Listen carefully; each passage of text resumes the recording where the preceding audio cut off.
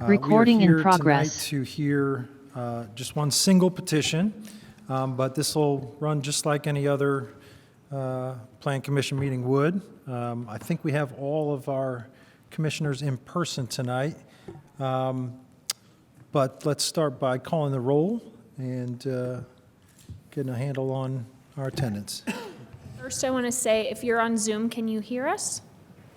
If anyone could chat back, that'd be great. Yep, okay, thank you so much, that's helpful. All right. Ballard. Here. Burrell. Here. Seabour. Here. Cockrum. Here. Kinsey. Here. Smith. Here. Stossberg. Here. Whistler. Here. And Enright Randolph. Here. Thank you. Okay, as I mentioned, we only have one petition this evening, but it's obviously a big one with a lot of interest, and we want to make sure not only that the petitioner has a chance to thoroughly present their petition, but also that the public has a thorough opportunity to weigh in. And so it's going to be important that we kind of get a handle on how many people want to make comment tonight, especially with the possibility of many people joining online. And so what I would, what I'd like to do is just before we start, get a quick sense by show of hands. If you intend to make public comment tonight, could you just raise your hand and give us an idea? And if you're online, if you're joining via Zoom, just press that raise hand button at the bottom of your screen. If you don't see it right away, maybe under the reactions button, depending on what version of the Zoom app that you're using. I just want to get a quick sense of 4 online. Okay, thank you very much. Appreciate that. So if you raised your hand online, just for that quick poll, go ahead and unraise your hand so we don't think that you're trying to make comment now. When it comes time for public comment, we'll ask you to raise your hand again if you're online, and to step to the podium if you're here in the chambers. With that, the petition we have tonight is PUD 18-23. The petitioner is Sudbury Development Partners, LLC. This is a request for rezone on Weimer Road. Jackie Scanlon is the case manager, and we'll start with the presentation from Jackie.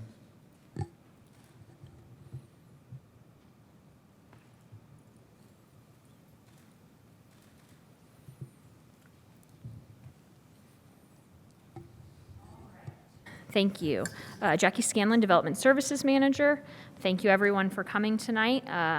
This is a project we've been working with the petitioner on for some time, and with many of you who are here tonight are online, so thank you for your engagement as well. So the property we're looking at tonight, we have looked at 3 other times here at Plan Commission, 3 times last year. The property is 138.51 acres, and it is the remainder of an old PUD called Sudbury PUD that was approved in 1999. So you can see it here kind of outlined in the maroon, and where the star is located, it is in the southwest part of town. So again, 138.51 acres. Currently zone plan unit development, and then you'll see on the zoning map, I think through a zoning map error, there's a small bit of residential medium lot R2 on the west side of the parcel, which that will be corrected as well if this petition is approved. The comprehensive plan designation is neighborhood residential for this area and much of the surrounding. This is also part of Focus Area 7, which is designated in the comprehensive plan, and the property is undeveloped. So what we're doing here tonight is the first part of a plan unit development. So just because there are so many people involved and so that we can be clear about what we're doing, a plan unit development is a type of zoning that the petitioner is requesting to put on the site. So someone already did that. Someone did that in 1999. And our zoning code for the city is a regulation. It has regulations for what you can do and how you can build things and do things on your property for the whole city. A plan unit development basically writes specific rules for your site. So that is done through the district ordinance. That is the rules. And then the preliminary plan is a basic plan for what you think will develop there based on those rules.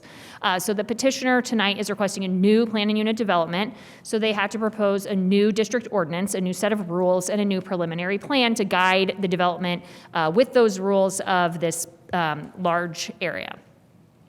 So they have decided to, what they've proposed is 5 general neighborhoods, a number of new rights-of-way, and some of those come from the transportation plan, and some of them are smaller than what would be included in a transportation plan. They are currently proposing roughly 4,250 dwelling units in the preliminary plan design that they think they can achieve here. They plan to develop over the course of 10 years. They will dedicate land for trailhead. If you're familiar with this area, there's a large Duke easement that runs east-west from Rogers to the east. The City of Bloomington Parks and Recreation Department has been working with Duke and the owner of that property, which is the Monroe County government, to put a trail through that easement for some time. It also runs on this property, so they would be dedicating land adjacent to that easement for a trailhead, as well as a potential future fire station were one warranted in this area. Through this process, they will also have to do what's called platting, creating the lots and rights-of-way for this development, and through that, they will be creating easements for all of the sensitive environmental areas on this property. So creating actual legislatable environmental protections, and then they are also proposing some commercial uses along with those dwelling units I mentioned. So this is the proposal for their preliminary plan of where they think their particular zoning designations will go. The areas in green are what they're calling park and open space zoning, which is similar to the one that we have in the UDO, and I'll get into that in detail in a little bit. But basically the development, the developable areas are those that you see in the other colors. So yellow, blue, brown, orange, and red, and then we will get into what those each zoning district means here shortly. The idea is that the yellow in the center is like a district center, and that is where most of the commercial units, uses would be allowed. So again, when we have seen planning unit developments here in the last, I'd say 5 or 10 years, they're very small. So we saw a plan unit development, for example, at Pete Ellison Longview. It was 1 lot. So those petitioners were able to say, this is exactly what we're building, and to a very high level of detail at this stage, which is the first stage of the PUD.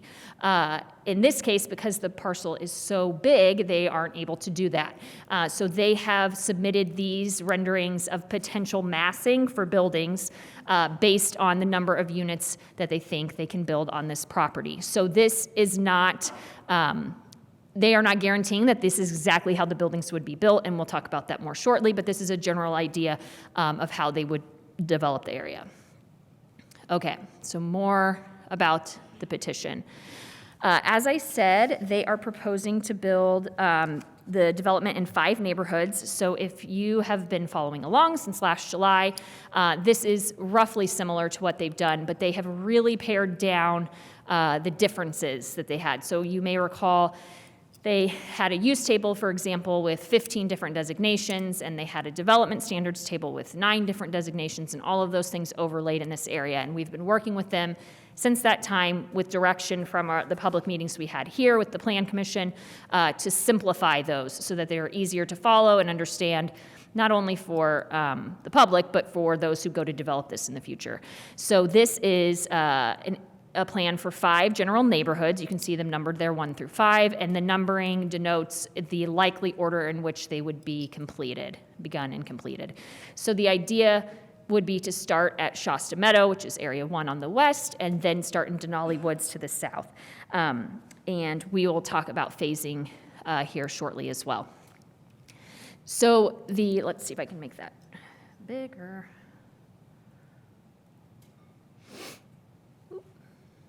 Oh, now it's like going crazy. Hold on.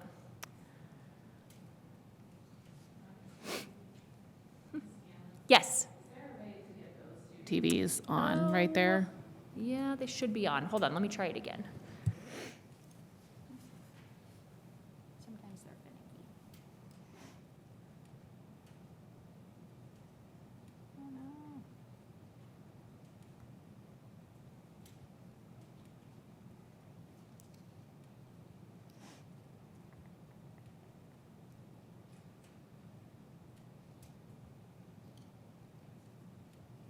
I don't think they're gonna go, I'm sorry.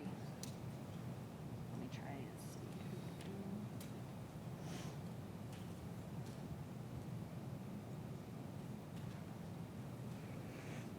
I don't think, I can turn them all off and try again. The risk is that then they don't all come back on. Okay, sorry about that.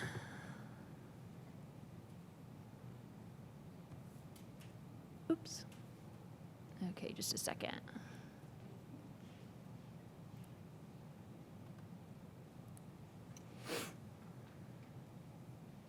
Okay, so 5 neighborhoods, and they are split up roughly 23 acres in Shasta Meadow, that's neighborhood number 1. 33 acres Denali Woods is neighborhood number 2. 33 acres again for neighborhood 3, 11 acres for the neighborhood 4, and then 38 acres for neighborhood 5, which again is the central, more intense neighborhood. And then they have an expected number of dwelling units for each based on the developable area. So this is in the packet. This is image number 2 in the packet, if that's helpful as well.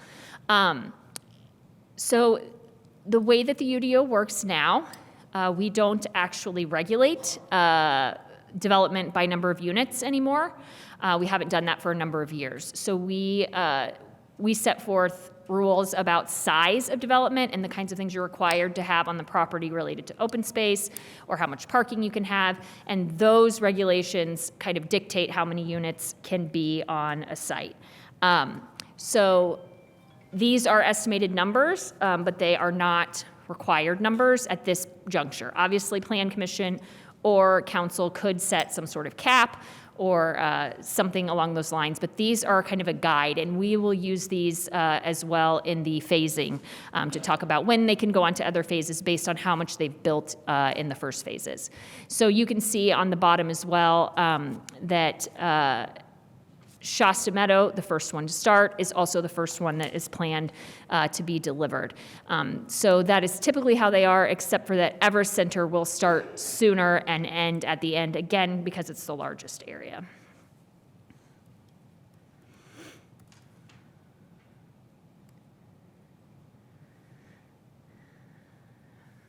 Okay, so another part of the overview here is the roads that are going to be built. So you can see here in this image, kind of outlined in the olive green color, is roughly the parcel. This is a snap from what the transportation plan shows is required. So Sudbury Drive comes in off of Weimer and then dead ends after the entrance to Arbor Ridge. But what is required in the transportation plan is for that road to be continued all the way on the transportation plan, all the way out to Rogers. Feasibly, it will probably have to end at Strong, but definitely to the end of this parcel. And then you can see Adams here in the blue, connecting from Adams to the north to platted Adams to the south. And then the third transportation plan road that is on this site is this kind of dotted one here in blue on the southern end of the parcel, and it heads into the parcel to the west to catch Weimer Road south of the curve. So when the transportation plan was done, that particular road, which is called NC-24 in the transportation plan, was intended to align with the Duke easement and head out to Rogers in that way. As we have gone forward with plans for the trail, it has come to light. There is just not room to do both. So that when we do our next transportation plan update, that will likely come out. And so this petitioner will not, we've worked with this petitioner to create a different alignment than what is exactly in the transportation plan. So you can see here, the blue is the petition parcels overlaid over the roads that I just mentioned. And you can see that Adams is not actually entirely on this petition site. The way that it is in the transportation plan, it would actually go through the county parcel to the east and then potentially through the park. So obviously that is not ideal. A transportation plan of this scale is often not specific about where a road particularly would go. So we have worked with this petitioner, and the entirety of Adams will be on this site. So you can see that here in their mobility map showing the roadways that they're expecting. So this blue here is Adams. So a little bit different in the transportation plan. Sudbury Drive follows the basic design that's in the transportation plan. Again, in the transportation plan, as I mentioned, NC 24 down here is not ideally aligned. It will probably not connect to the east. So what we've worked with the petitioner to do in their design is to connect it to Adams, and then something that has happened since the transportation plan was developed is that these parcels to the south of the petition site, oh, you can't see them because they're under the closed captioning. The parcels to the south of the petition site here at the gray, the top of the gray, is Breaking A Way, which is a public roadway.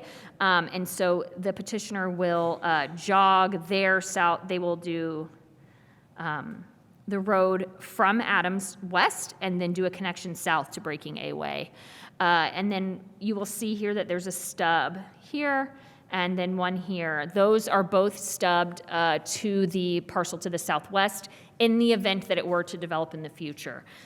There is no, mandate or requirement that that will happen, but if it does happen, then we could have a connection out to Weimer that makes logical sense here that was originally part of the transportation plan to begin with.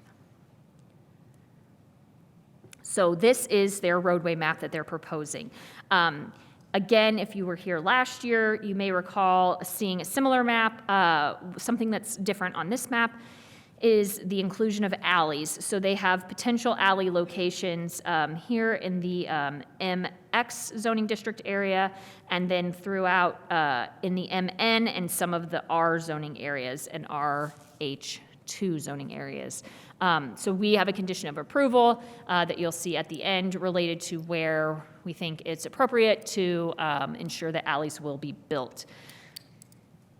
So again, the two major roads, general urban, is a standard from the transportation plan. So that will have a protected bike lane on Sudbury Drive, and there will also be a protected bike lane on the Adams connection, which is a neighborhood connector. And then there's another blue road here that connects those two roads that would also contain a bike lane as well. And then the rest of the roads, of course, will be built to regular road standards. They have included some of their own cross-sections that are slightly different than the transportation plan, but nothing of great concern for the department. So something else that will be happening here, as I mentioned, is the connection to the trail. So the trail, these dotted lines here are the Duke easement, this area here, running along the southern part of the parcel, east-west. So they will connect through a trail and through working with the Parks and Recreation Department to that trail. It will stay in the easement, but then they will curve it south because there is already a Parks Trail on the west side of Breaking Away to the south.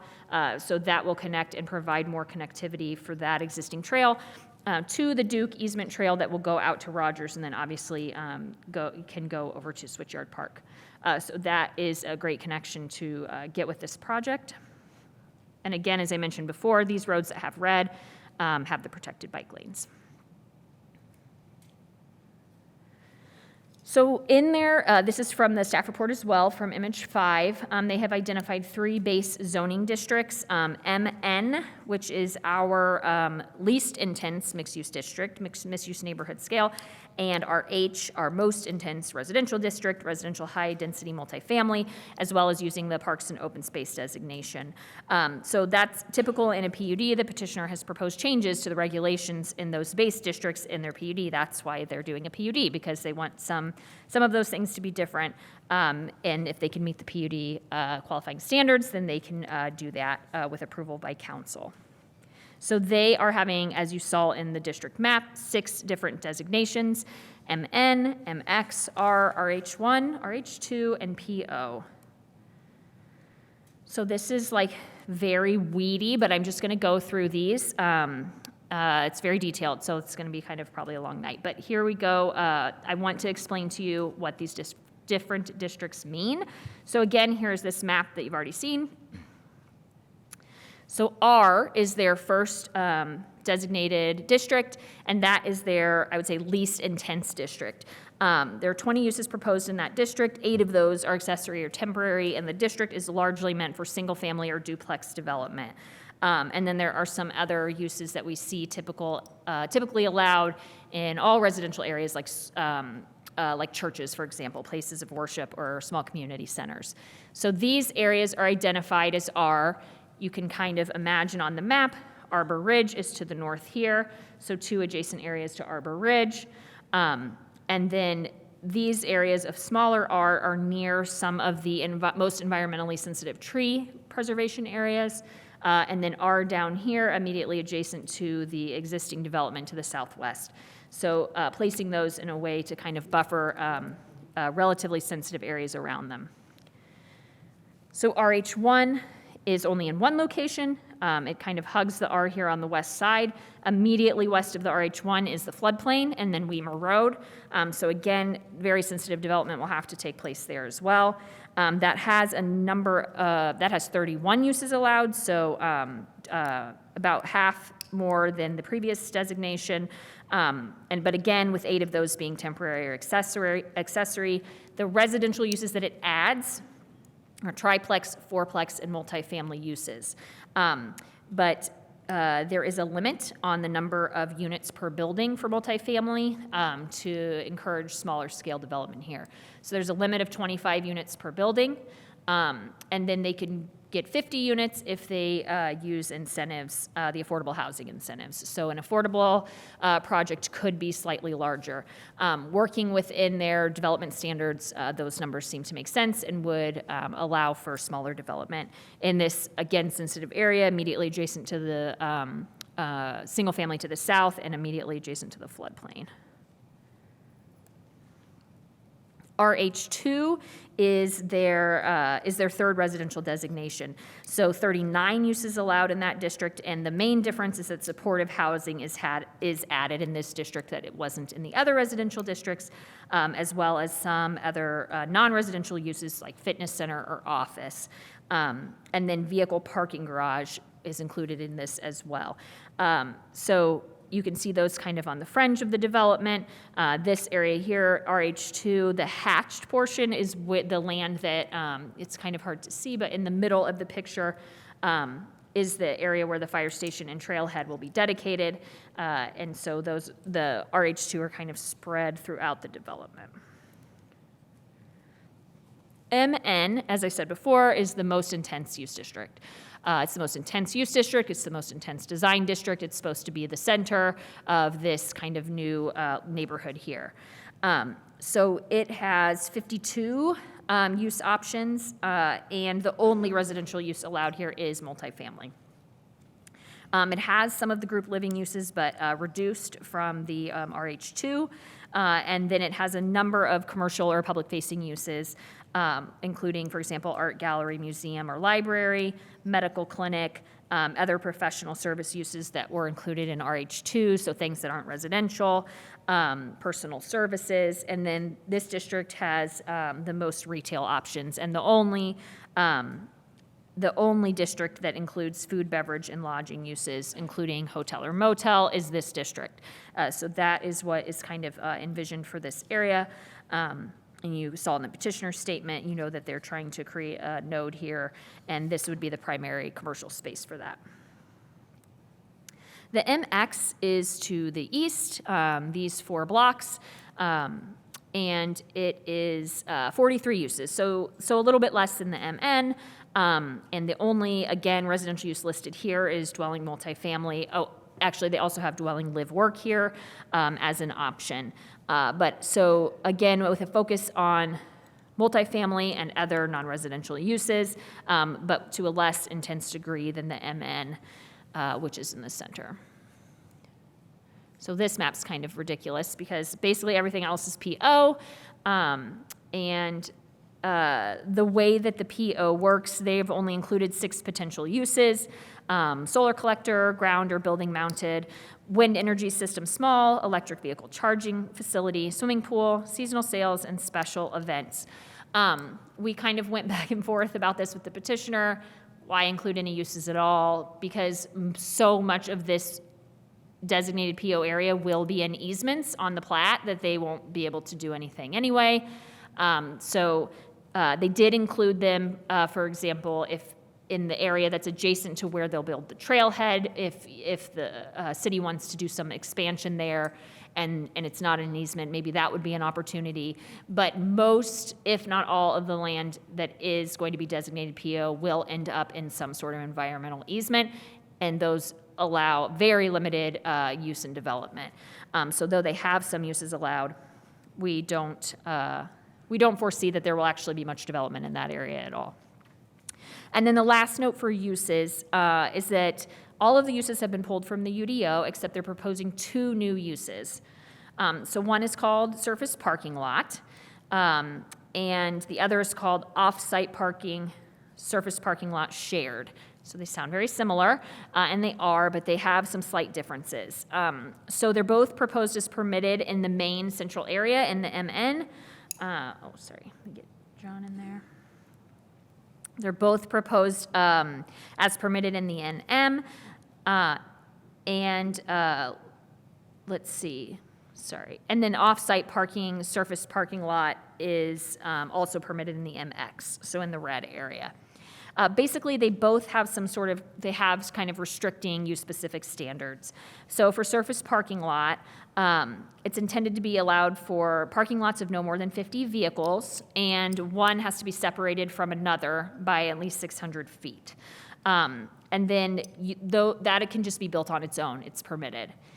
The difference is that the off-site parking, surface parking lot shared has to be linked to a development approval. So it doesn't have a limit on the number of spaces that can go in or how close 2 can go together, but it has to be built on a property that's adjacent to something else that's developing.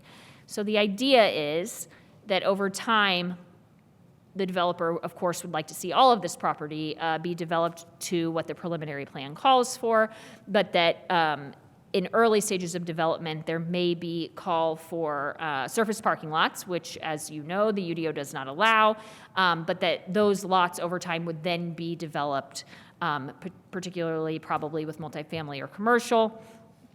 And so we talked about this for a long time with the petitioners, and we put in basically time limits. So for surface parking lot, it can be approved for 3 years with the potential of 2 one-year extensions. And then for the other use, 3 years with the potential for 1 3-year extension. But when those time periods lapse, if there is not an approved development for those parking lot sites, then the owner of the property has to put the property back to green. And so it's kind of at their own risk to operate, adjacent uses depending on these surface parking lots, if they don't have an idea of what will follow. But the developer is comfortable with that and does think that it will be developed in stages in such a way that they will be able to use the surface parking lots within the time periods allotted and have development approvals for them to be moving forward with more better uses on the property than a parking lot. So that is what the current proposal is, and the developer and the department came to that agreement with those time limits, and we think that's appropriate.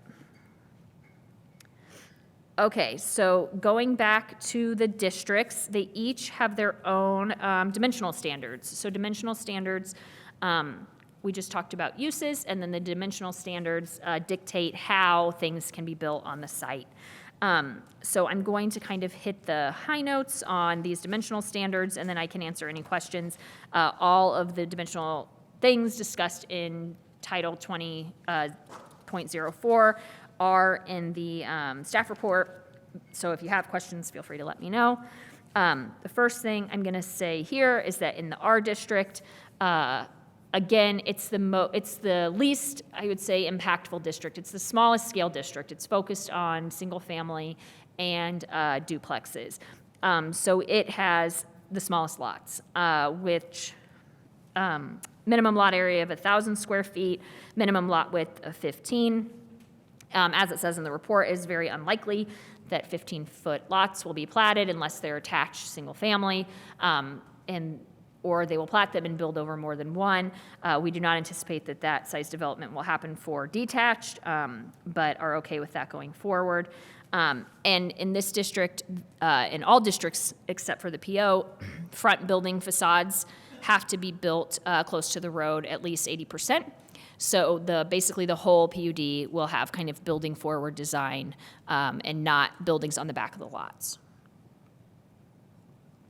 So the front build to range for all three of the residential districts, so RH1 and RH2, is 5 to 15 feet. So again, at least 80% of the building has to be within that range close to the road for all of the residential districts.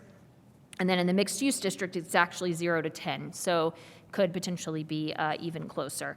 And in the residential, you would get, you could get at least a small front yard, or green space between the building and the road.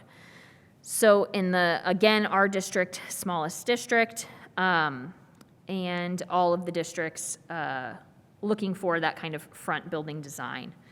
The impervious surface coverage is something that we have heard discussed, and the petitioner is proposing for the 3R districts a 70% allowance of lot coverage. In the base district from the zoning code, which is RH, the maximum is 65%.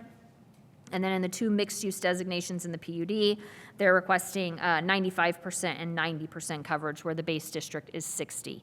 So that's a big difference. But we do have other districts that will probably resemble the MN and the MX more than the MN actually would, and those do have higher coverages, for example, in areas of the downtown where you can have 100%. One of the kind of points made by the petitioner that's been carried forward in the staff report is that they are thinking that they will set aside about 38% of the entire property in the kind of preservation open space requirement areas. So they're already working with just 62% of the site, and so then asking for impervious surface coverage to be higher for the areas that will be able to be developed. And I will say, we will talk about this a little more later, it is in the staff report, but just to be clear, so if people did not read this 22-page staff report, we as a department aren't signing off on this 38%. We actually think it'll probably be more. And so that's why I'm trying to focus on that this is the preliminary plan. This is their idea of development, and if all goes to plan for them, this is what will be developed. But we think that it's possible that there will be more environmental set aside than what they have originally thought.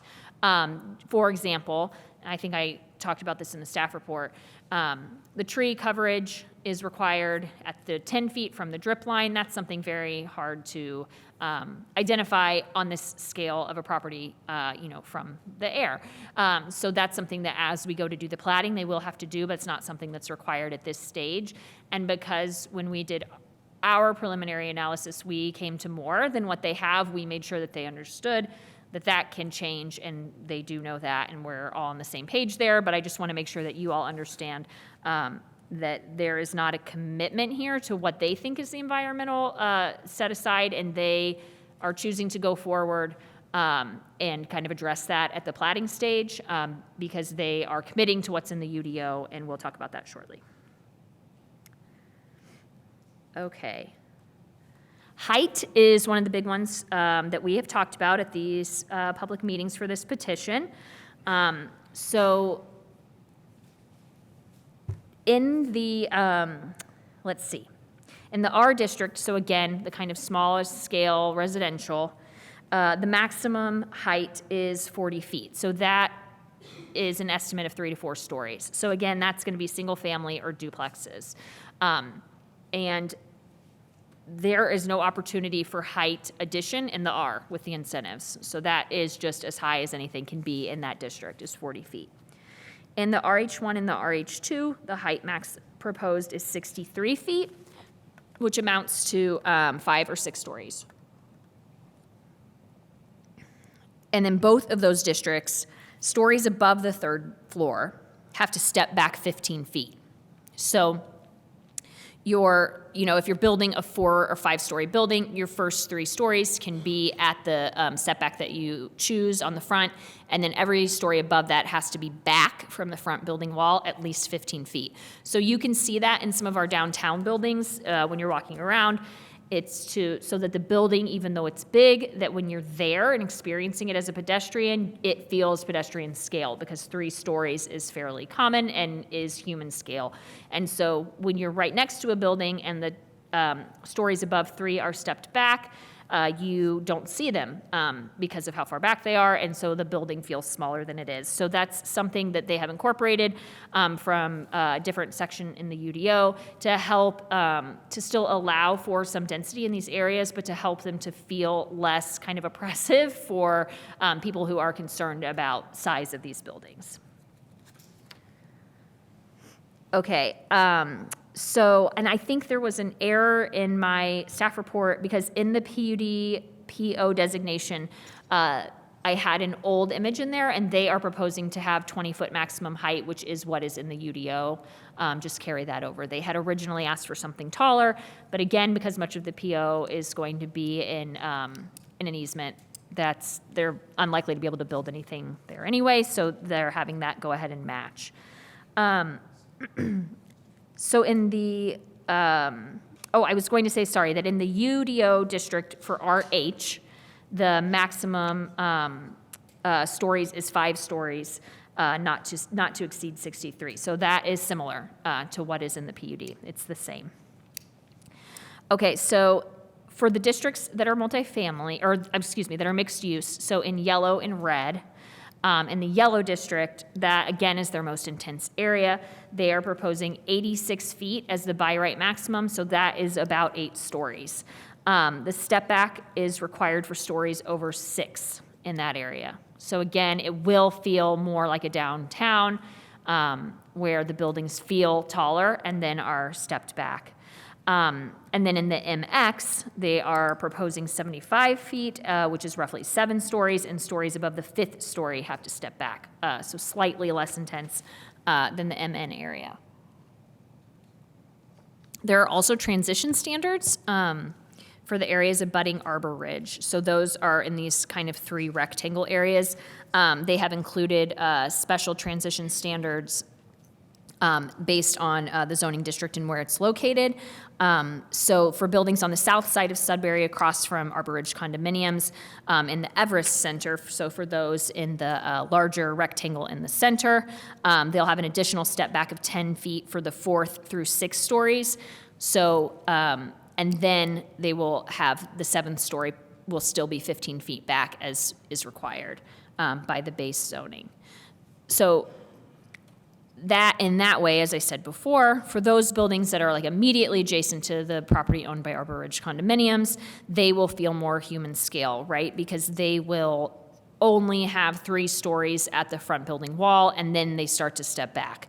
And so because we had heard a lot of concern about people worried about imposing tall buildings, that is something that they wrote in as well. And so the buildings on the south side of Sudbury and Shasta, also they will have a 10-foot step back at the 4th floor. So again, to give that human scale 3-story front building facade, even though those buildings can't be taller than 4 stories, that 4th floor will be stepped back. And then in Whitney Glen, which is the top rectangle here. That is a little bit different because some of those will be adjacent, they will be backyards of properties, and the rear setback that's included with the petition is very small. It's 3 feet. But for those adjacent to Arbor Ridge, they'll have a 20-foot rear setback, which is more in line with our typical kind of residential pattern of development, and 8-foot side building setbacks for those that would have a side yard next to that development as well. And then they also have a 5-foot step back for the 4th floor. So again, all the buildings immediately adjacent to Arbor Ridge will only have 3 stories at that front building wall and then a step back after to kind of lessen their impact on the neighbors. Okay, so the other big kind of development standard thing that we heard about and talked about was building floor plates. So we talk about this quite a bit when we see site plans here at Plan Commission. And so they have built in building floor plate maximums for the use dwelling multifamily in their use specific standards, as we do have that in the UDO as well. So in the RH1 and RH2, so again, these areas in the black on the screen, the allowance is 10,000 square feet for floor plate. So floor plate is basically like what your building is covering, what the ground coverage is. The petitioner proposed initially that in the MN and the MX, or not initially, but in this most updated version, that the maximum floor plate would be 30,000 square feet. We have a condition of approval included that maximum floor plate for those 2 districts would actually be designated at 20,000 square feet, and that they could get 30,000 if they do one incentive. So the way the UDO is written right now, you can't do 30,000 unless you're doing both incentives. So that's regular development. So we talked to the petitioner and decided that it just seemed odd to allow them to do by right what is required to have 2 incentives worth of development outside of the PUD. So we included in the condition that they would not be able to do 30,000 unless they were doing at least one incentive. And I'll take this moment to say I think people already know this, but because this is a PUD, 15% of all of the units, dwelling units that are built in this development will have to meet our affordability requirement, which means 120% of AMI or lower. So that is just a requirement of being able to do a PUD here. This is, I can't remember if Tyler Curry was or if Pete Ellison Longview was filed before that change. This is our first large one where this regulation has come through. So just from the face of it, coming through as a PUD, we will be getting that number of units based on how many units are built here, 15% of those. In this particular PUD, they will also be, some developments will give more, and so we'll talk about that in a second. But I wanted to mention that in the context of saying that we would be allowing 30,000 square foot buildings with only 1 incentive instead of 2, because we are getting a base number of affordable housing units, which is something that we are seeking with the incentives to begin with. So we think that that's appropriate. For some building floor plate kind of background or reference, again, in the RH1 and the RH2, 10,000 square feet would be the base. In the MX and the MN, it would be 20,000 square feet, but you could get 30,000 with 1 incentive. And I did some just very basic square footage check on the County Elevate website of some projects people may be familiar with. So Smallwood, which I know isn't called that anymore, is just, if you just measure around the perimeter, it's about 70,000 square feet. It's a very large building. It actually has openings in the center. So the actual building floor plate of that building is roughly 57,000. The Graduate is about 26,000. The East building at Evolve, which again looks very large but has a large cutout in the center. It's kind of like a backward C or an upside down G, actually covers about 48,000 square feet. 17 in Lincoln, if people are familiar with that, a building was built there last year, I believe, at the northeast corner, small apartment building footprint, 5,000 square feet, and then I think it's either 3 or 4 stories. And then the Verve on North College, the west building there, is 65,000 square feet. And then the eastern building at 3rd and Grant, where the new Brewburger is 16,000 square feet. So including these numbers so that when you're envisioning what is here, like, it's not going to be 9 Smallwoods. You know, that just the regulations that the petitioner have included and that we've worked with them on. 30,000 square feet is not small, but it isn't some of the things we have seen in town and how big those are. So working with them towards those numbers so that it can be realistic from a development standpoint, but also as least negatively impactful on the surroundings in the community as possible. Okay, I'm going to talk about the environmental protections here briefly. I'm sure there are a number of people here to talk about that. We have heard, I think at every public meeting we've had, a number of concerns. So one of which is Weimer, flooding on Weimer, people who have lived on the west side of Weimer, people who live south of this development, and especially when Twin Lakes was built on Bloomfield, that the pattern of the water in this area changed and that they started having more flooding than they had before, and people being very concerned and nervous about this, you know, developing this green space having the same effect. So in this map, this is kind of their overall, everything in blue and purple is set aside in some way.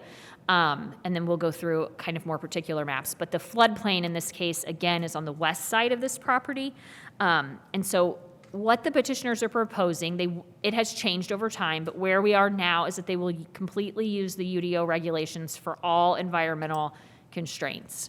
So they aren't proposing to vary any of those through the PUD. So that's something that we had encouraged them and I think talked about publicly here, that this is so big and so impactful that they can't have regulations that don't at least meet the minimums of the UDO. That's just didn't seem likely to go through and doesn't seem something that would be beneficial to anyone, including them. So they have agreed to that. So that includes UDO regulations, including steep slope regulations, riparian buffer regulations, karst geology, wetlands, tree and forest preservation, and then development in or near the floodplain. So we have seen some initial analysis from the petitioner. So for example, it's a little bit hard to see the parcel here, but you can tell Arbor Ridge is to the north there, kind of orient yourself. The light blue is floodplain and the dark blue is riparian buffer. So when the petitioner was determining how they could develop this property, they had someone tell them where the environmental constraints were, and that's what these maps are. So these are from last May. So as outlined in the report, we do think that some of these areas are going to be bigger than what they think they're going to be, but again, we will work with them as the development plans and subdivisions come forward to correct that. So again, another image that they submitted, you can see the parcel a little bit better. It's smaller here, but you can see the floodplain a little bit clearer there on the west side. Again, the riparian buffers. We have had some internal conversations. There are some other riparian features that appear on our survey. So for example, some here that come up the middle. So that's something that we will explore when we're doing the, if this were to be approved, when we were doing the platting, that's something that we would verify. Is there actually still water there? And if so, does it meet the requirement for it to be buffered? So this is a little hard to see. Hold on. Just a sec. This is their initial tree preservation analysis. So it's there are like bubbles basically all over this parcel, and those are the areas where they believe that closed canopy is. So the way that the UDO works is that when you're going to develop a property, you identify how much closed canopy, so that's trees that are actually growing into each other and creating, habitat and closed canopy, and once you know how much you have, then the UDO prescribes how much, what percentage of that acreage has to be kept. And so the petitioners have this analysis done, and we will work with them to set aside what is appropriate. Again, they are not proposing any differences from what the UDO would require, so we have, no expectation that that what we would normally require here won't be required here. So we will do our normal analysis here with our senior environmental planner, Linda Thompson, and make sure that everything that is required in the UDO is platted as preservation through the platting process. This is a nice image because in the yellow, it shows the Duke easement. And so you can see that part of it goes through the property that is not owned by this petitioner. And so that is another reason to have the trail move south to connect to the Breaking Away Trail so that it can be connected and useful at this time. So this is a little bit clearer of kind of tree preservation. So for example, like one area of kind of right here, they're showing about 5 acres. Well, we would probably take this line up quite a bit, and they are showing some of this as protected, in the PO designation, but we will have to come to an agreement about how much of that actually is required to be preserved based on, again, what the UDO requires. So this is their initial analysis of, still has the tree preservation on it, but you can see these kind of like little purple circles are identification of karst. So the UDO has a very specific way karst has to be identified and protected, and so we will work with the developer to do that. We have had a lot of interest from the karst caving community on this petition and concern about what is on site, and so we included a condition of approval that we will need a geologist report of this site at I believe it's at the platting stage to understand what is here, because people have been using this land for a long time, those that live around it or people who used to own it, and people have stories about what's there, and just trying to make sure that that the development that's planned going forward is safe. And so, of course, obviously the developer wants that as well, so we have included that as a condition of approval. And again, similar information here about where they were able to identify karst features. And this shows some of the steep slope area with the other features still on the site. So you can start to see that it is, as many people have said in these meetings, it is just a very sensitive property, and we just have to be very careful about going forward with development here and balancing all of the things that we're always balancing, including environmental protection and ability to develop and provide housing for the community. So a couple of the other, development standards things to mention, and these, again, are in the staff report, but you saw the access and connectivity and where the new roadways and pedestrian accesses would be.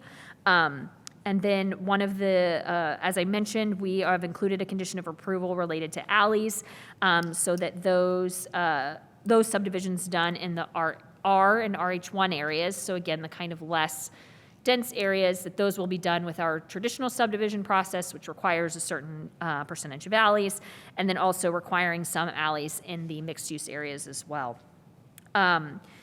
Bloomington Transit is in the process of, Bloomington Transit, when this develops, the petitioner will work with Bloomington Transit on a potential connection here. They have started conversations with them, and Bloomington Transit is trying to figure out a number of things about where they're moving going forward, and so this is on the radar of a potential connection going through this site. Okay, sorry, just want to make sure I'm not forgetting anything. So regulations related to parking and loading, the petitioner is proposing to use UDO standards. They do have some on-site parking, like back-in parking in their supporting documents for the preliminary plan. So some of the public street parking may be slightly different, but they haven't proposed any changes to the on-site parking.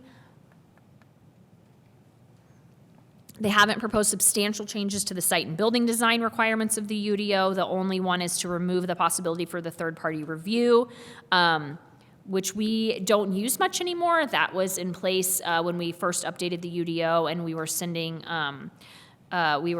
we're sending reports to an outside architect, and I don't know that we found them to be, the way that it's structured now, I don't think was working the way that we had hoped that it would, so that's something we don't utilize much anyway, so we were okay with them taking that out.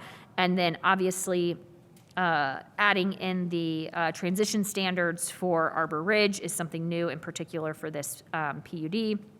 But otherwise, other things related to the site and building design, such as materials, universal design requirements, solar-ready design requirements, and roof design, all of those things will be applied as they normally would be. Landscaping, buffering, and fencing is the next section in that chapter. They basically are identifying sections from the UDO that they would like to use in their different districts based on use. So again, applying the multifamily development landscaping standards to the residential districts, and then excluding the single-family and plex uses, which we often do in the UDO as well, from some of those requirements. And then, as I mentioned before, including that if one of the new kind of parking lot uses reaches its timeline, that it will have to be put back to landscaping. So clarifying what that ground cover requirement is in their PUD so that we're not chasing that down in 5 years. So having that be cleared up is great. One last thing for this section is that there is a quarry, old quarry, south of this property on the parcel southwest of this property. I should have, this might be good enough. Let's see. You can see it. So it's in this area. It's about 3 acres. And so there is an existing fence around that property. And so we have talked to that property owner and talked to the petitioner tonight, and we're requesting that the petitioner be responsible for that fence going forward. That's something that was included in a previous development discussion with when the site was previously going to be developed, and those homeowners were in the house at that time. And so I have modified that condition a little bit. We'll see it at the end of this presentation. But just clarifying that, I think for safety's sake of the people who will be living here, just having that kind of cordoned off, and also just providing separation where the property owners in Arbor Ridge, most of them will have Sudbury in between them and the development, and to the south, there's not really a natural break between this site and the neighbor to the south, so including the requirement for the fence. They're proposing no changes to lighting standards. In the sign standards section, they've just identified which ones they would like to use. And then also allowing slightly larger limitations for wall signage and multiple freestanding signs, which the department is fine with those as well.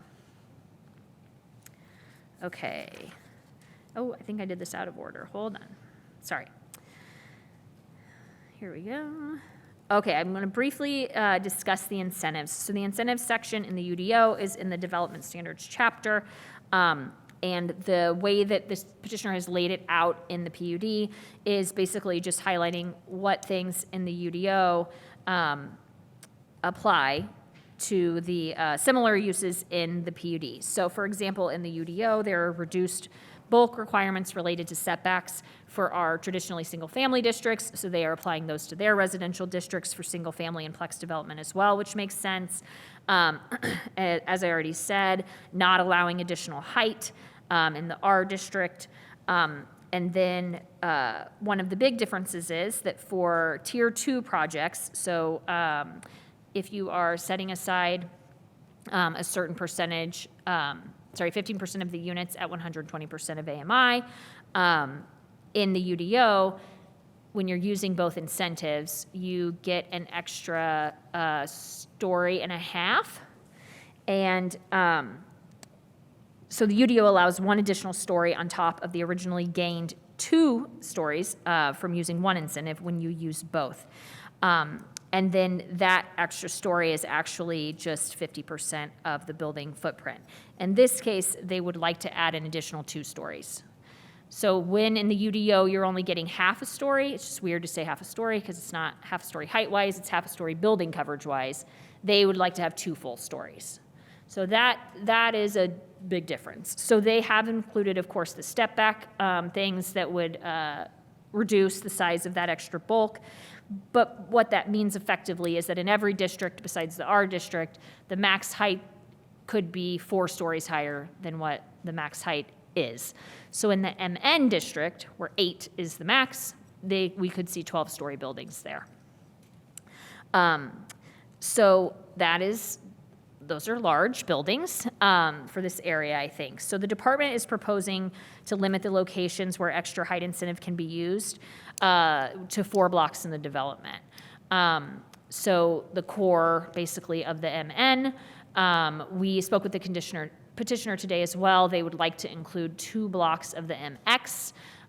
So that'll be something for you all to discuss. So 6 total blocks would be available for this extra height. Yes, so there's that. We can talk about that. One thing that they are proposing that is over and above what the UDO requires is that in the MN and the MX designations, any project utilizing the affordable housing incentives has to include 20% of the units at or below 120 of the AMI, as opposed to the 15% that the UDO requires and that the rest of the PUD requires. So basically, in the mixed-use areas, each particular project, if they want to use the affordable housing incentives to gain extra floors, now they have to dedicate 20% of their units at 120% of AMI instead of 15%.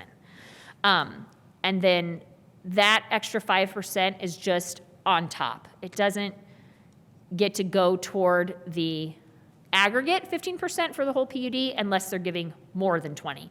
So in those districts, if you're using the affordable incentive, your base is 20. And then anything above that could be counted as extra. So again, we can talk more about this. It gets a little confusing, but it's laid out in the staff report as well. As I mentioned before, in the RH1, the limit on number of units is 25, but if you're using affordable incentives, that can double to 50. So 50 units per building still fits within their height and bulk standards, so it wouldn't require anything extra there. It's just that the base of 25 would be smaller than what is allowed by right based on bulk only. So in that district, if they're not doing incentives, the buildings will be smaller than what the regular height would allow for. This is kind of more of a housekeeping thing. The PUD alters the eligibility for sustainable development incentives to remove the requirement that the property has to have been served by sewer or water for 5 years. This is obviously an undeveloped property, but we want incentives to be able to be used here. And again, clarifying that single family and duplex development that meet the sustainable development criteria are eligible only for reduced bulk requirements. Are eligible for reduced bulk requirements. And that if you're doing single family or plex in the R district, you're not eligible for additional height. So it says that in a couple of ways. The PUD is not proposing any changes to the subdivision regulations. Again, the only mention is about requiring traditional subdivisions so that we can have alleys in the R and the RH1. And then subdivision types will be just determined as normal with staff beyond that. So for incentives, they're using the structure that's in the UDO. Well, you cannot get additional height in the R districts. Again, trying to have at least one district that is geared towards small scale development. The big change is proposing the 2 additional floors when using both incentives. We are trying to limit the locations of where that could be, to limit the overall effect of people being concerned about these large buildings in this particular area. And then we'll also be getting, for those buildings that are large, that do use the incentives, more affordable housing out of those, more affordable housing requirement, which could be units or contribution, as the way the UDO is currently written, than we would otherwise be without the PUD.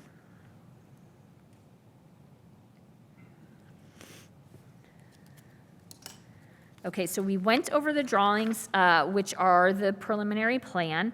Oh, that's right, got to go back up, sorry.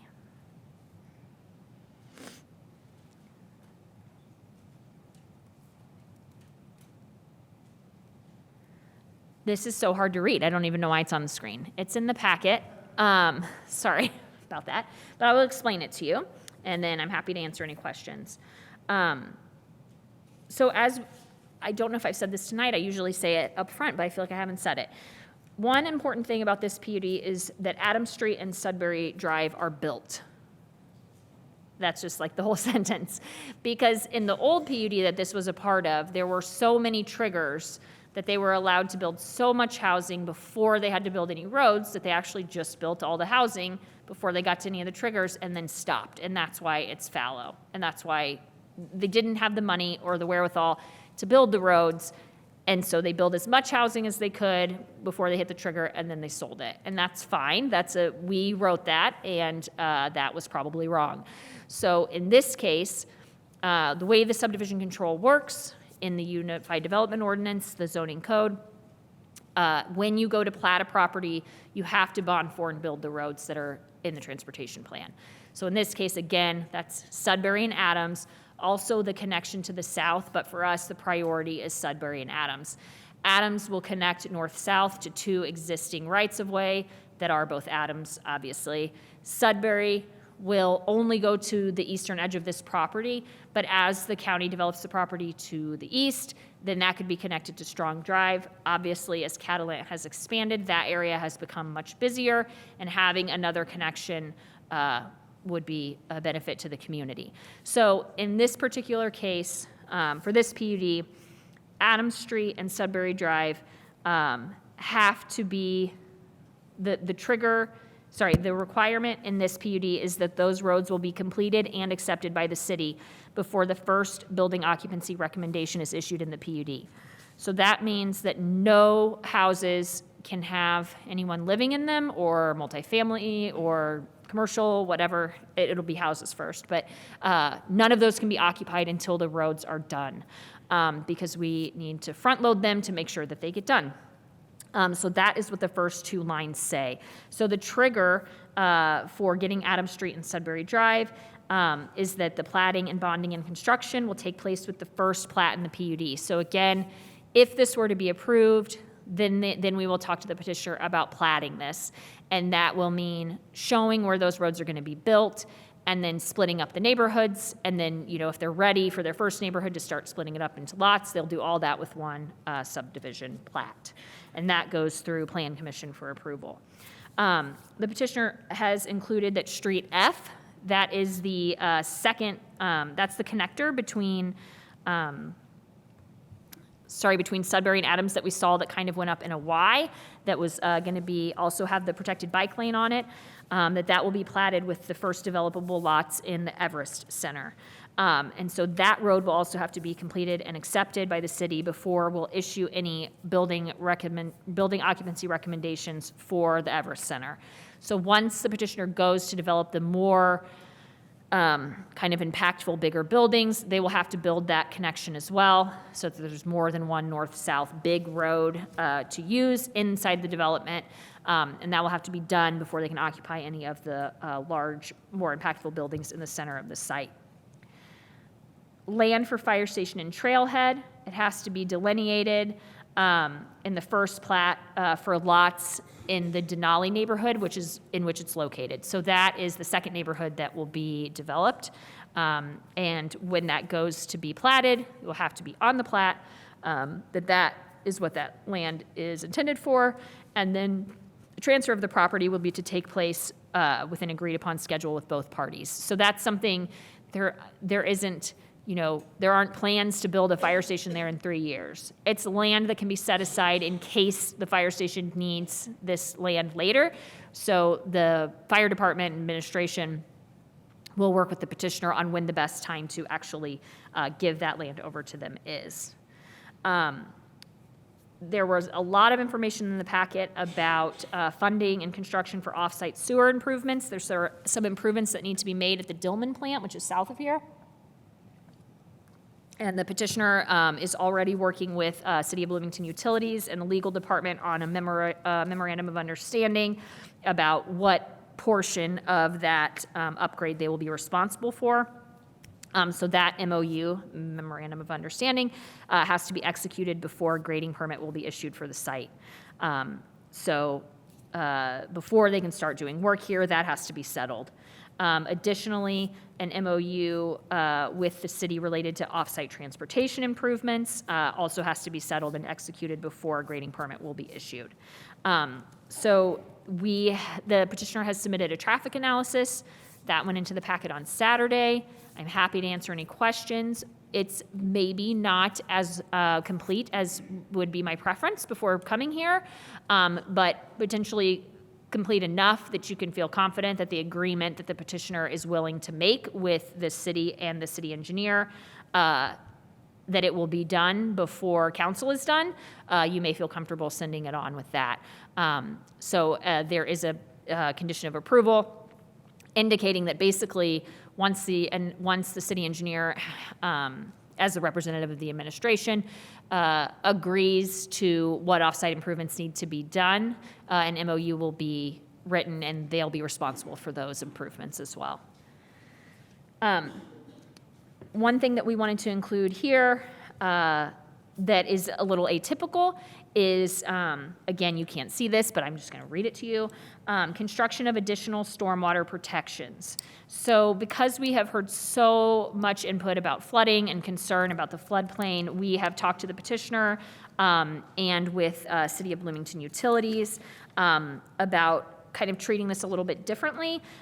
So any designated stormwater protections that CBU indicates are necessary to be installed with the first grading permit issuance will need to be installed. And then before each grading permit is issued, so as the property goes to develop, every time you want to start a new area, you have to get a new grading permit for that area. So before each grading permit is issued, the site, we will ask CBU to analyze the site as a whole to make sure that the erosion controls that are already in place are working as expected.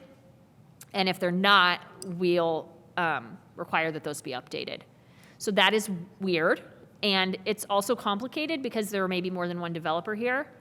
But if we're being asked as a city to treat it as a whole, as a PUD, for the benefit of the developer, then that goes the whole way. So as the property is being developed, even if it's more than one developer, it needs to be made clear to them that as the other parts of the site go to develop, if what you're doing to keep your development site clean and keeping all of your erosion on site, if that's not working, we're going to ask you to fix it. And we already do that. I don't want people to think we're not doing that. That is part of what we're doing all the time. We have a number of staff people, well, 2, and CBU has a handful as well, who are out doing that every day. But this is just this site is so big, and we have heard complaints about downstream when Arbor Ridge was being built. And so we want to make it clear that the check will be ongoing and that we will not be issuing new grading permits if other sites are, until other sites are brought up to the expectations of keeping those clear. Okay, so this is kind of standard agreement for the trail and the Duke easement. It'll be executed with Duke and city probably as a third party whenever it's feasible for the city to get the trail to this portion. That's something obviously we've been working with the county government for some time to figure out building the trail on their part.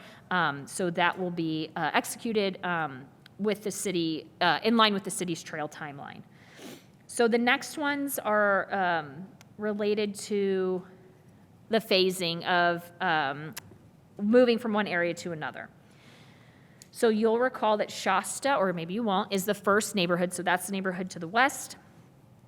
And the petitioner has proposed that all internal infrastructure will be completed and accepted within 5 years of the first secondary plat for developable lots or the end of 2028, whichever comes first.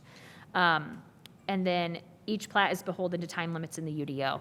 So this is important because if we're going to do a project, and it has a proposed timeline, we have to try to hold it to that timeline. I mean, the petitioner also wants to build it, that's why they're here, but we have seen many projects stall. There may be things that are outside of their control, and if that's true, they'll come back and they can talk to you about it and talk to the council.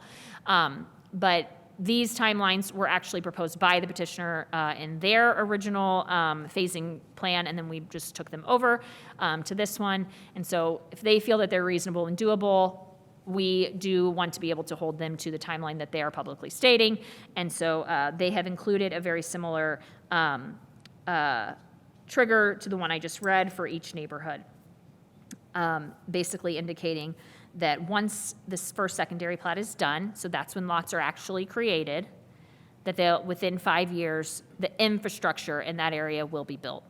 So the roads and the trails and the things that are going to become public will be done.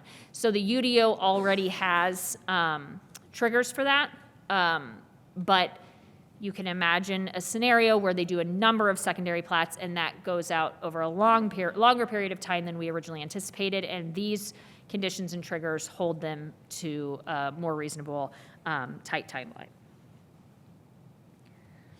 Almost done with this table. I'm so sorry. Okay.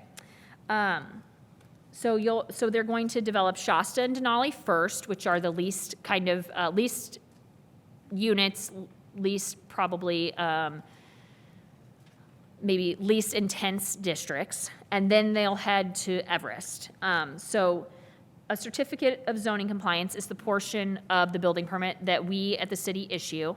So in order to get their certificate of zoning compliance for the first building in Everest, so they could start grading, but in order to get a release to start a building, at least 50% of the total planned units of the Shasta and Denali neighborhoods have to be under construction or completed, and at least 25% of the total planned affordable units in those neighborhoods have to be under construction or completed.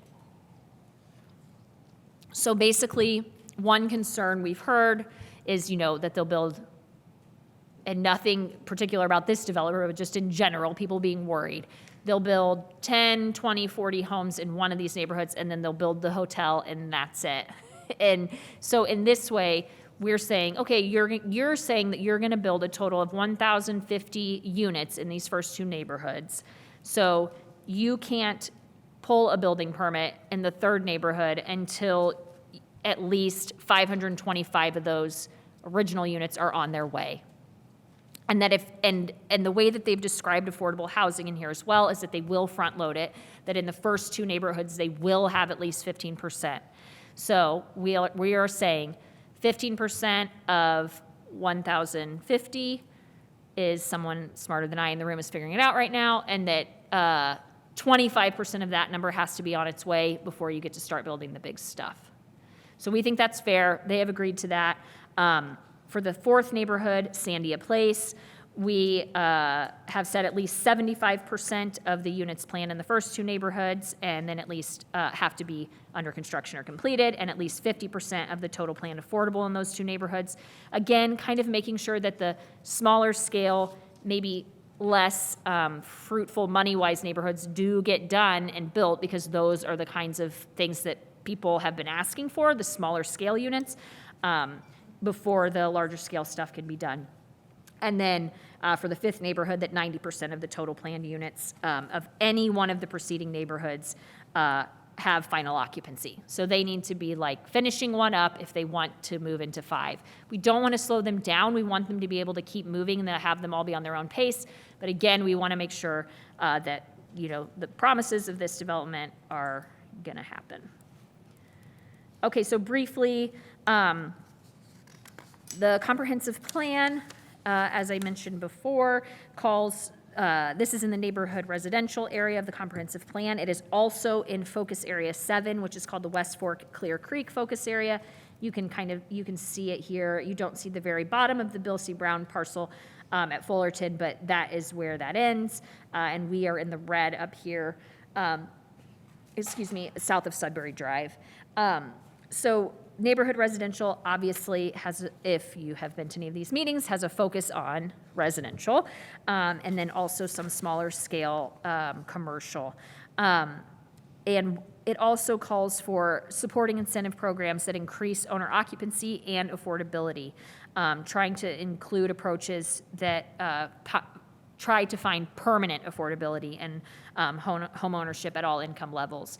So a PUD, though it's not an incentive program, does move toward that goal because we are requiring 15% of permanent affordable for 120% or lower.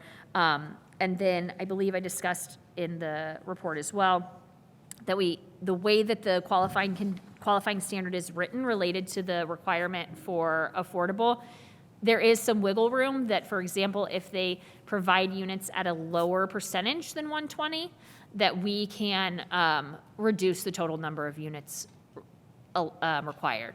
So that is just something that we could do in the future. At this point, we are just requiring the 15% across the board, but allowing that if, for example, they were able to work with the Housing and Neighborhood Development Department on programs to provide for much lower income that are very hard for anyone to have financing on, then we would maybe be able to offset some of the required units. And we do think that that is in line with what the comprehensive plan is calling for. This particular neighborhood residential does call for less density than what they are proposing, but we do believe that because of how this area was called out in Focus Area 7 and discussed in the context of being basically one of the last areas, large areas that we have to have impactful residential development, that this is an appropriate development and in line with the comprehensive plan.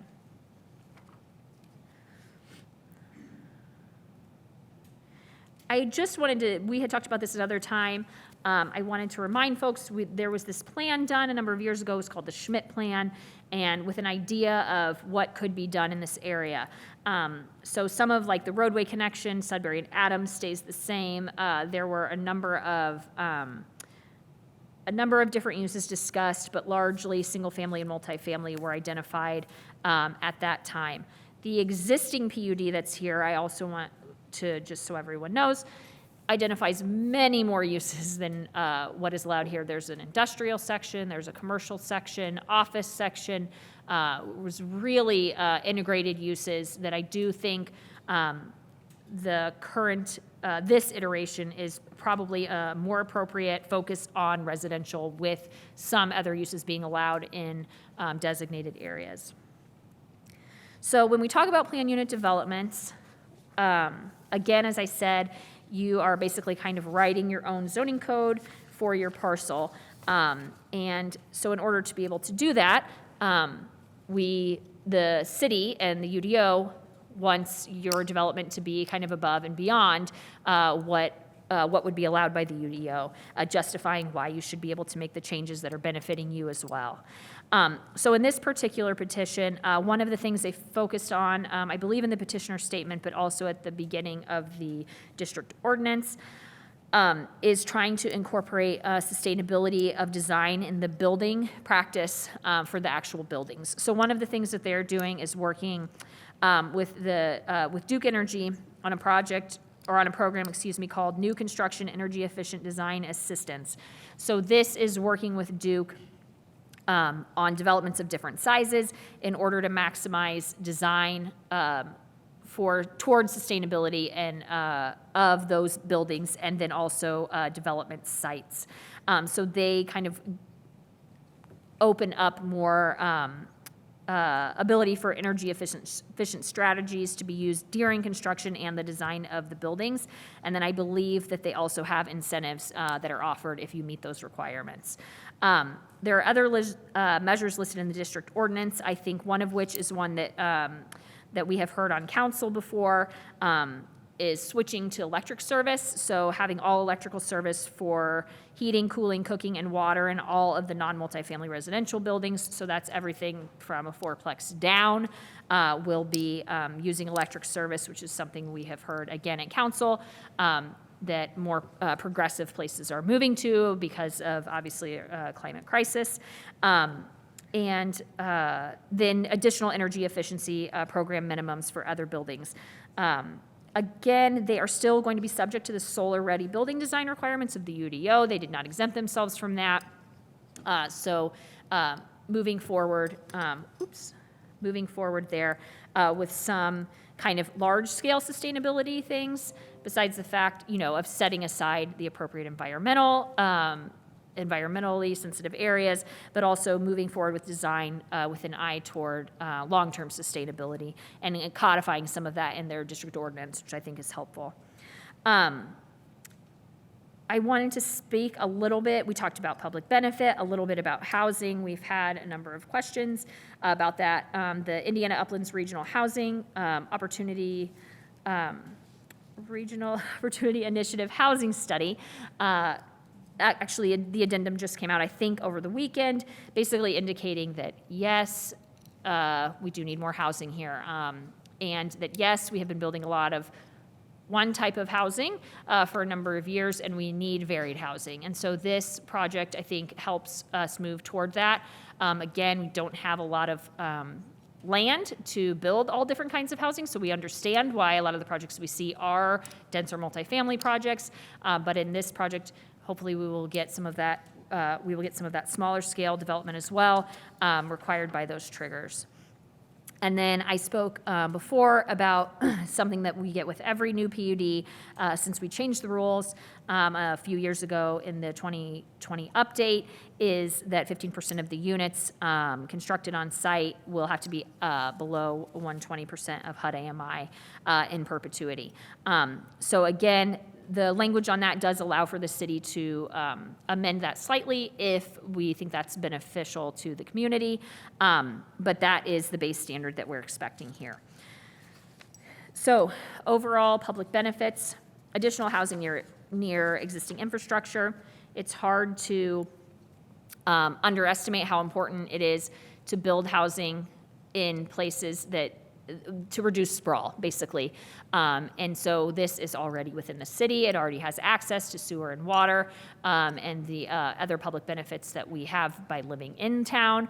And so being able to build housing there is beneficial for many reasons. One of them is being able to utilize the existing infrastructure, and in this case, having improvements to the existing infrastructure done because of the development.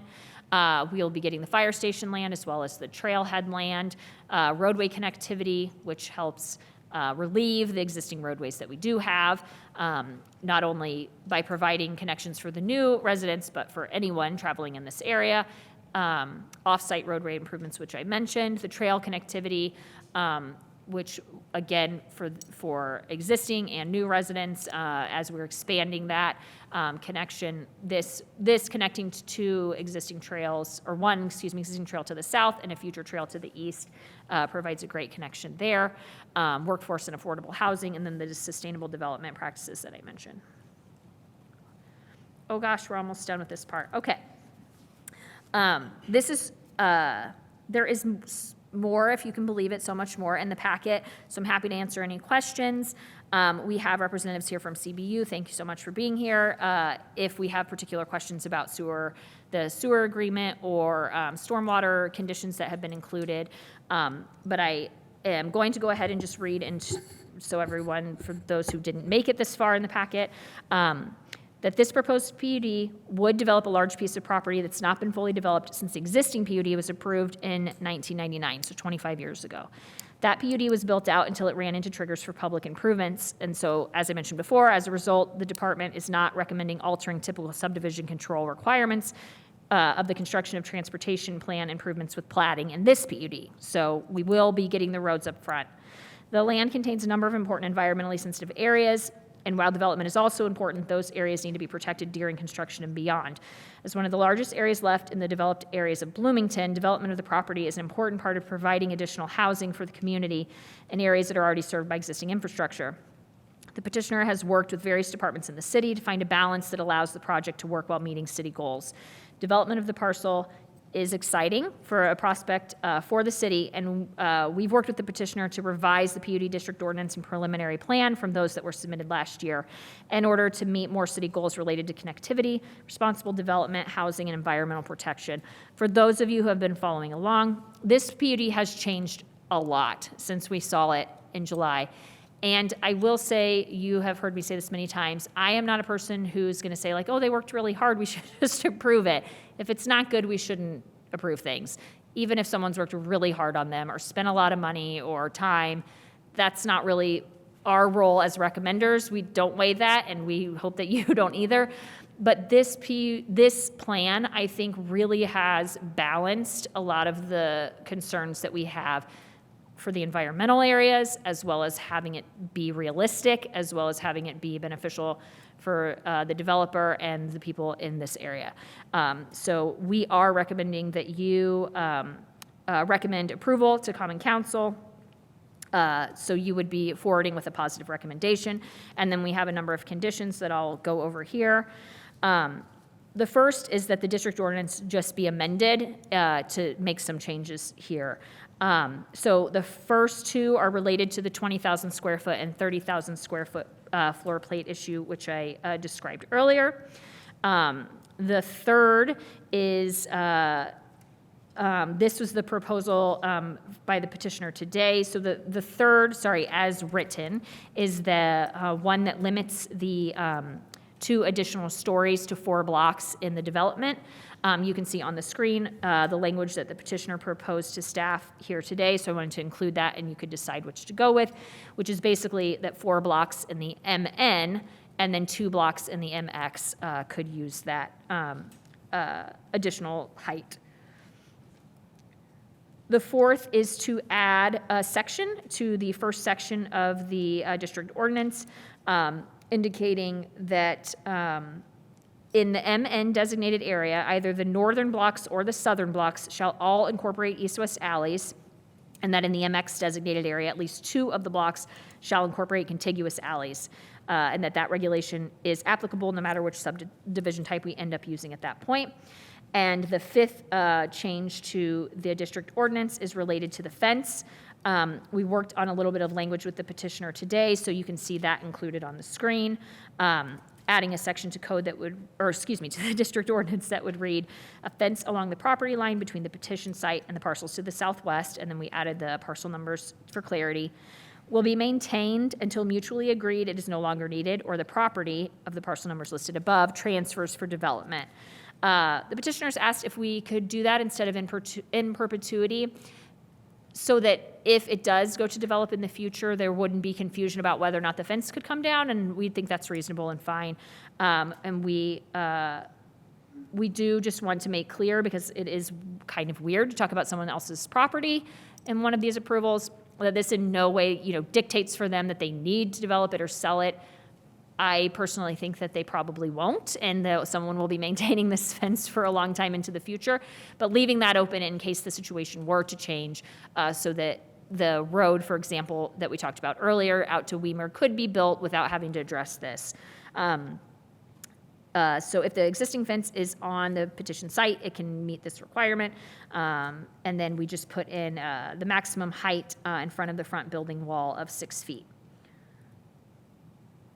So second condition, that the preliminary plan shall be amended to include the matrix shown in image 12. So that's the one no one could read and that I read aloud to you, so that would be included in the preliminary plan. Find a better way to display that at council. And then the third, the petitioner shall be responsible for off-site improvements identified in the traffic analysis and included in a memorandum of understanding executed between the petitioner and City of Bloomington administration. So it's changing some of the wording there from what we had included in the packet, but staff is fine with that. Number 4, a car study performed by a geologist shall be submitted at the time of the initial primary plat for the property. Said study must be reviewed and approved by the city before primary plat approval is recommended. Number 5, the petitioner shall be responsible for the agreed-upon improvements related to water and sewer service for this site, both on and off-site, identified in discussions with City of Bloomington Utilities per a memorandum of understanding executed between the petitioner and CBU.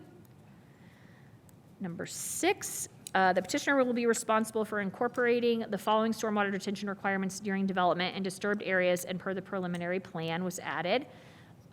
So that's something that was added here at the last minute, and we may want to ask the engineering staff, the stormwater staff from CBU, if that still gets to the heart of what this petition, what this condition is supposed to be doing. And then there are 4 items listed that the petitioner would be responsible for. So again, trying to be, 6 and 7 are attempting to be responsive to concerns about water runoff from this site and indicating very clearly what things will be required during development of this site that maybe are more than what we normally require. And again, we do find that our normal regulations, I think, are probably a lot better than they were 25 years ago, and that we are able to address issues, but having these be clear because we know that that is so important at this location. And then number 7, the petitioner must incorporate more than one BMP as part of a treatment train during development. The site as a whole will be reviewed by City of Bloomington Utilities with the issuance of each grading permit in order to confirm that preceding and proposed measures are addressing stormwater and runoff issues created by the development. Grading permits will not be issued until CBU confirms that satisfactory measures are and will be in place. Number 8, the petitioner shall continue to work with Parks and Rec and Duke Energy to fulfill the trail construction and dedication proposal through an agreement between the parties. Number 9, the petitioner will continue to work with Housing and Neighborhood Development Department, and the city may alter the percentage of units, the 15% I mentioned before, required in particular neighborhoods if housing is provided that meets the needs of households that make less than 90% area median income for Monroe County, as is allowed by PUD qualifying standard number 3. And the last condition is the PUD allows that the eastern leg, which I mentioned before, of NC 24 will not be platted or built. And I can answer any questions. Thank you, Jackie, for the very thorough presentation. Is there a representative of the petitioner who'd like to present as well?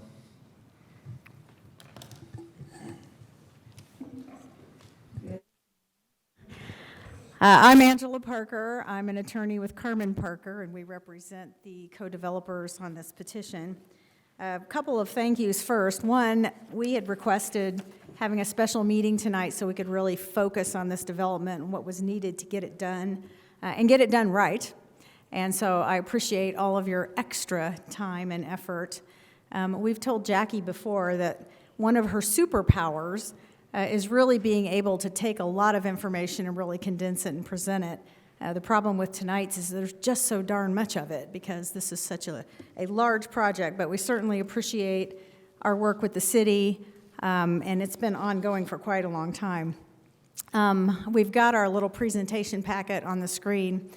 Jackie's covered so much of it so well that we're going to go very quickly and reserve time for questions that are likely to come up as this is considered. Can I get to the next screen? I'm jumping ahead. So the first screen is the vision, and we want to put that up there. Travis has also passed out to you kind of our vision statement that we've put together and handed out to try to really, I think one of the plan commissioners here before had said, what's your vision for this project? What's it look like? And that was a really important question, and sometimes we get into the detail and kind of skip past the bigger view. So we wanted you to have that, but this kind of outlines the vision for the project and what's in front of you. I'm not going to go through it. It's not part of our presentation tonight, but wanted you to have it in hand so that you could see what was involved. The other thing that I want to do tonight is introduce our team that is here because they may be answering some questions you have. Travis Vinsel, who is with Sullivan Development Company, you've heard from him at prior meetings, and he's here tonight. You've seen Tyler Ridge here before from the Ridge Group, and he was traveling right now, so we have Craig Winningham here from the Ridge Group. Our design consultants and some of the maps that you saw were from Stantec Engineering, and we have Jared Ward and Patrick Sven here to talk about any questions relating to those issues. And then we have the traffic study. Amanda Johnson is here to talk about that. And then I'm, of course, Angela Parker, as I mentioned before. So that kind of outlines who the team is.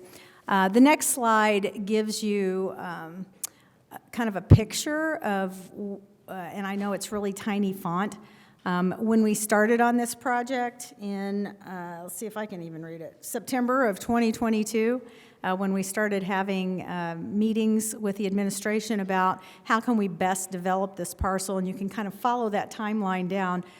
We have made efforts to not only meet intensively with the planning staff, but also had meetings with all of the department heads, with the city administration, with all of you. This is our fourth time to appear in front of you to talk about this project. We've also been working kind of on a parallel path with economic development and sustainability to really talk about funding for this project, both TIF support and financing, and what that looks like to really successfully get this project launched. And that's, we think, why it's sat empty for quite a long time, and there's clearly identified need now to move that forward. So, as I said, we really appreciate the city's involvement, their effort. As late as 4 o'clock today, we were in Jackie's office talking about additional conditions. How can we work through these together to make this a good project to advance to the city council? So we certainly hope that you will get to that conclusion tonight with us. The last thing is that you've got letters of support that just got passed out to you, that some of them we just got and we haven't had time to get those in the packet. So those include the Bloomington Economic Development Corporation, the Bloomington Board of Realtors, our Chamber of Commerce, Habitat for Humanity, who I think is also going to speak tonight, the United Way, who also I think will plan to speak tonight, CFC Properties, the Community Foundation and Regional Opportunities Initiative, who just finished this housing study that we keep hearing about, as well as John Fernandez from the Trades District. So you'll have those letters in front of you, as well as hear from some of those people tonight. So to talk further about the rest of this project, and then we're going to reserve the rest of our time for questions, is Travis Fensel. Thanks, Angela. Thanks, Plan Commission. As most of you know, and some of you up there I served with on the Plan Commission many years ago, so I totally understand the duties that's in front of you and respect you for doing that. I also respect your time, and Jackie, I thought was going to be 50 minutes, and she went over that a little bit. Did a great job, so I'm not going to spend a whole lot of time. Jackie, you can flip through the next couple of slides. We don't need to talk about the project goals. Jackie outlined them. It's clear, you guys know what the project goals are. We're setting aside over 38% of the site in open space and green space and protection area. We've got diversity types of land uses and diversity of housing to really meet the needs of the community. I don't need to tell you that anymore. What I do need to tell you is staff has 10 recommendations. The next slide, Jackie. And when you look at those 10 recommendations, we approve and agree with all of them. We have tweaked the language in 3 of them, which you'll see highlighted in yellow, but we really think that we have a great project, and these recommendations just clarify and solidify how good of a project this is for Bloomington. Next couple slides, Jackie, again, just some tweaks. Jackie has got those in the recommendations in front of you. So finally, 2 more slides, Jackie. What we asked tonight is the Plan Commission forward PUD 1823 to the Common Council with the positive recommendations and the conditions approved by staff tonight. That's what we're asking for. We're happy to answer any questions. We're not going to take any more time presenting anything. There's lots of people that want to speak on this project. We're happy to answer questions. Thank you. All right, thank you. Looks like you used about 6 minutes or so. All right, excellent. So next we will have questions from commissioners. I want to start with just a couple of clarifying questions. Jackie, obviously there have been some changes to the conditions in the recommendation from what's in the packet to what's here tonight. Are the changes that Travis just showed on his slides identical to what you showed on your slides? Okay, all right. So you've all come to agreement on that. There's no more. Yeah, I see the only one which you guys, I mean, you can discuss any of them you want, of course. I think the most contentious one is how many blocks can have the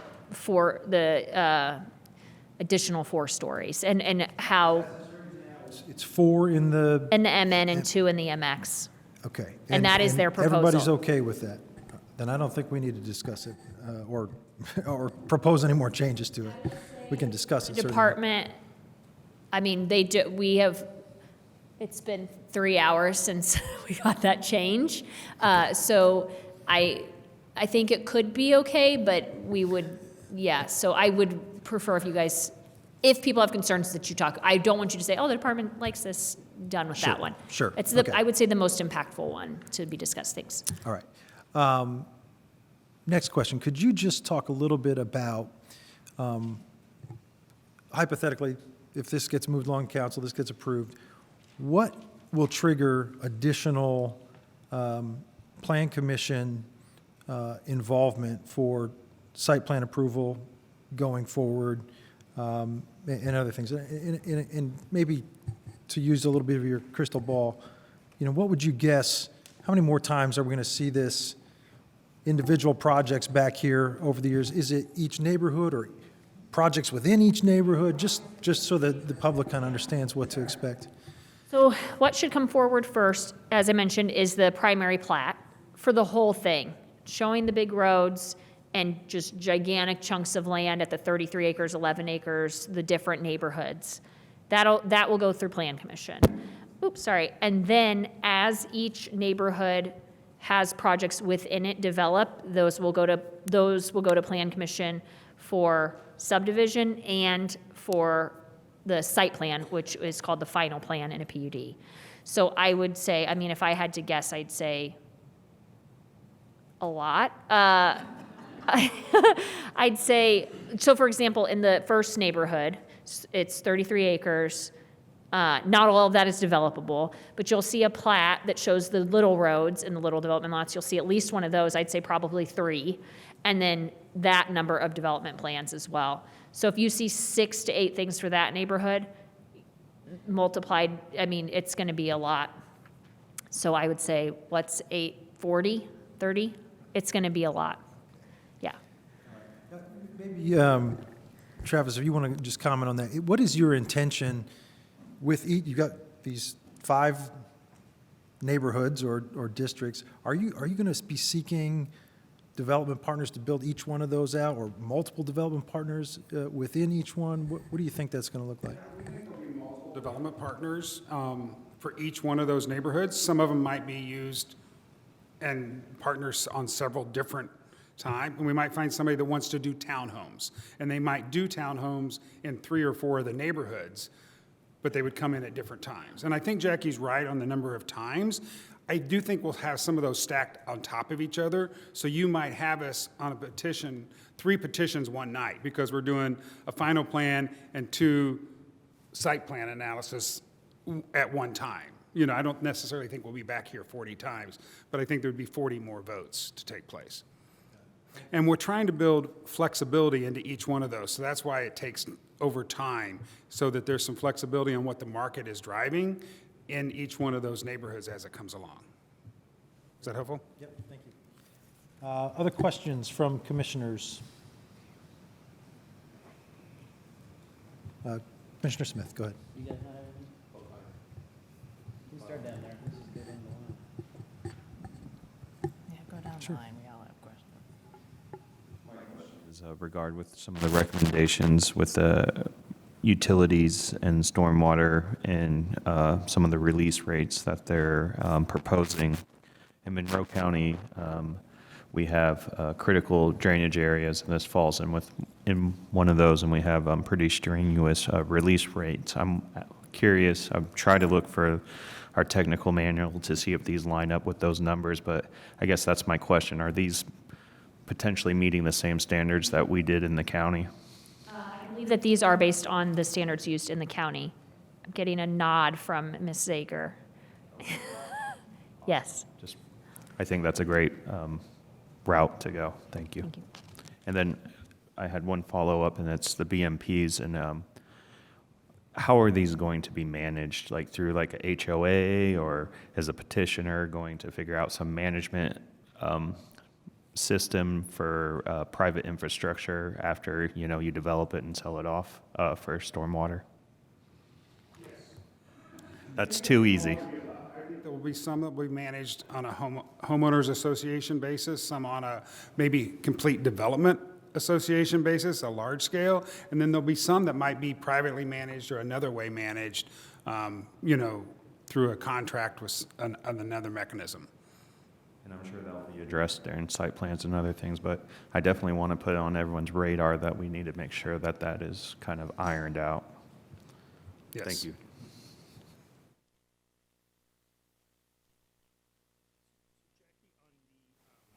On the street that's going to run behind the patio homes or the Arbor Ridge, I think it's where it's named, that has been platted for a long time and planned for a while. Is it a development like this that triggers that, or, I mean, what was going to cause that to be built? Because it's been on the books for like, probably since the 90s, I guess. Hold on, let me see if I can show you. So it was originally platted with the original Sudbury PUD.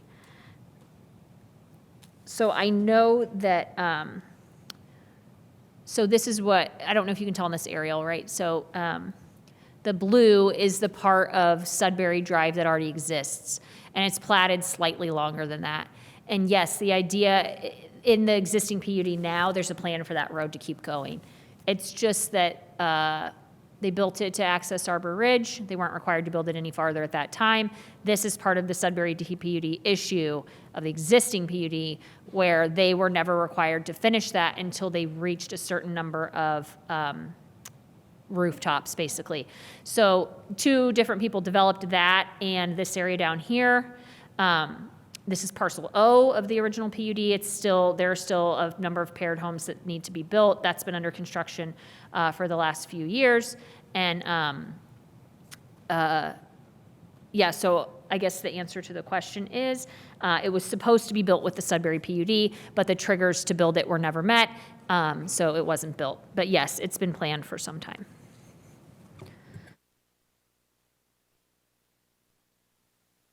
Since I'm new to the process, I didn't see the other 3 meetings, so I have just a couple clarification questions. First, I want to say that the overall plan I like the road connectivity, I like the trails, the paths, and all that, the green spaces, that's great. But I have a question about height and density. You have 5, 6 zones here. You keep talking about smaller scale single family. When I say the word single family, I assume detached. I don't see any of that here. Is there any detached single family on this site? Yes. So, hold on. Detached single family house go. Well, you could, yeah. So it's not a minimum, it's a maximum, I right? know. So you just can't build taller than that. Hold on, let me find the, I assume it's the R areas, but from what yeah, I so tell the from their R plan. areas is single family and duplexes only. And that's where the 40-foot max is, I believe. Hold on. Well, let me ask the petitioner, is any single family plan here? You're just going to see what people bring to you. Is any detached single family actually planned? Areas that we can do single family. We have not planned any single family detached lots at this time. Okay. But we have allowed for them in all of the R districts, I believe, allow for them. Again, we're trying to build in flexibility, and we're trying to build in compact urban form, but we're not requiring it. And so we fluctuate between this, what is the maximum lot width and what's the minimum lot width. You can build across a lot line, so you could plat 4 lots and build 1 house on it, or you could plat bigger lots. If you require bigger lots, there's no chance of having 3 houses on 1 lot. If you plat 3 lots, there's a chance of having 3 houses or having 1 house. So the way the UDO is designed, it's minimum requirements to get that compact urban form that we like as a minimum. Your height is a maximum. So you end up with 15-foot wide, 40-story building, never going to happen. But that's the way the code is, and that's when we adopted the UDO, that's what drives that. Does that make sense? I still have more questions. Can I respond more to what you're saying? Yeah. We did talk about this in other hearings, and we've talked about it with the petitioner. And we've talked about this we talked about this when we were doing the big update where we added the R4 district.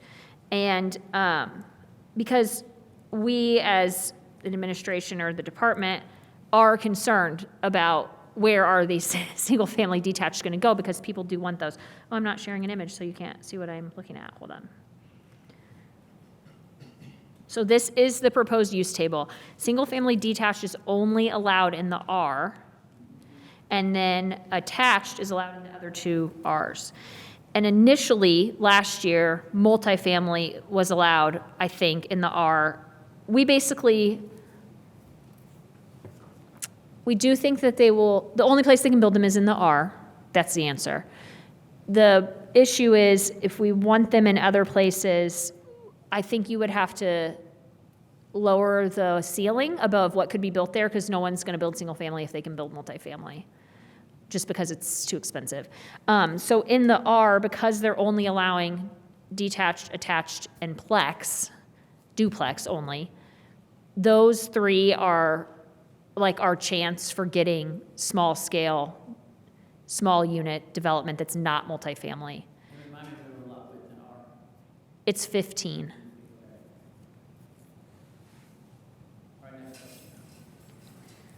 Explain to me the additional stories with incentives, because in MN district, you have an 86-foot height restriction.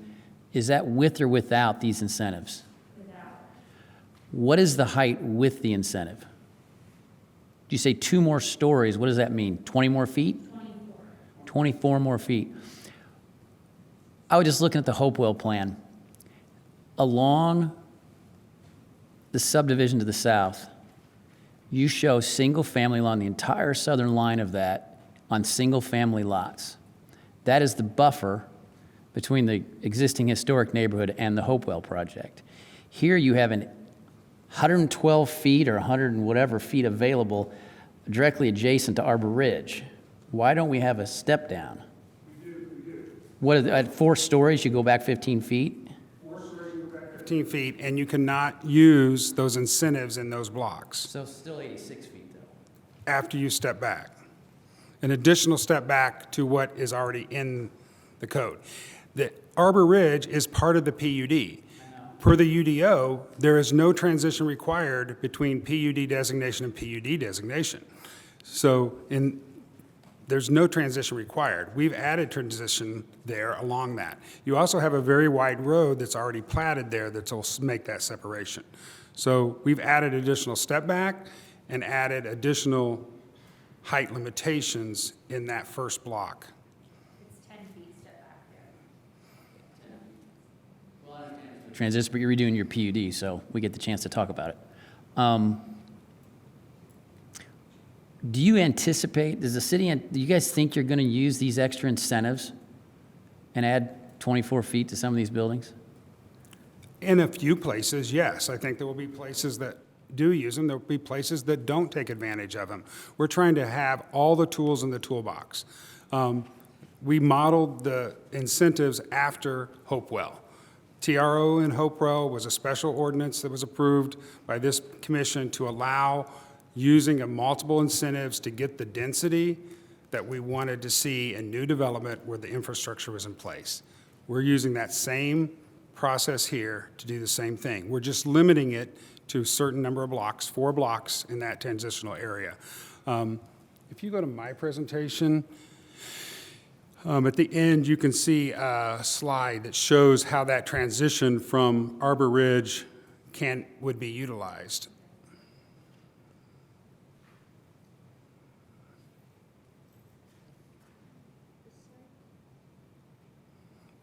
And next slide. So when you look at that transition actually in the setting, this is how that step back works from a practicality of how you build those buildings and having to have an alley and a step back. That first, when you get to the 40 feet and how big your building footplate can be, it's going to be really hard to go to 7 stories there, even with the additional step back. Could you go step back and have a little bit? Yes. But it's really, when you then designate the 4 blocks down the hill for the higher and using all the incentives, you see how you get that step down the hill. Is that helpful? Is Arbor Ridge on the left side of that? Arbor Ridge is on the left side, Sudbury Drive is there, that first 100 feet, 80-foot So right-of-way. you think based on the overall restrictions of the site, the most you'll see along that main road is 4-story? Yeah. And you think that why again? What's that? Explain to me why you think you'll have to hold the 4 stories there again? Because what are You the, have to have an alley. And when you look at the depth of the, so a block in a PUD can be no more than 1,200 or 1,300 feet in comfort, in perimeter of a block. Right. So these are smaller blocks than downtown Bloomington. You have to put an alley in there. When you build a building that and you have to cross-section, step it go back back. to that cross-section, where was the alley? What's that? Go back to the cross-section, where's the alley? The I see alley Main is Street, I see between the 74-foot right-of-way and the 100-foot right-of-way, where it says the 7-story mark is, that's where there would be an alley. When this, So you didn't draw it? You don't we show didn't it? draw it in this because this was before we were required to put alleys into those blocks.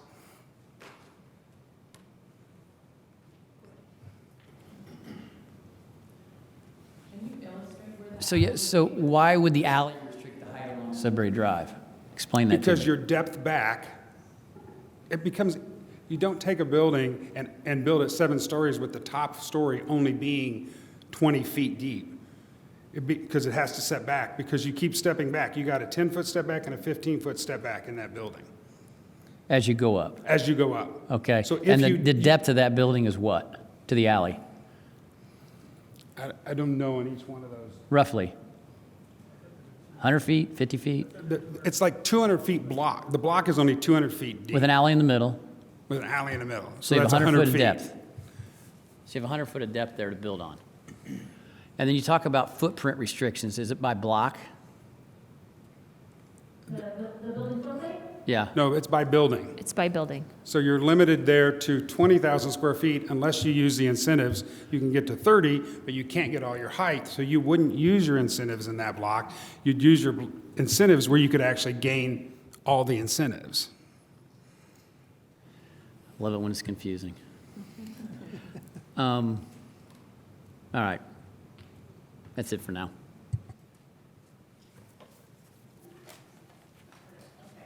I have a lot of questions, but I'll try and limit first.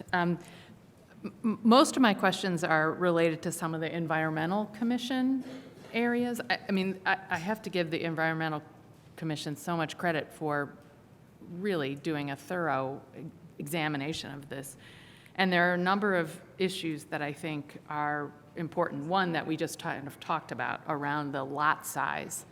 So I don't know if there's additional explanation that the department wants to offer around this, or if the petitioner wants to address, but I think there are some serious concerns raised about environmental concerns, about prioritizing development over environmental protection, and I just, I have some specific questions, but I wondered if there were anything in the Environmental Commission report that, Jackie, you wanted to present on behalf of the department, or that the petitioner wants to address directly? Is there- I can just give our kind of analysis of it briefly, and then the petitioner. Yeah, so, yeah, this, I think, is a good substantive environmental commission memo that's helpful to us, which is so great, and we're thankful for. So if everyone looked at it, so for example, number 1 is floodplain, number 2 is tree and forest preservation. Sorry, just a sec. Those things that they call out, like those, for example, steep slope calculation, riparian buffer, sinkhole protection, those things further down the list, those are all going to come from the UDO. Those are just based on UDO regulations. There's nothing in this PUD that's different than would be in any other development. So so I think us encouraging and then the petitioner picking that up, I think is a step. I think that was the right thing to do. That kind of, I would hope, ameliorate some of those concerns, because they just are our regular environmental protection regulations that we hold everyone to. If we don't think those are good enough, that's another conversation, and we should talk about a UDO amendment. And in this case, if we did do a UDO amendment, and this project hadn't started yet, or I mean, and this project wasn't developed yet, they will be held to whatever the current UDO standard is at the time of development related to the environmental standard. So if that's a problem, we should address that. But I would say, the Environmental Commission's focus is the environment, and that's great. And what they're proposing here is environment forward. And what we do as a wider department, as everyone has seen me do a million times, is try to balance those and balance the environmental, the importance of protecting the environment, especially in various sensitive areas, with allowing development and allowing things, the property to move forward to meet other city goals, for example, housing and connectivity. So we do think that they have struck a balance here. I'm happy to address any specific ones if you have questions, and the petitioners may as well. There is some confusion, I think, and I talked a little bit about this with I've gone over this memo with a senior environmental planner, Linda Thompson, who writes those for the Environmental Commission. The park and open space the park and open space area, it's going to be almost entirely easement. So concerns about development in that area, I don't think are going to be founded. It's confusing because they have to use a UDO-based district, and our UDO-based district for parks and open space obviously is focused on parks, but they're not planning to have parks here. It's not actually even allowed use in their Parks and Open Space District. It's just the designation used to make sure that it's clear that those areas are set aside and not for general development. And then just briefly, looking through the memo, the sinkhole questions and cave questions, that's part of why we included the geology report for the plat committee before the platting is done, to be able to address those questions as well. And just to clarify, some of these issues, many of them will come forward or could be reissued as we see other site plan approvals come through for the particular district. So you will see, like, for example, if there's question about how something is calculated, it has to be calculated the way that the UDO says it does. And when you see the plat, that will all be included in that report and on that plat to create those easement areas. So if there's questions about the steep slope calculation, there are also some things that the EC Environmental Commission would like to see that aren't in the UDO, so they include those as well. And that's something for you all to consider, but not something that we will take on. Yeah, I guess I'm just trying to figure out how to take advantage of the wise cautionary statements that are made in the Environmental Commission report and keep them moving forward with the plans as they develop. I think there's some really good ones in here that seem small to enact or discuss at this point, like the HOA provisions that were suggested, which I think is a really interesting idea and in terms of expanding some of the HOA provisions and allowances. But that doesn't seem, now's not the right time to do that. I think they could be made more specific as we see things coming forward. Is that accurate or true? Yeah, so yes, as plats come forward, you could make comments on that. An HOA is a private agreement, right, between property owners that we aren't a part of, and we can't enforce them anyway as the city. So we're always hesitant, but yes, this is something they've brought up a number of times, but yes, it could be discussed as each little neighborhood is developed. That could be something brought to those subdivision discussions. Yeah, I'd love to hear from petitioner on that too. Yeah, I think the bottom line is, this staff report, this Environmental Commission staff report continues to follow this process through the petition through this process and in the future, because this becomes an ordinance. You wouldn't have in an ordinance that a homeowners association must be formed. That's making the government require homeowners to sue each other, because a homeowners association can only be enforced by one homeowner suing the other homeowner. So the city would never legislate that has to happen. It most likely will happen in this process, and we'll continue to say, how are we going to care for those things? But this is not the right time to do it. A lot of these recommendations and concerns about karst area and tree preservation, sometimes we see tree preservation, we used to see it all the time, when everybody's backyard had a tree preservation and they couldn't do anything in their backyard because they owned an acre, but half of it they couldn't use. We don't do that anymore. We put it in its own lot. If it's on its own lot, then somebody has to own it, which will be the homeowners association. But we can't do that now. So we'll deal with a lot of these things as this goes through that 40-meeting approval process on different layers as we move through it. You know, we're in agreement with most everything in this staff report. I'm not sure that we want to legislate the need for chickens. I think there's other ordinances that do that. I don't know that that's appropriate to do here, but we'll certainly address that as the process moves forward. Is that helpful? Yes, thank you. I'm mostly trying to understand how to take advantage of this, And what I think is a really good I think, report. you know, I think the idea of suggesting more EV parking spots makes sense. Right. Great. If we codify it in the ordinance and the city changes the UDO, if you guys change the UDO to be more, we don't have to live to the new standard because it's codified in the ordinance. So things like that, we're probably better off to say we want to do more, and it's here as a recommendation. And as the city progresses and changes their ordinance, we'll have to meet that ordinance. Is that helpful too? Yep. All right, one more question then about the impervious surface trade-offs and the offsets. And I wonder if we can talk a little bit more about the proposed allowance.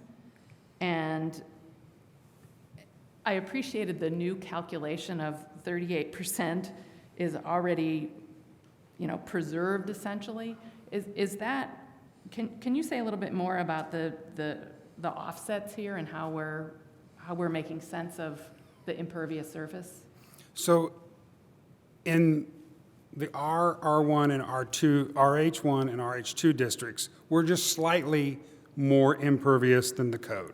Yeah. And we're having a lot of extra land set aside in impervious surface area.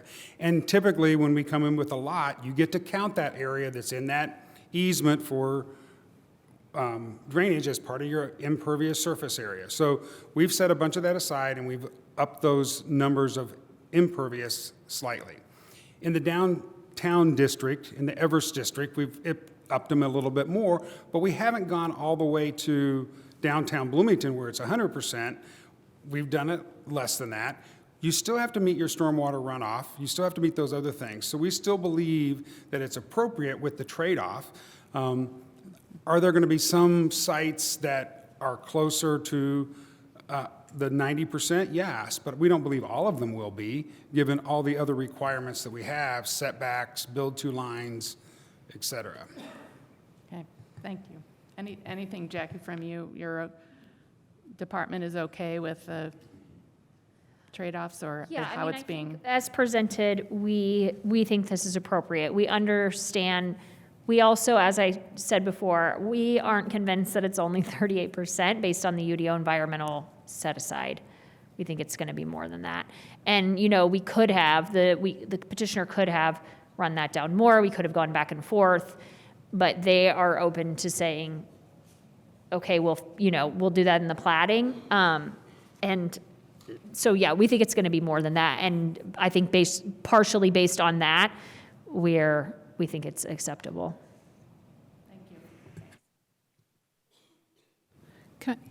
Can I follow up on what was just being talked about real fast? Go ahead. Thank you. Because I had a question about that too, in terms of that impervious surface, more in the idea of not wanting to create an urban heat island. So I think that I'm okay with the idea that we're setting aside so much other space for this, but what are you going to do? What is committed in the UDO or the PUD? And how can we kind of make sure that the building design, rooftop gardens, material specifications, trees, anything like that are included in this to make sure to avoid urban heat island issues as much as possible? So that's an interesting question. The UDO, it doesn't have requirements related to things you couldn't do to protect from that, right? We have seen in other PUD situations that council has added reasonable conditions, for example, for like minimum percentage of rooftop garden or a minimum percentage of white rooftop. The problem is with the PUDs we've been doing are so small that you can, literally see how much space is being covered, figure out exactly what the percentage is. Does it make sense to do? I mean, even in the conditions the reasonable conditions that were done for Tyler Curry, the Longview and Pete Ellis project, they still had contingencies where it was like, we want you to do solar, but if you can't, then we want you to do green, and if you can't, then, and I mean, that was one big building.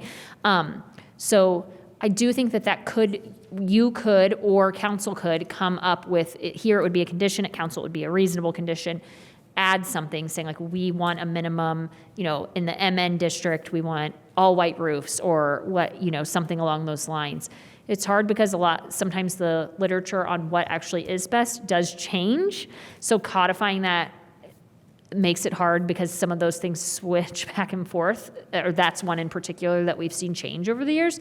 But it's definitely within your purview to, add something again as a condition here or as a reasonable condition at council. Can something be added that's like relatively general in the idea of when things get to that next stage of the planning process, they need to adhere to best practices regarding avoidance of urban heat island issues or anything like that? Like, is there? So I would say, if you look at page 52 of your packet, or page 5 of our proposed ordinance, we talk about sustainability in here, and we talk about, we're already approved the entire 138 acres as a deed, a Duke Energy NCEED project, which is basically, they are going to give us advice on how to build a green neighborhood here through the entire process. And any single family homeowner that wants to walk in and talk to them, or any developer, will have access to that. And we have a set of standards for both residential and commercial and multifamily that is pretty broad to allow more options than what's allowed in the UDO with regards to sustainable development. The problem with a big PUD like this, and I think Jackie hit on it, but I'd like to revisit it, is when we typically talk about a percentage of green roofs, we talk about a percentage of 1 or 2 building green roofs. Here, we're talking a lot. How are you even going to track that? How are you going to track that there's a green roof on building 7, and 10 years later, that green roof is still there, and building 8 comes along, and now it doesn't need a green roof because building 7 had one? It just is very difficult to do. So really what we've tried to devise is a set of standards that fluctuates with time. So as those standards change, we've said you build to a LEED certified standard that's at that time. We've also tried to spread out the green space throughout the entire site to try to make it not concentrate, but at the same time, a mixed-use center only works if you have the synergy of restaurants or other things next to each other. It doesn't work to spread them way out. So yes, you have a concentration here, but relative to the whole site, if you look at Everest, it is,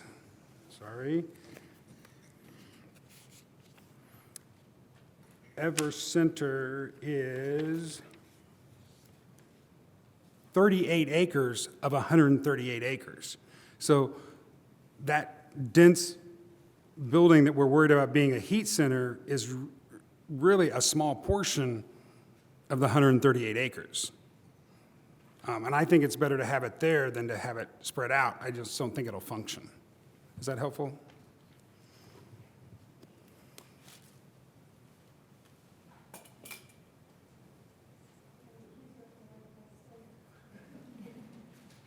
Keep this moving, so there may not be a later, but Commissioner Seaborg, go ahead. Few random questions. So one that got my attention was that parks are not an allowable use in the parks space, and there is a park in the center of the downtown Everest. What is envisioned in that space if a park isn't an allowable use?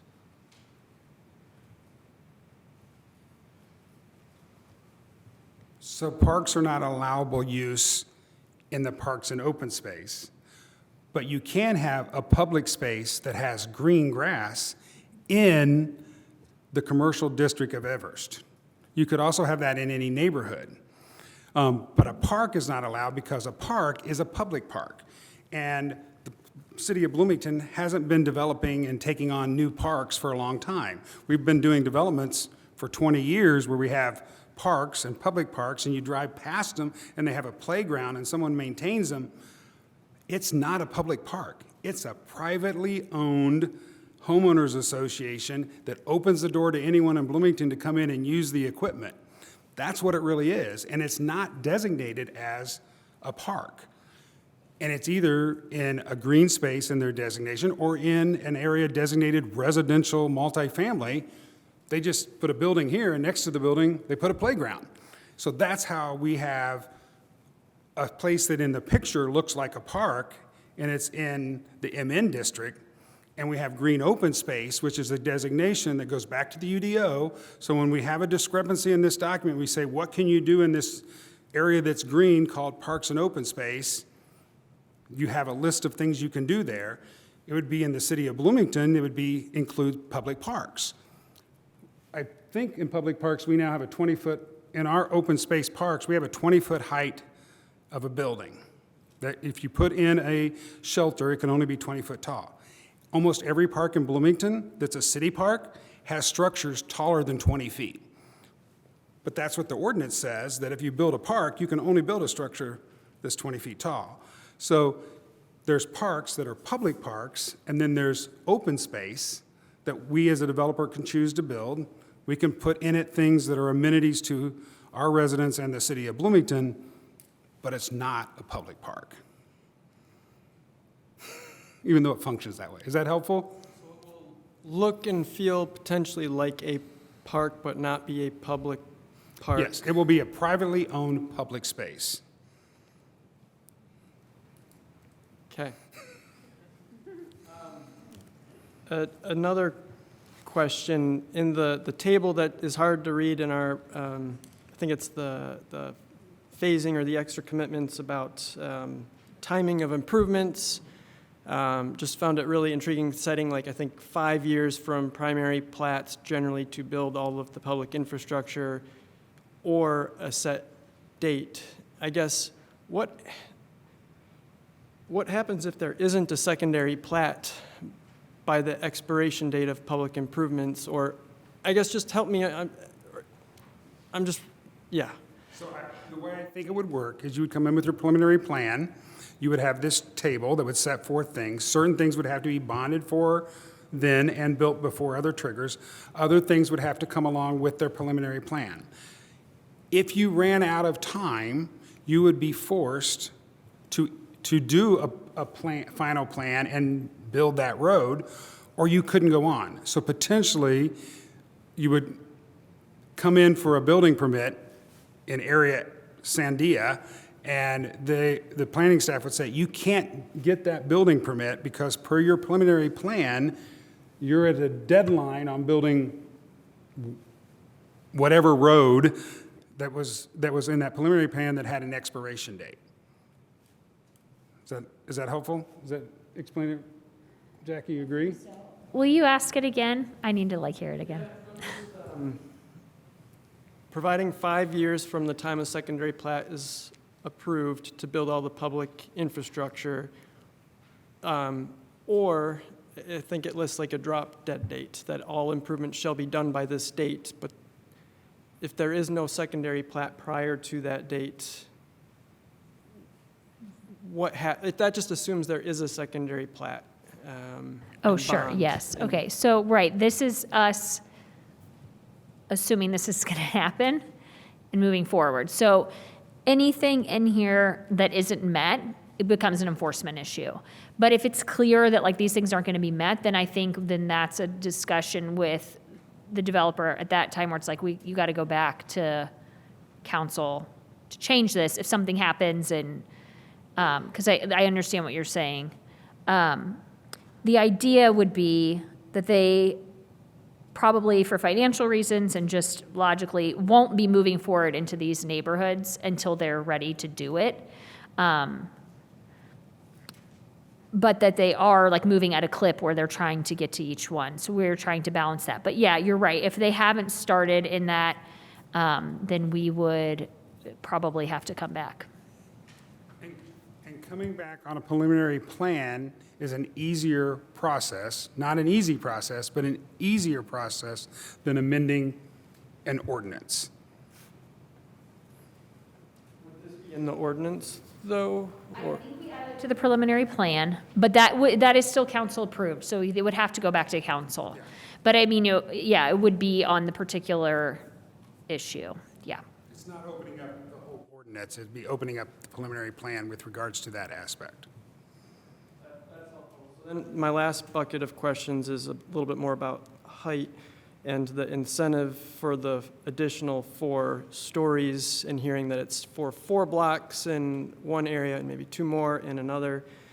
Is it any 4 blocks and any 2 blocks, or are those blocks specified? The way we have it, it's any 4 blocks and any 2 blocks. We could specify it. If you look at the map in Evercenter, there's 3 or 4 of the blocks that you can't do it in because they're in the transition zone. So that would leave 4 or 6 blocks that you could do it in. If you wanted to specify which one of those 4 we could, I just think then we're limiting ourselves from how that might develop out from a practical standpoint. That is more than what we need to do. But you certainly could do that. Say right now, it's floating, but if there were some that you wanted to identify, you could. So like even, the way Mr. Bensel's talked about, well, it wouldn't really make sense to do them in the northern blocks because we're gonna have to split because of that alley requirement. So you could say the 4 southern blocks if you wanted to, yeah, I think you could.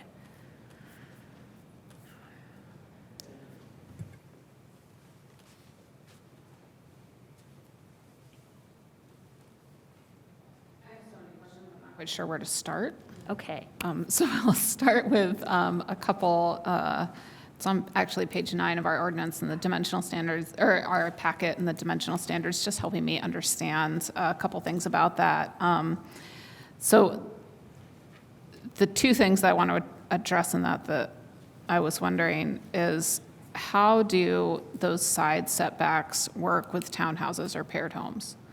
Like, and that's where it's like, if you have a paired home and you then assume owner occupancy, and there's 2 sides of that, but that means that the property line is basically like split down the middle of that home, right? But then there's like no side setback between those 2 properties. So that's just kind of a help me understand how this works question. Sure. So in an attached situation, the side setback would only be from the outside of all the attacheds. So is that just like defined somewhere else? Well, because I think if you even had one building and you were building over a property line, then you're not meeting the side setback of that middle property line from the building. So when these are all attached, they're like one group, and you're setting them down, and so they have to meet the side setbacks from the outside property line. But any property line they're building over in the middle, including the ones that separate them, they don't have to meet. So you're just like allowed to do that though? Yes. To like kind of eliminate that side? Yes, because you're allowed to build over property lines is why, yeah. Does that make sense? Well, it doesn't really make sense, but it's probably no, defined okay. somewhere else in building codes Hold on, that yeah. makes it make sense to people who are more familiar with this process. If the dwellings are attached, there is no setback between the attached dwellings. Right, But that's in the code. but if the zoning, like, if the ordinance requires that there be a step back, It only requires a setback on a building, not on a home. And so if you do attached homes, you now have 2 homes that are attached.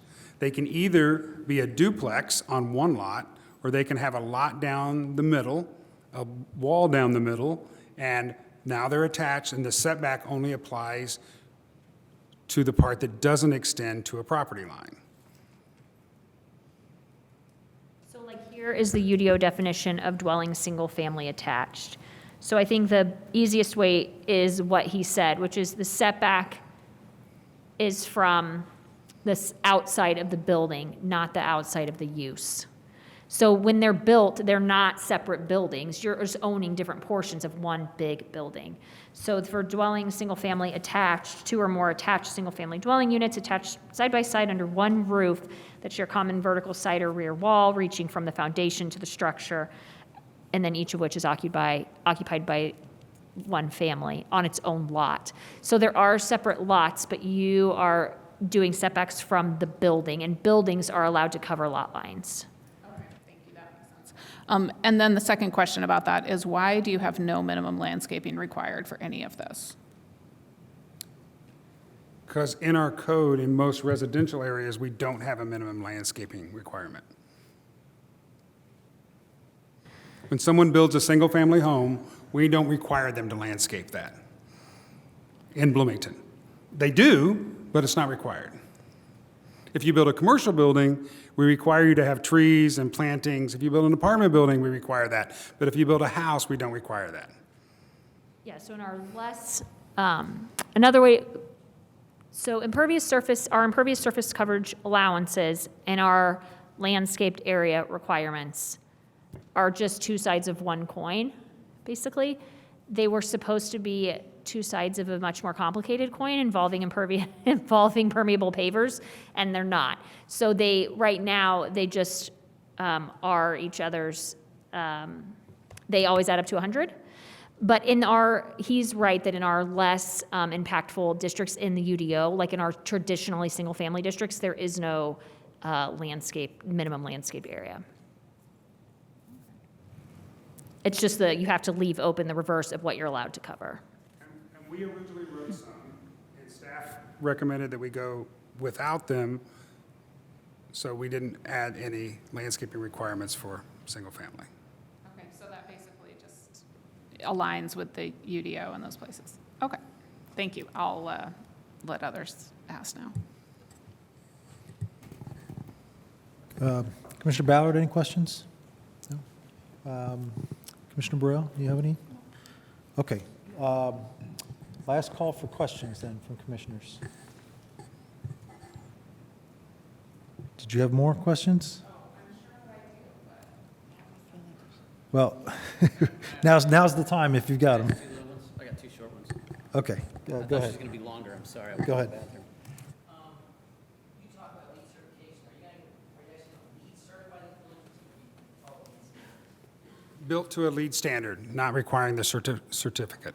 Okay, and then what's your thoughts on owner-occupied versus rental? In the state of Indiana, it is illegal to legislate ownership or rentalship. That's not illegal to do in an ordinance like this. It can be done by a homeowners association. It can be done by requiring a building to be built to have individual units, have individual ownership, but we can't legislate ownership or rental. Excuse me? Some of them will require ownership, some of them will not. So you have thoughts on that? Thoughts on that? We tried to write language and we couldn't figure out how to enforce it that required a certain percentage to be built to a standard that allowed for individual ownership, i.e. a condo. But building it to a condo doesn't require that it have owner occupancy. Gotcha. It only requires that individual entities own every unit. Yeah. So it's really hard to legislate. So we believe there will be certain areas that is part of the homeowners association. Once that homeowners association is in effect, they govern each other. If somebody rents their unit, the solution is not the city coming in, it's them suing neighbor. If they choose to rewrite the ordinance to allow for rentals, they can rewrite their owners association to allow for rentals, but that will be on a private basis as we go through each neighborhood. But our intent is to have predominantly owner-occupied units in the R and RH1 areas. What is your thoughts on Airbnbs? Airbnbs? Mm-hmm. That's not to be legislated here. They're not disallowed. You just talked about owner-occupied versus rentals for the same reason. I'm saying, what are your thoughts on that? Will you guys have it in your ordinances at all, in your covenants? Nope. Okay.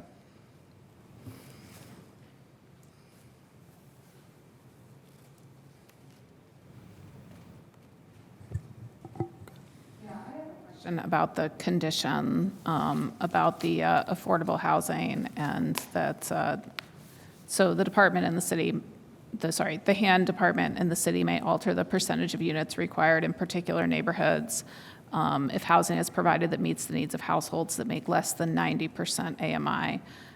Is there any wiggle room on that 90%? Like, could it be 80% or 75%? And I'm just wondering how the petitioner would feel about changing that percentage in terms of that number. And, yeah. I think the interim director of the Department of Housing and Neighborhood Development is here and may want to speak to it. But we believe that, and I think the administration would believe, that 120% AMI does not always get to the affordable issue.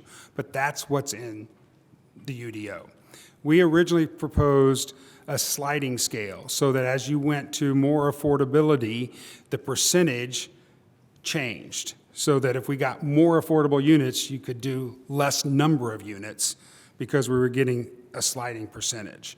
Again, not knowing what that right number is it 80, 90, 70, 60, 110? What is that number? We came up with the language here that is if the city comes with a policy that says if you build below the 120 at 90, you get some benefit for doing that be incorporated. We also had discussions about units that were in assisted living, getting credit for units that were in assisted living that were affordable. But that wasn't, again, anything that we already had codified in the UDO. So we went with the UDO. Again, if the UDO changes that number from 120 to something else, then we would be stuck with whatever that new number is. We believe that there will be a substantial number of units that are below 120% in order to meet the affordability. If you're going to participate in any other government program to help afford to develop those kind of projects, you're not going to be at 120. You're going to be at 60 or below. Is that helpful? Well, that is helpful. I guess I'm just kind of looking forward into the future and thinking that 90% of AMI is also not particularly affordable. I think the idea of that, and Jackie helped me, is 90 would show that there is movement from the 120, but not lock us into an 80 number. And then if the city said the affordability number was 85, we were trying to give us some flexibility there. But I think we'd entertain other language. Yeah, I think for the department, as we've talked through like the options for development here with the other departments, like with the Housing and Neighborhood Development Director and Economic and Sustainable Development, there's been discussion about 120 is really high, and that if there was a way, and they had originally asked at the beginning, is there a way to kind of flex this number?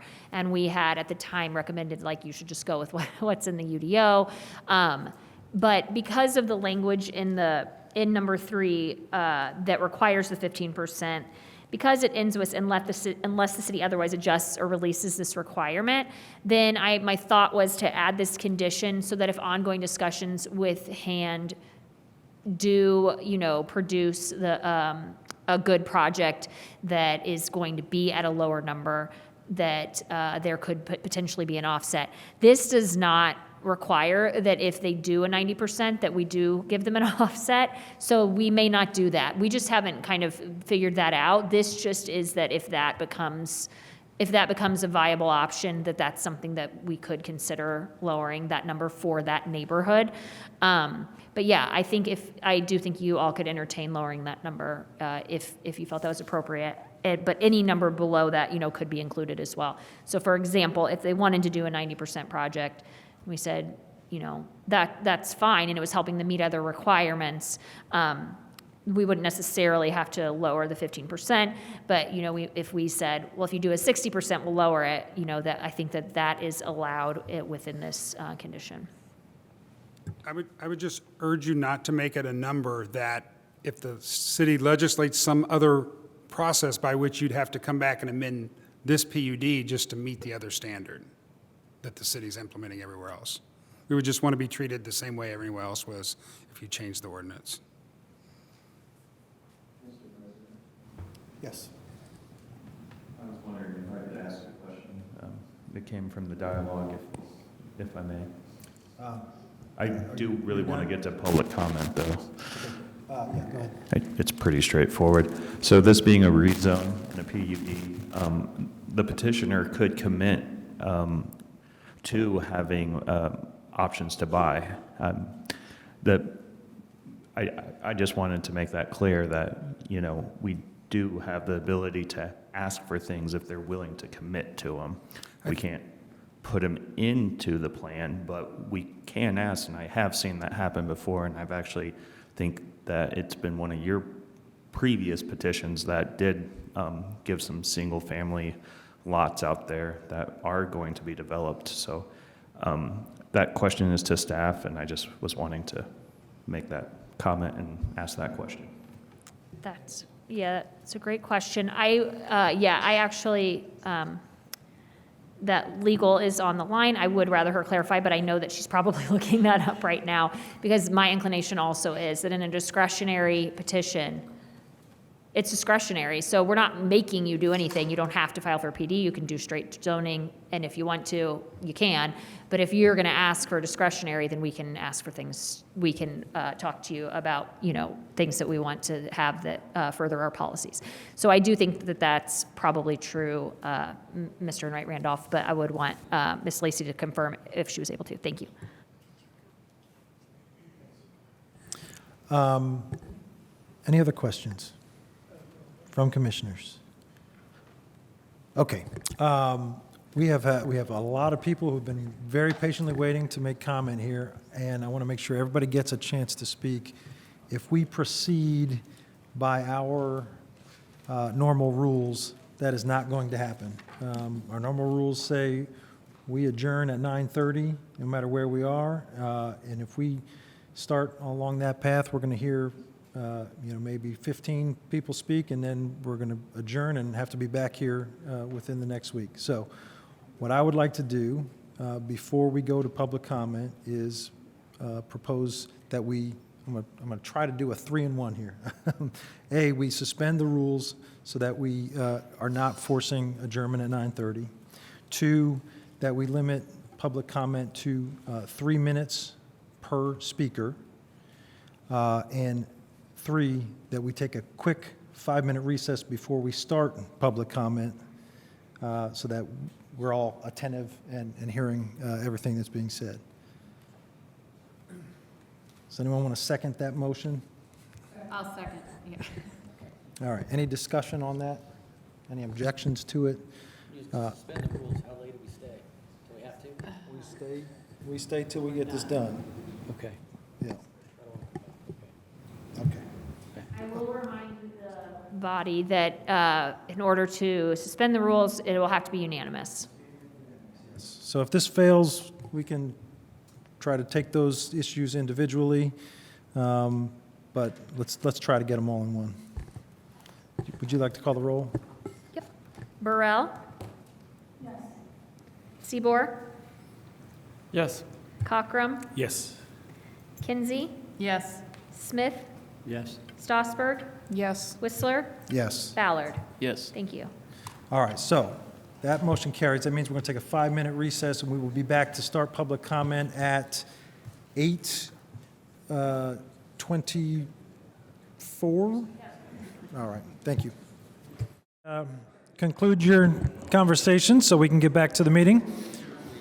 We're going to move now to public comment. And we have public comment both here in the chambers and also online. We want to try to keep a balance to that, and we're going to try to move efficiently through this. So we'll start here in the chambers, and we will do about 30 minutes of comment here in the chambers, and then we'll break and we'll take some online comments. So we'll go from now till about, assuming we're still going till about 9 p.m., then we'll break, we'll take some online comments, then we'll come back and take more comments here in the chambers. So if you want to give comment here, you just stand up in the line that's already forming. Some people have done this before. We got some pros in the house.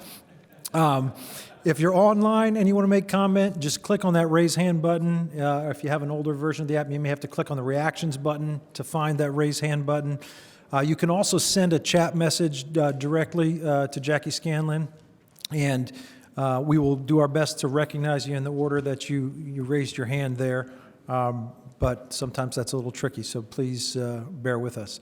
But we'll start now here in the chambers. Please just step up to the mic. Make sure you're close to the mic. You got to be real close in order for us to pick up for the recording. And please state your name for the record before you give your comments, and then you've got 3 minutes to speak. Thank you. Thank you. My name is Deb Pekin. I live in Arbor Ridge, and I want to start by saying thank you to Jackie and to the petitioners and the council for the ability to give public comments, and I recognize that they have made a lot of adjustments based on the feedback they've taken from public. So I just wanted to acknowledge that that has happened, and I appreciate it. I do want to talk about density, though. That is my topic. The 2024 ROI Housing Study Update estimates that by the year 2035, Bloomington will need 4,155 more housing units. This one development, is suggesting that they are going to provide 4,250 units of housing by the year 2034. This one location. Does that seem reasonable? That doesn't seem reasonable to me. Looking at other density, this is 140 acres, which is 0.22 of a square mile. But only 62% of it is buildable, right? So that's 0.134 of a square mile, roughly 86 acres. For comparison, Indianapolis has 2,270 people living per square mile. At 86 acres, that's a density of 304 people. In Chicago, 12,124 people live per square mile. On our 1.34 of a square mile, or 86 acres, that would equal 1,624 people. This proposal of 4,250 units, if only 2 people lived in each unit, that would equal 8,500 people, or 5 times the population density of Chicago. I don't think that's appropriate for Bloomington. Not for Bloomington as a whole, and certainly not for this small piece of the city that you all think is so huge. It's not that huge. 86 acres. Do you really want to put 8,000 people on 86 acres? Thank you.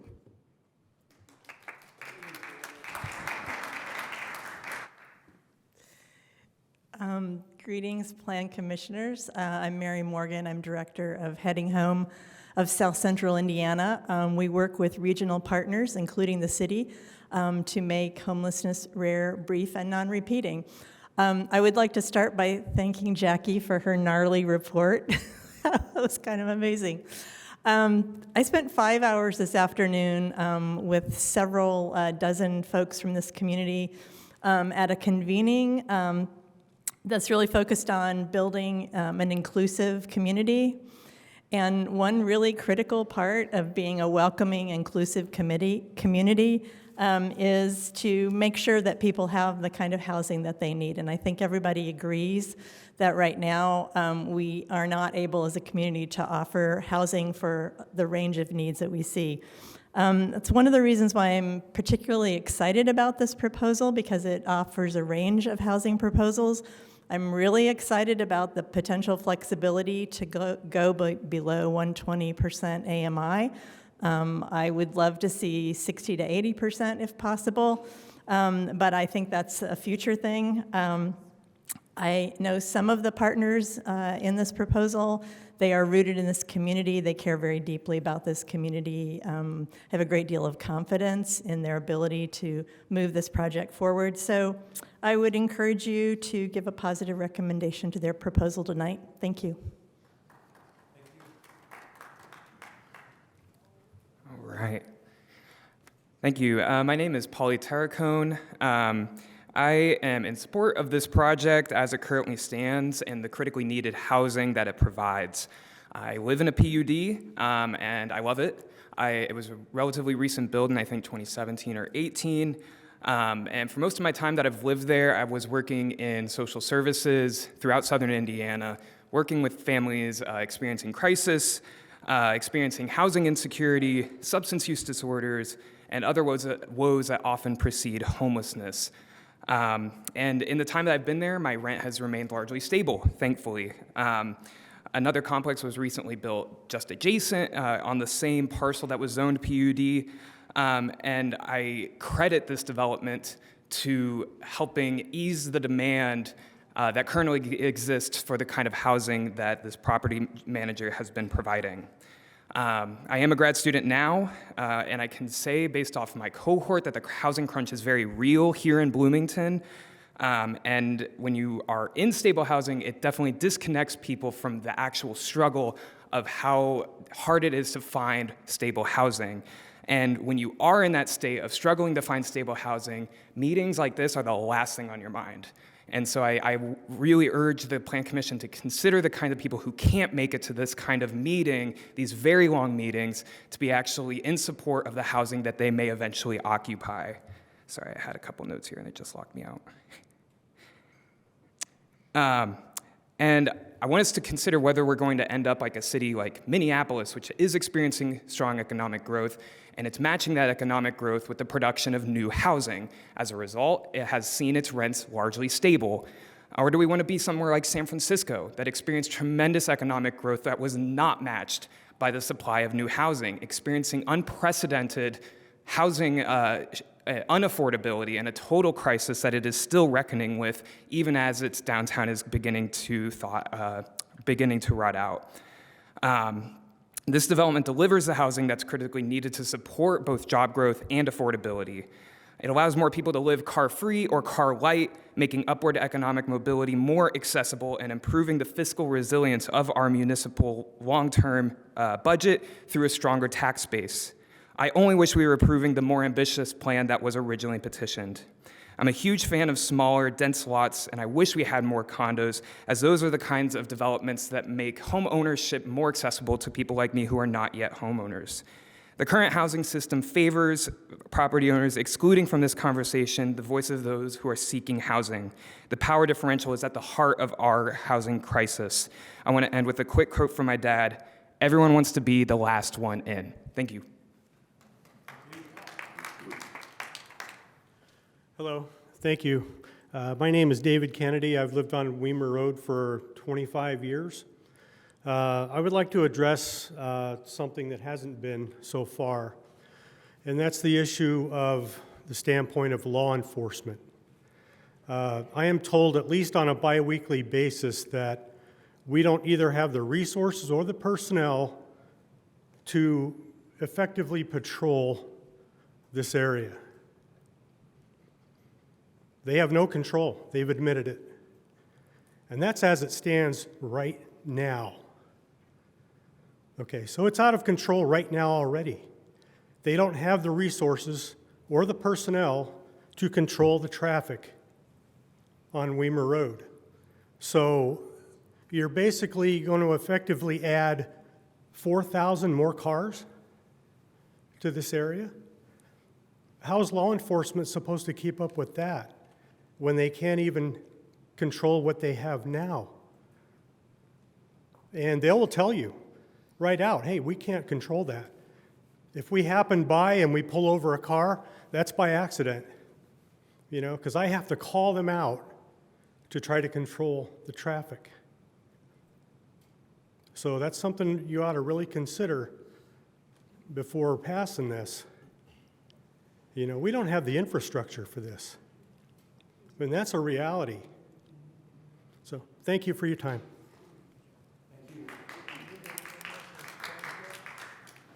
Jackie, thank you. That was amazing. Council, thank you for your time. Randy Craw, Weimer Road resident for about 30 years now. As Dave was just mentioning about the infrastructure, yeah, you do lack the infrastructure. You're well aware of that one. Sometimes the consequences of your actions aren't really seen for a long time. For instance, when we had the Twin Lakes before the softball field, that was approximately a 40-acre water reserve that Bloomington used to use.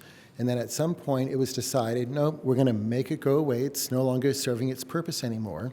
And in goes the baseball field. Well, water will always find a way. And right now, there's a twin lake starting to form again on the other side of the highway itself. It's starting all over again. All that dirt that you brought in to make the baseball field, guess where all that dirt is going? It's now going into the second lake, and all the eutrophication, it's building up, it's filling up. And now the water, when it comes through, it goes so fast through the properties that on this last storm that we had, which was a good one, and it now seems to be more the average, Harvey's field, Harvey Sudbury, you could see part of his whole land just flooding all the way out. And when those decisions are made, you're making consequences for us. You're making it harder for us to live here. We had to go and buy flood insurance. We never thought about that. Well, guess what? If you have a mortgage, yeah, you got to buy flood insurance. My neighbor's on a fixed income. That was a really hard hit for her. There are consequences for these actions. We, the public that live downstream, are seeing this water go through. Anybody that's downstream, they're going to be hit once again. I know it's going to be built to certain standards, and yay, that's great. But guess what? Long term, this water is going to win. If you go and put that dense of a structure in there, that's going to, a lot of it's just going to go straight down so hard, so fast that other people will have to go buy flood insurance as well. Some of them won't be able to. Please be very careful on the density that you're about to put in there. I agree that we need more housing. That's a given. You also need to make things sustainable for our Bloomington. This just doesn't feel right. I would say no, please don't allow this to go forward. Once again, think about your actions and have awareness for what you're about to do for decades down the road. It feels a little bit painful. I appreciate your time, and I thank you very much.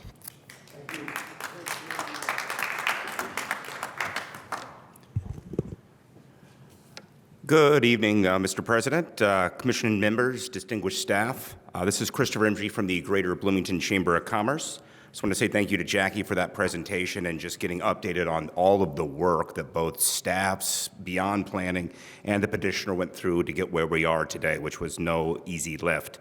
I want to express my full support for the Summit District Plan Unit Development PUD proposal. The Chamber believes that this development aligns with our vision of a vibrant, thriving community and will contribute significantly to Bloomington's economic growth and much-needed housing stock.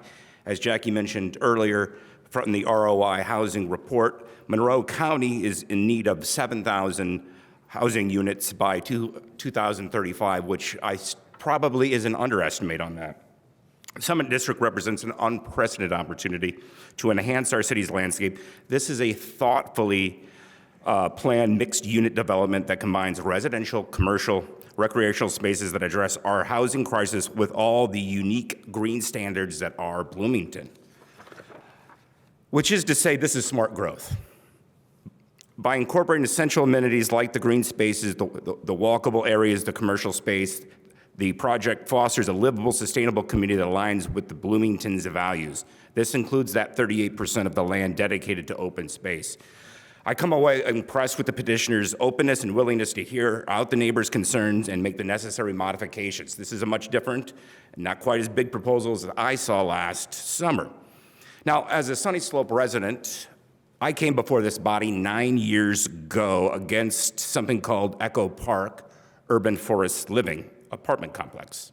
Not that I was against multifamily housing in my backyard, but I advocated for a smaller project that was about a third less the size. And 9 years later, I was wrong. Guess what? It's fine. It's not changed the character of the neighborhood. We have certain issues at Sunny Slope, but none of them have to do with that particular development. The modifications made by the city on the ingress and egress has been very smooth. So it's my hope that you will support the PUD tonight. It will motivate innovation. It will attract new investment, create jobs in our community. In other words, the project is an ideal opening to enhance the quality of life for residents in Bloomington and Monroe County. By approving this development, the Plan Commission will send a strong signal that Bloomington is open for business and committed to building a prosperous future for our residents. Thank you for your time tonight.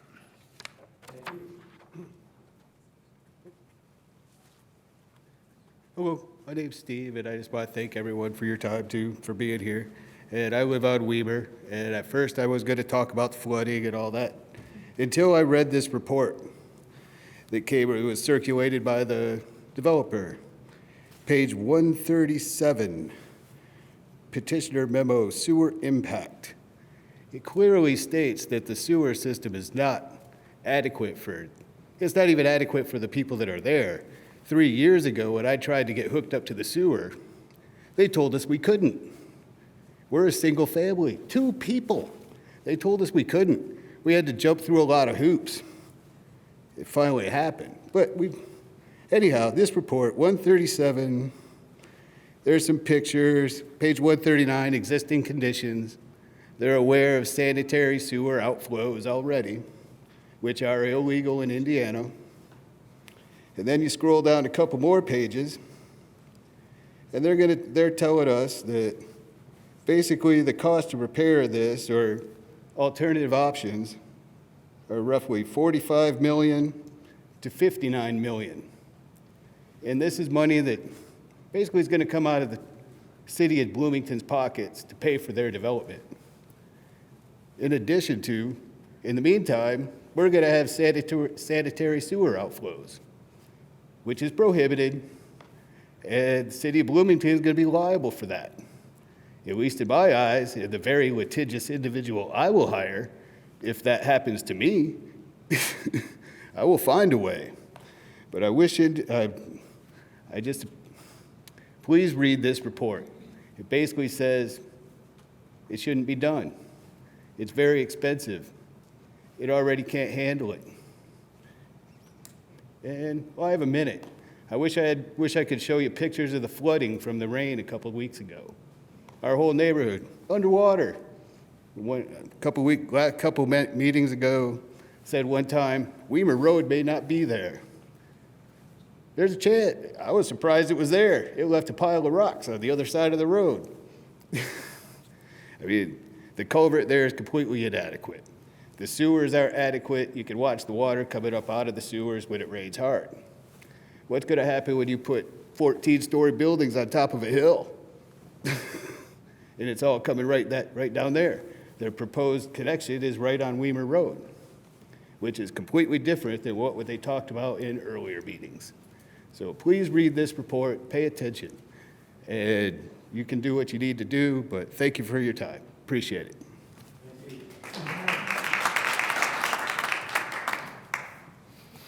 I'm John Scott. I live in Arbor Ridge Way. I have a couple of concerns. One is I agree with the first speaker in regards to the density, and I've spoken to that issue before. This land area has been looked at 3 different times. The first PUD development for it was back in 1995 when it was around 208 acres. Nothing was developed, so by January of 1997, it expired. Cora Sudbury came back in March of 1999 with a proposal, which is the proposal that I believe stands right now. That proposal calls for basically a PUD, very similar to what the developer is talking about, but with a density of 1,155 units based on that acreage. The proposal was approved by the Common Council back in April 9th of 1999. So there is a plan there. It is a plan that probably should be modified with the plan that the developer is bringing in. 4,500 units, I will fight that to the day you put me in the ground. There are also other issues, in fact. In the past 3 or 4 years, Bloomington has an explosion of large apartment complexes. I've talked to several different rental agents. There are roughly 200 houses available for rent in Bloomington right now. They admit some of them are not habitable and you wouldn't put your dog in them. Others are so far out of the price range that people cannot afford them. But there are sitting out there now over 200 houses. If you look at all the apartment complexes and all the rental agencies out there, there's about 1,000 empty units or more. Talking to a manager of our condo complex about what they thought of this project and the housing in general, she told me she was talking to a rental agent, and this complex had 900 beds. And she asked how many of the beds were rented, and he said 200. I'd also like to call your attention to the density issue. If you drive downtown Go to, let's say, Bloomington Foods. Go to the complex that was on the old, I've forgotten what, Kmart land. You automatically right now have a project. If you've ever been in the cities and seen a project, that's a project. What the developer is describing will be a project, because once he sells out, there's no control over it. The apartment houses that are going to be built are going to be bought by individual investors. They're going to be concerned about a return on the dollar. People who buy the duplexes, some of them will be individual owners, some of them will be investors. You can't stop that. The key to affordable housing is an affordable wage. Statistically, in Bloomington, you need a minimum of $22 an hour. Most of the businesses in this area and the corporations that everybody talks about as being so great are not paying anywhere near that. Speak, I'm please. sorry, sir. Your time has expired. Thank you. Thank you.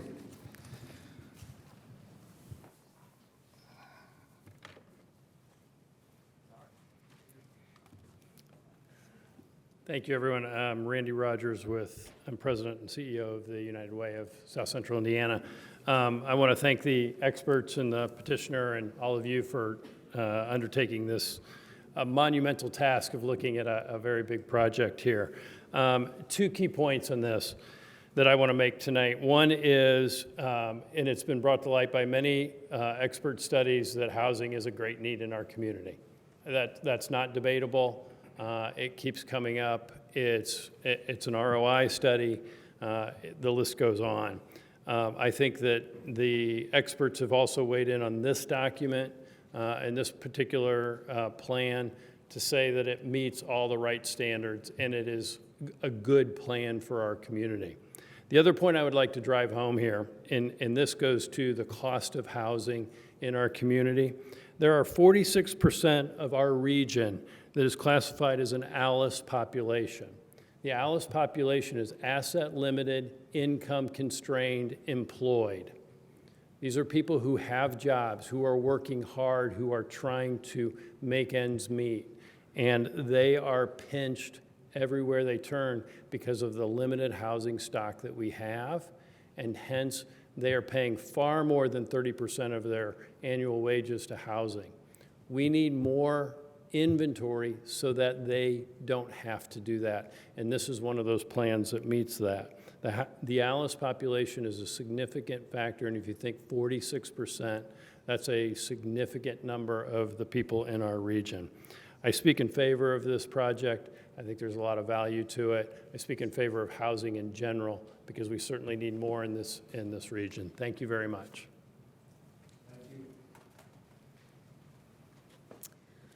Good evening. My name is Wendy Goodlett. I am President and CEO of Habitat for Humanity of Monroe County.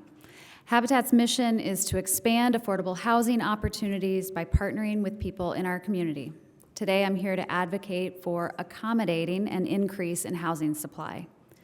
Your consideration of this proposed PUD comes at a critical time, and as the need for housing units of all types currently exceeds our community's willingness to work collaboratively to encourage development of those units.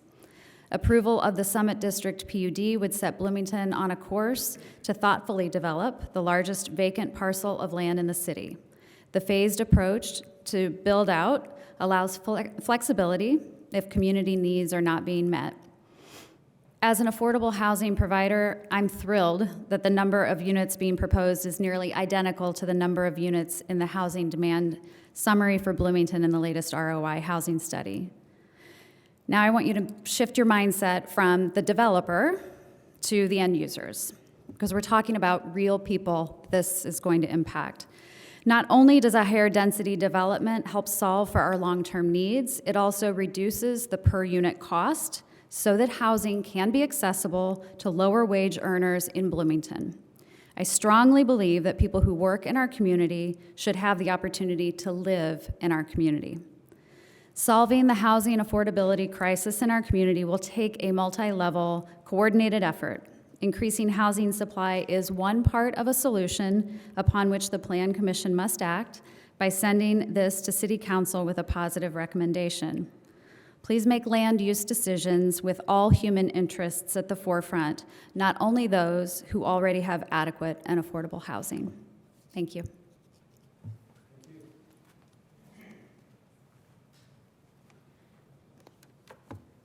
Hello, my name is Thomas Landis, resident, and I have far less credentials than some of the folks that have been speaking in front of me.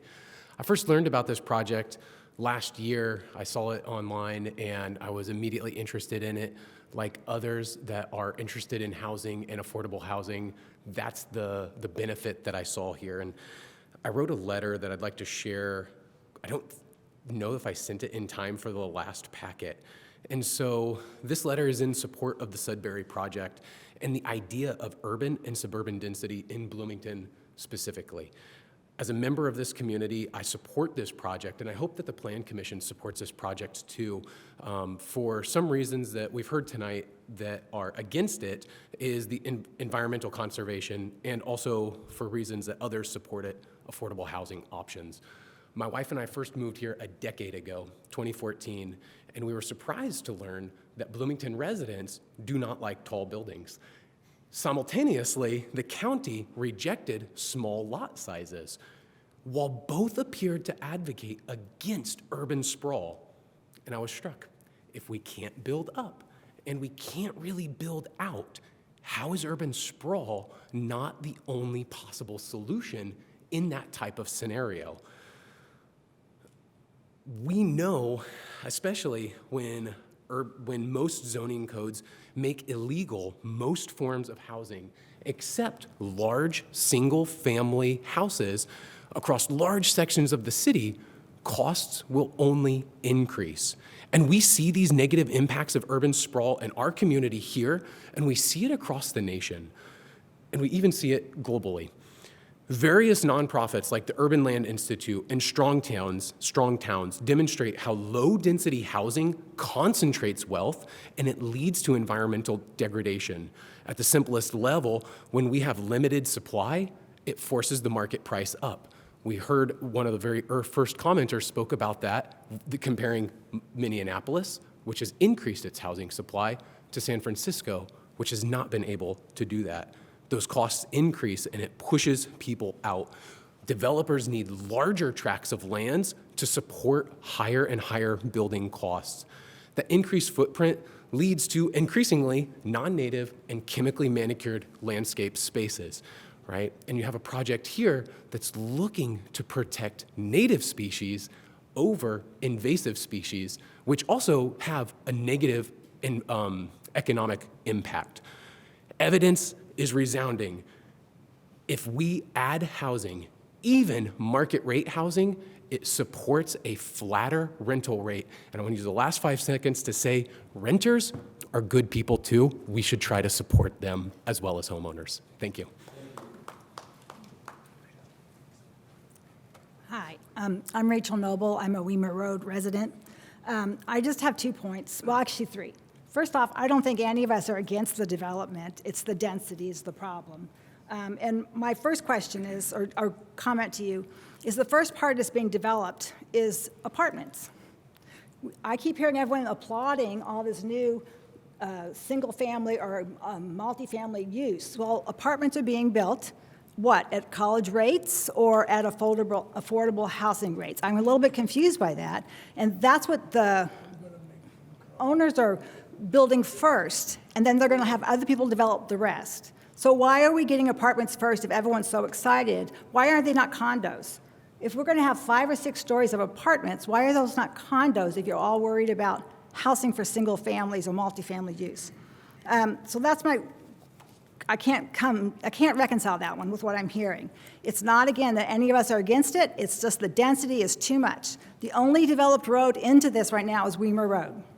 So what are you going to do to ensure us, the city, that we're going to be okay? Our road can't handle this. It's divided by the county and the city as it is. So we have 2 different entities taking care of the road. My neighbor just told me that a motorcycle was going 100 miles an hour on Sunday when he called the police. Our road is just a funny road. And so I was told by the developer in a previous meeting, everyone's going to want to go to Adams to go to the roundabout to get on tap. If I live in an apartment less than a block from Weimer, I'm going to go to Weimer to get off of that. You can't turn left on Weimer onto Second Road. You can't turn left onto Tap. So how are we going to handle this new influx? It's a terrible road. Sudbury, when it was built, is at an angle. All the water drains off, and it drains over to the Weimer Road side of the road. So when that was happening, and we talked to the developer of the Arbor Ridge and the apartments and stuff, he put rain tracks or whatever, gullies on that side. Well, they've all filled in with silt and everything. Why isn't the city coming and making sure that's cleaned out now? So they build, and you have all these ways for water to go, and it doesn't work. What happens 5 years from now when all that water is coming at me? I have all the road salt from Weimer, from Sudbury Drive, down to my house, in my front yard right now. So that's my only question, is if this goes forward, I would like to hear from the city some kind of assurance that you're not going to forget that Weimer cannot sustain what you're asking it to do. Thank you very much. This will be the last in-chambers comment before we move to online comments, and then we'll come back and have another session for more here in the chambers. Go ahead. All right. Thank you. My name's Greg Alexander. A long time ago, when I was young, I was dating a woman who lived in Bloom Apartments right there. I was also dating a woman who lived in Millennium Apartments, also right there. In fact, I was hiking on an informal trail in the petitioner's parcel when one of them tried to break up with me, and for what it's worth, that's the one I married. So I've been there a lot. I always felt this part of town is really remote. It's not a pleasant bike ride, and do I even need to say it? There's no sidewalks. People walk in the street. So I was surprised when I started looking into this proposal. It's less than 2 miles from the courthouse. It's not remote at all. It's close enough residents would eagerly bike to campus to avoid paying for parking. The only reason it seems remote, the only reason people do not bike today, the connections are missing. There's a huge challenge to develop all the infrastructure. But if there are thousands of people living there paying property taxes, then it will be easy to justify that expense. That's not a cash grab. That's simply how public infrastructure is funded. But if it sits vacant, who will pay to fix our transportation network? It's hard to overstate our city's need for additional housing, especially this close to the center of the city. There's a study says we need 5,000 or 7,000 more units over the next decade. That assumes we continue the status quo of scarcity. If we want to actually alleviate the scarcity, if we want rents to go down, if we want to attract people back from the suburbs, we need to build a lot more. We've built some new housing, but for each step forward, we take a step backwards. Even with the UNUDO, we're requiring new apartments, mostly to be built on top of old apartments. So they've come at the expense of Colonial Crest, Dunhill, Brownstone Terrace, many others. Hundreds of affordable bedrooms in older buildings have been demolished. By contrast, this petitioner isn't demolishing any housing. We desperately need more projects like this one than what we've been seeing. Even if this proposal falls through, we still need to make sure it does not remain vacant forever. We desperately need to develop our vacant lots. Within city limits, this is not out in the boonies. This needs to be developed. This parcel, others in the same situation, it still needs to be rezoned. If you believe in our comprehensive plan, you do not have the option to say no. You have to present a viable alternative. I read some of the letters in opposition from residents of Arbor Ridge, and one of the things that came across very clearly is that the people who live there feel fortunate to have housing in this city. The people who live there know there are many people behind them waiting in line to get those houses. They said in as many words that there are people who want to live there who cannot because we have an undersupply of housing in this area. When we build housing, it becomes a valued and central part of people's lives. Renters and owners both enjoy living in our city. This project is an enormous opportunity. I ask you to support it. Thank you.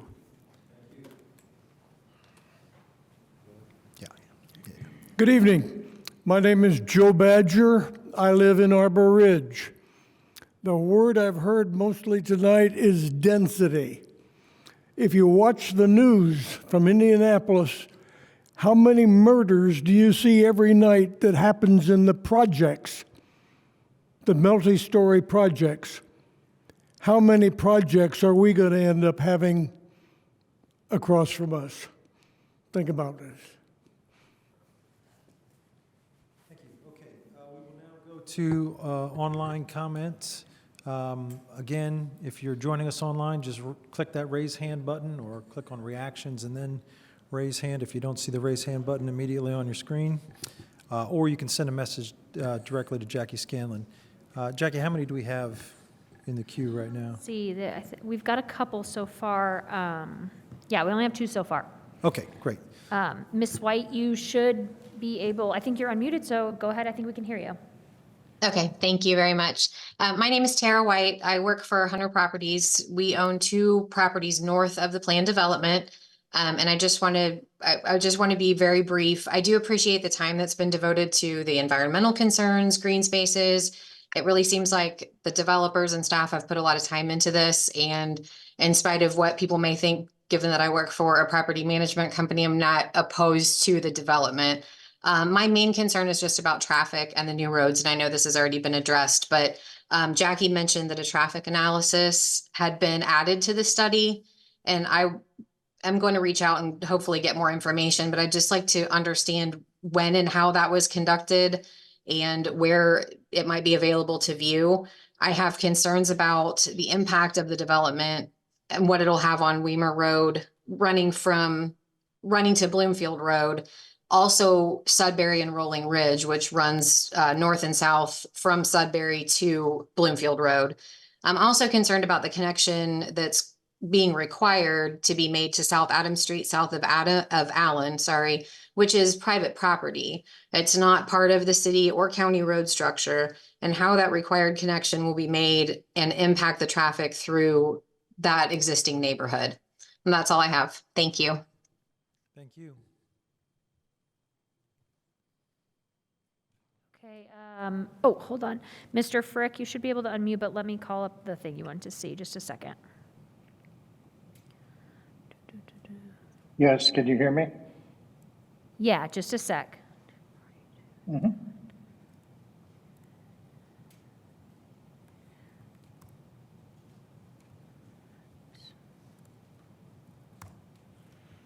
Almost ready. Okay, I'm going to project this into the Zoom, Ted, and then I'll just tell you when your time is up, okay? All right, thank you. You're welcome. My name is Ted Frick. I've lived on Weimer Road since 1977. That's now about 47 years. And I've been to previous meetings. I've written a letter previously. And my 2 big concerns have been how the stormwater is going to be controlled or mitigated and how traffic congestion can be addressed. I support the development of affordable housing. That's not my issue at all. My issue is the impact of all of the increased numbers of units and people coming in that are being proposed, and what impact that's going to have on, in particular, Weimer Road, but other intersections as well.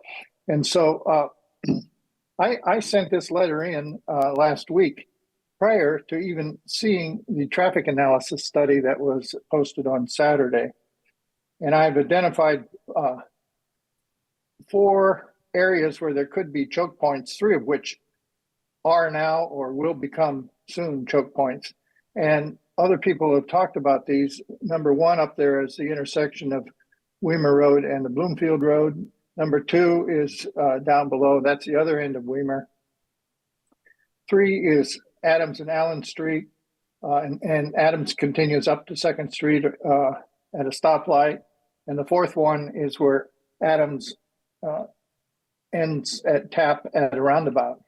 I actually think that particular intersection will be fine because the roundabout is pretty efficient in handling traffic.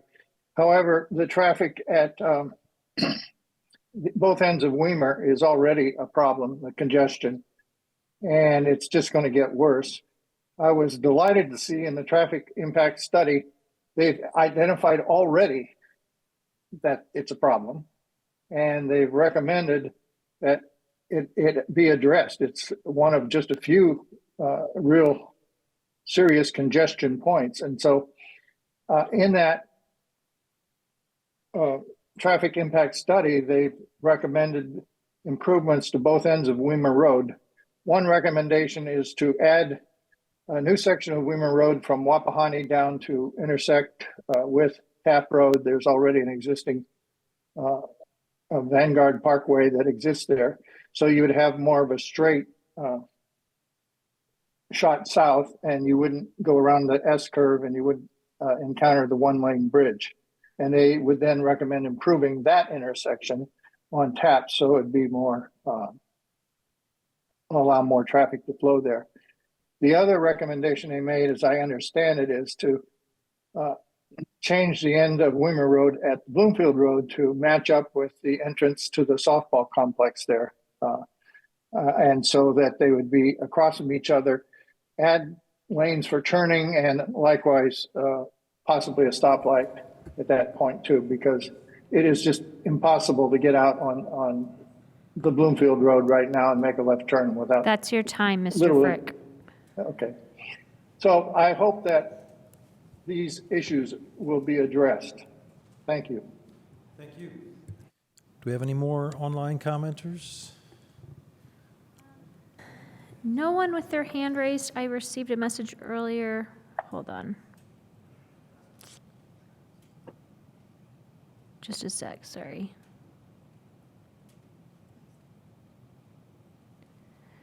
Let me see if she's still there.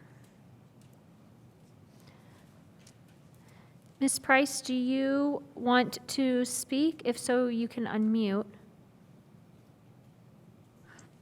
Sure. I just agree with, it's not that I don't think we need more affordable housing. I do agree with that. But I'm concerned about the impact it's going to have on our existing neighborhoods. I know they want to build a great neighborhood up there, and I appreciate that. But I do hope that you'll look at the existing neighborhoods and how it's going to impact us. We have a lot of traffic on Countryside Lane now. People totally disregard the speed limit. They go very, very fast, and they seem to think it's their right to do so. And there's a lot of pedestrians, and I'm just concerned. I know you think that the other roads are going to help alleviate traffic, but with the high density that's being proposed, I don't see how that's going to be possible. I feel like the city is already not able, for whatever reason, to enforce speed limits, and it's dangerous. So I just hope that you will take this into consideration and make sure that if it is built, that speed limits are being enforced. Thank you very much. Because, I mean, it takes away from our neighborhoods to have people driving 50 miles an hour through them. Thank you. Thank you. All right. Is that the last of our online queue? Okay, great. We'll come back now to the chambers here. If there's anyone else who would like to make public comment, if you haven't already spoken, please just make your way to the podium, state your name for the record, and give us your comments.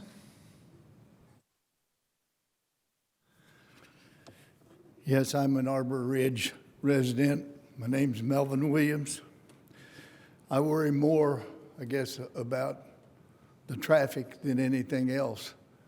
And due to the fact that you're going to build roads, I don't know if they're going to be thoroughfares, highways, or what.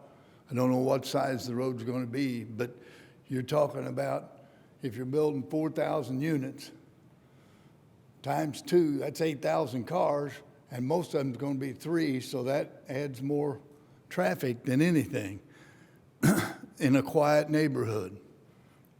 Also, I worry about the air quality, the pollution that's going to create from all those automobiles and other traffic that's going to go through there to get to the other side of town, just about, basically. I also worry about the fire and the police protection that we're going to have. If you're going to start building those, and you're going to build 2,000, I think, units in the beginning, how close is the police going to be with their equipment as well as the manpower to patrol the area, just like the fire? You can't build a fire truck in 1 day or 2 days, and they cost $1.5 million, so that's going to be funds that the city is going to have to put out to get that kind of equipment. They don't have the manpower. They don't have the equipment either. That's the fire department. So you're building houses. So where are they at in this whole process about trying to keep up with as they build even into the 2034? I have one more statement about the high rises or the apartment buildings, whatever you want to call, that they're going to build along Sudbury. I live inside there. I just want you, when you go home tonight, lay your head down, close your eyes, think about those apartments there. When you get up in the morning, there's going to be 400, maybe 500 eyes looking right into your bedroom or your living room. So that just freaks me out that that's going to have to happen that way. Thank you very much for your time. Is there anyone else who would like to comment?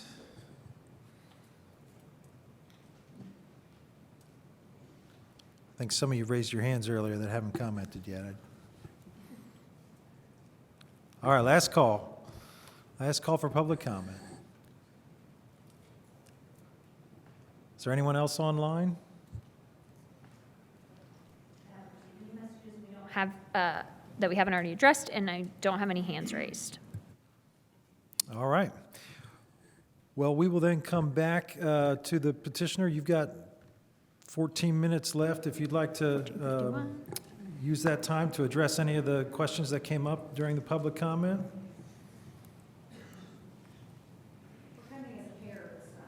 Okay. Thank you very much, and thank all of you and those of you online. We've appreciated the comments, and it really has made a difference. I mean, we've made a lot of changes in our proposal, both in working with the city and also with all of you. So we appreciate that. We understand there's still concern, there's still issues. It's a big project. It's going to extend for a long period of time. You're not going to actually see work on this thing. When's it going to start? If it got passed in the next 6 months, 2025 start construction and So- 2027. So that's when we're really going to see things start taking effect, but it's going to happen incrementally and over a period of time. I know there's a lot of discussion about density tonight, and I appreciate that. The numbers that we've worked with aren't because they're in our PUD. It's not because it's in the UDO. As Jackie said, that's not regulated anymore in the way it used to be. But those were numbers that were used for us to assist us in both looking at utility studies, at traffic studies, and so those were just sort of markers for us to work from. So I just wanted to make that point as well. On the environmental issues, we're very sensitive to that. We want to follow and adopt the code and work with the city on the plans as they're submitted.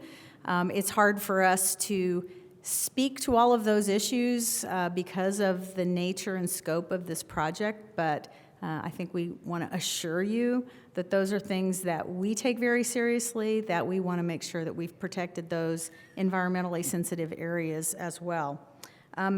We have a clear path forward. You've heard a lot of discussion tonight about the additional conditions, which we have agreed to. With regard to the various MOUs that we'll have with utilities, with parks, accommodating the fire department and what their needs are with the city of Bloomington as this advances forward.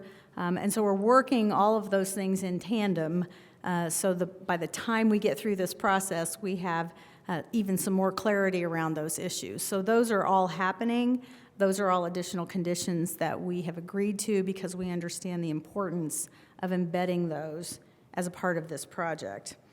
So I'm not going to use all of our time because we just want to thank you again. It's been a heavy lift for a lot of people over a long period of time, and we feel the impact of that. And I know the various players, Jackie and her staff in particular, have worked very, very hard to move us to a point where we can find an agreement on a project that tries to balance a lot of issues and a lot of considerations, but we think we're there and that we've got a project that can be supported and can move this forward in the best possible way. So again, thank you for your attention. If you have other questions, of course, we're happy to address those. Do you want to add anything? I'd simply like to say we have really worked hard on this petition, and I think we have a good petition in front of you.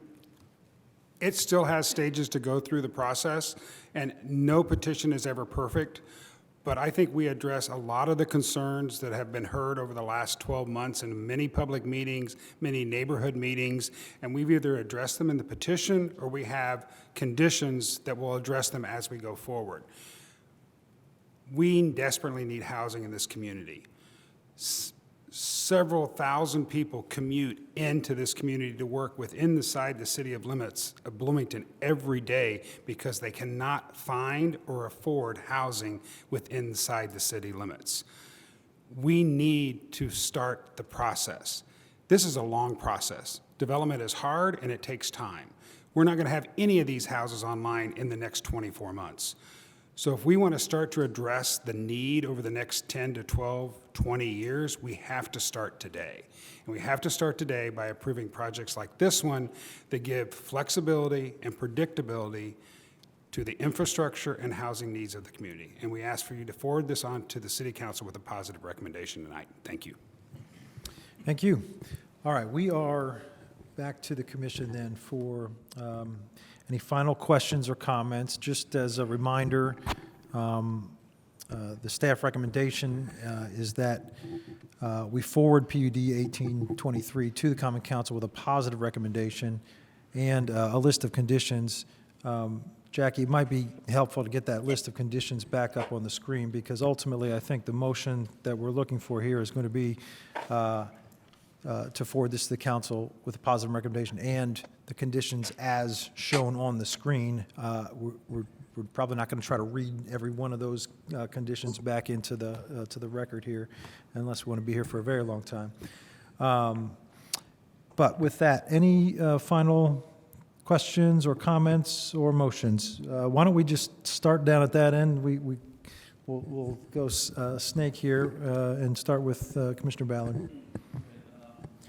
Really appreciate everything, all the commentary we've had tonight. I think this proposal has changed pretty dramatically from what we saw midsummer last year. I feel like the petitioners have been very open to the public, to hearing comments, to making changes, to adjusting. There's no perfect petition. We see plenty of those. There's no such thing. There's pros and cons every single time. Really, our job as the commissioners is to listen to the petition and then look at the staff report and then either support it or support another route. I think for me, the pros very much outweigh the cons in this proposal. I think they've been addressed. I think they're going to be addressed every step of the way. This is a major long-term plan. I think there's a checks and balances system already in place here that they've been working with the staff. So I really feel that, again, it's not perfect, but I feel like it's going to address things along the way, the concerns as it's been addressing so far.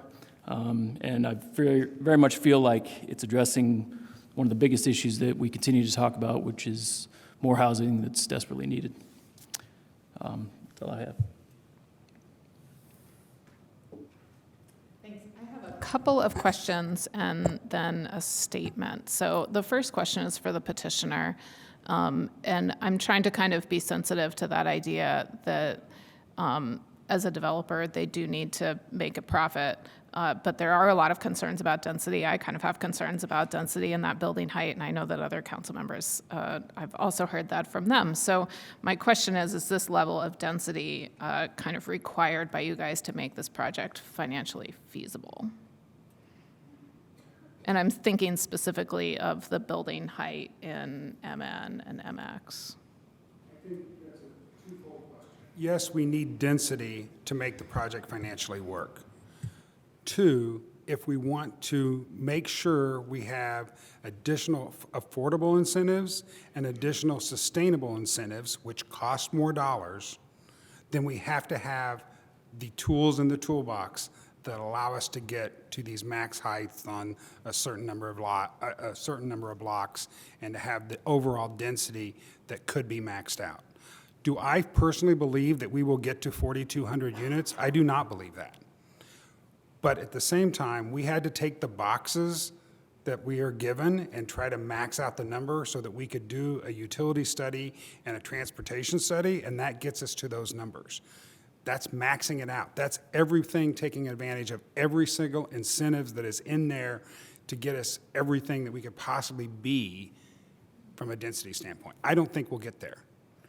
And if we don't get there and we don't have all the tools in the toolbox, the project won't be successful. And if the project's not successful, we don't solve our overall problem, which is more housing for the community in an area that is suited for more housing.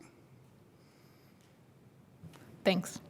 My second question is for CBU, because somebody from CBU is out there who's been sitting through this entire meeting. And I appreciate that you've been sitting through this entire meeting, and I want to give you an opportunity to address any information that you might have for us from that report. One of the public commenters mentioned the cost of some of those improvements, and I know that you guys have been working with the petitioner to I'll say share that burden and kind of understand those consequences. And if you have any particular concerns with this scale of a project or anything else about this project, I want to give you an opportunity. Thank you. Thank you. Caden Swanson, CBU, Utilities Engineer. We have been working with the petitioner as well as consulting with Commonwealth engineers to figure out some projects for improvements in the sanitary side of things. We haven't looked at anything with the water simply because we haven't received any calculations for that yet. But as far as scale goes, yes, this is a large project. Yes, the density is there. But the improvements are planned, and I do not personally have any concerns with something of this scale creating larger issues with that. I would be happy to go more into detail about our process of how we came up with these numbers and percentages of how we were determining what the petitioner would be paying or anything like that if you would like me to, but it is almost 9:30, and if we want to keep it moving, I would be happy to do that as well, whatever the board would like. Yeah, you don't have to go through that for my benefit right now. In terms of the conditions, that there are a couple conditions that specifically talk about stormwater. You also feel comfortable with those? I will let Kat talk about that. Kat is more of our stormwater. Catherine Zager, CBU Environmental Assistant Director. Yeah, I feel really good about the stormwater recommendations that we helped to put in there. The release rates specifically, as Tron mentioned, they are the critical release rates, or they're the release rates for critical watersheds. Monroe County MS4 actually had a study done that was based on the watersheds in Monroe County, and those critical watershed release rates are where those came from. So they're specific to our county, they're specific to our watersheds, and I think they're going to address a lot of the issues and concerns about stormwater and flooding specifically. Thank you. Got you at the podium, if I could. Just you mentioned that you got planned improvements, and maybe just briefly, for the sake of the public, could you just mention what some of those planned improvements in the area are? Oh, yeah, those plans. Yeah. So the largest ones are going to be for sanitary. I'm speaking specifically for sanitary. Are some interceptor improvements that'll help improve capacity, as well as some improvements at Dillman, which could include pumps, more aeration basins, new pipeline, et cetera. It kind of depends on how far we need to go with this. But those are some things that we're talking about. Great, thank you. Sorry to Thank you. interrupt. Did you have more questions? No, you're good. While we have CBU up there, does anybody else have any questions for CBU? One quick one. Oh. My understanding is there's an existing problem with the interceptor sewer. Is that true? And that you got to fix this no matter what? To my knowledge, that is correct. Yes, Okay. we are aware of an SSO over there. I was going to ask almost almost the exact same question, but one more is the Commonwealth Engineers report that was referenced by one of the commenters, starting with page 137 in the packet. Can you tell me, this study was commissioned, or was this part of the petitioner's project, or part of something that the city of Bloomington would automatically expect or request or work with Commonwealth engineers in the past? Yes, we've done quite a bit of work with Commonwealth in the past, and this is something that we at CBU had commissioned to do, so. Thanks. Thank you. Okay. Thank you, everybody. Thanks. I'll go ahead and kind of do a closing statement here, I suppose. So I'm new to this position, obviously, but I have been following this project last year to some degree and following some of the concerns. And I have very similar concerns, and I think that I've heard from other council members that they might have similar concerns too. About things like stormwater drainage and about the flooding issues, about the traffic issues along Weimer, and also about the density. I think that none of those things are going to stop me from moving this along to council at this point, because overall, I mean, we do need housing. And we do need to get this process started. I was actually out there on the site on Saturday, which was just a couple days after that rain that we had last week, and I'm really relieved to hear that the environmental conditions that they have to follow are the ones in the UDO, so those are not softened at all. And I was also glad to hear that Ms. Scanlon was also kind of aware of some other rivulets that go through there, because there were several spots that I noticed that it looked like during times of heavy rain that there was some water that just sort of appeared out of nowhere, and I'm assuming it's a karst feature spring of some kind. And so that, of course, made me concerned about the idea of flooding downstream, because once you have that water and then it rains a lot and you've got to, filter it through somewhere, and then it ends up in that creek a lot faster than it would be right now. But I think that knowing that we're moving forward with good environmental conditions in place makes me worry a little bit less about that as we move forward and as we kind of plat out more individually with those lots. And then as far as the density concerns go, I do think that it's really that tough mix of trying to balance making it worthwhile to build housing with what it is that we then end up having to look at out our window. And it's really, really tough to do that.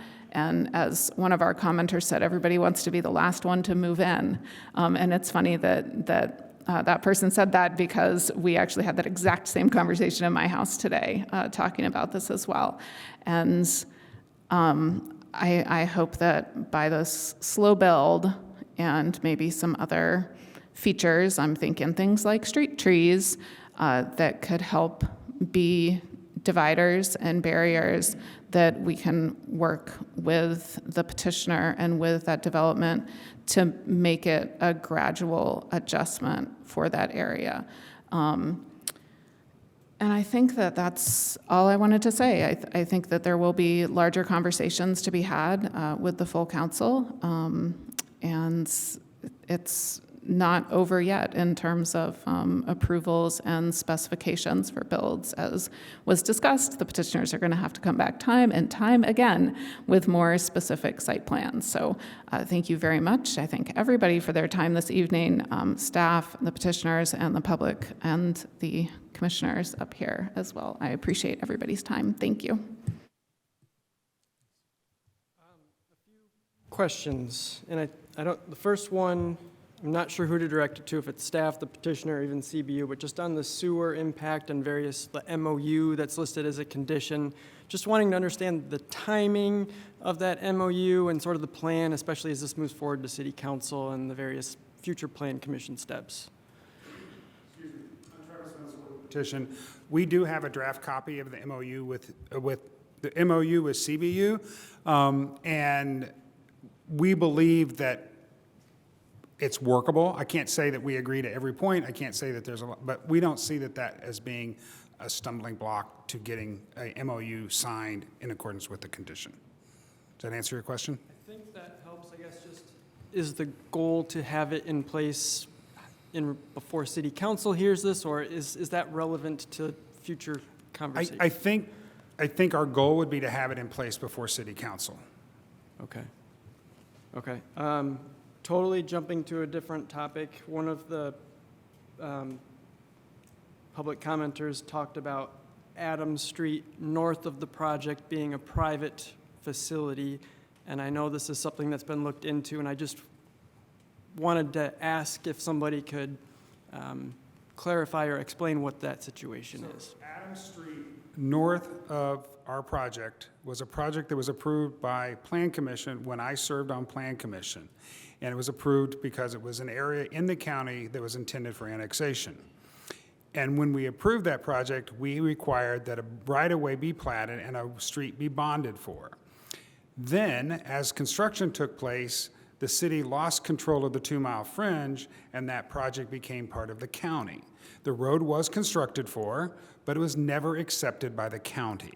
So it's on public property, but the road is owned by this individual that built the road and not the county. The county does not want to accept the road because they can't get to the road without going on city streets. So they have no desire to take control of the road because then they would have to plow and maintain the section of road that is really in the city from a practical standpoint, but in the county from a zoning jurisdiction. If the annexation takes place, it would be part of the city.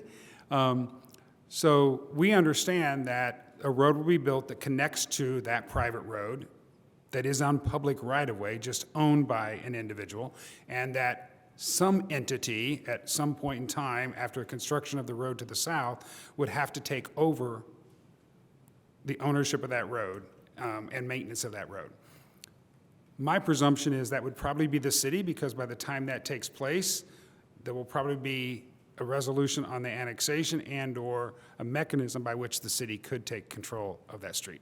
Is that helpful? That's very helpful. And I guess maybe one just clarifying question is if the petitioner team feels confident in your ability just to connect to that section of Adams Street directly north of your project. Yes, we do. Okay. And then I guess my next train of questions, just because there are other folks here talking about traffic, and we heard some comments, especially about Weimer Road, and I know a traffic study was completed. If just kind of a highlights of what a traffic study did and what its findings are showing. I feel really awkward telling you highlights of the traffic study. But as a non-traffic engineer, and we have 3 traffic engineers in the room, I would say that the traffic study studied, I believe, just over 20 intersections. The results of that were, in a nutshell, 2 intersections do not operate at desired capacity today, and that's both ends of Weimer. There are several other intersections that don't operate ideally today, but can be solved with timing, a turn lane, or something relatively minor to the system. With the construction of Adams and the other infrastructure, that will relieve some of the pressure that is currently on Weimer, but it will not solve the problem that's on Weimer. And eventually, at some point in time, the problem that exists on both ends of Weimer will have to be solved. There are several ways of solving that, some of which are already planned, some of which are funded by private sources, some of which could be funded through this project. I think we've identified those. The southwest side of Bloomington does not come to a screeching halt because of this project. We don't design roads to handle the high traffic peak times of the day. If 465 was designed for that 7 to 9 hour time in the morning, it would be 12 lanes wide going in each direction. And the rest of the day, it would be a ghost town. That's just not the way we design roads. We do have 2 issues that really need to be addressed today. Those are identified in the traffic study. Some other issues, some other recommendations that we've worked with, we'll clarify with, that over the time of building out this project will have to be dealt with. But nothing that needs to be dealt today that isn't already identified that needs to be dealt today with no additional units attributing to Weimer Road. That's my layperson's description. If the three of you want to add something, please do. Follow-up to that, or a question, is that kind of traffic analysis and especially the Weimer Road stuff kind of dealt with condition number 3? I think that's the number of the condition. There is a That the condition petitioner shall be responsible for the Yes. agreed-upon off-site improvements identified.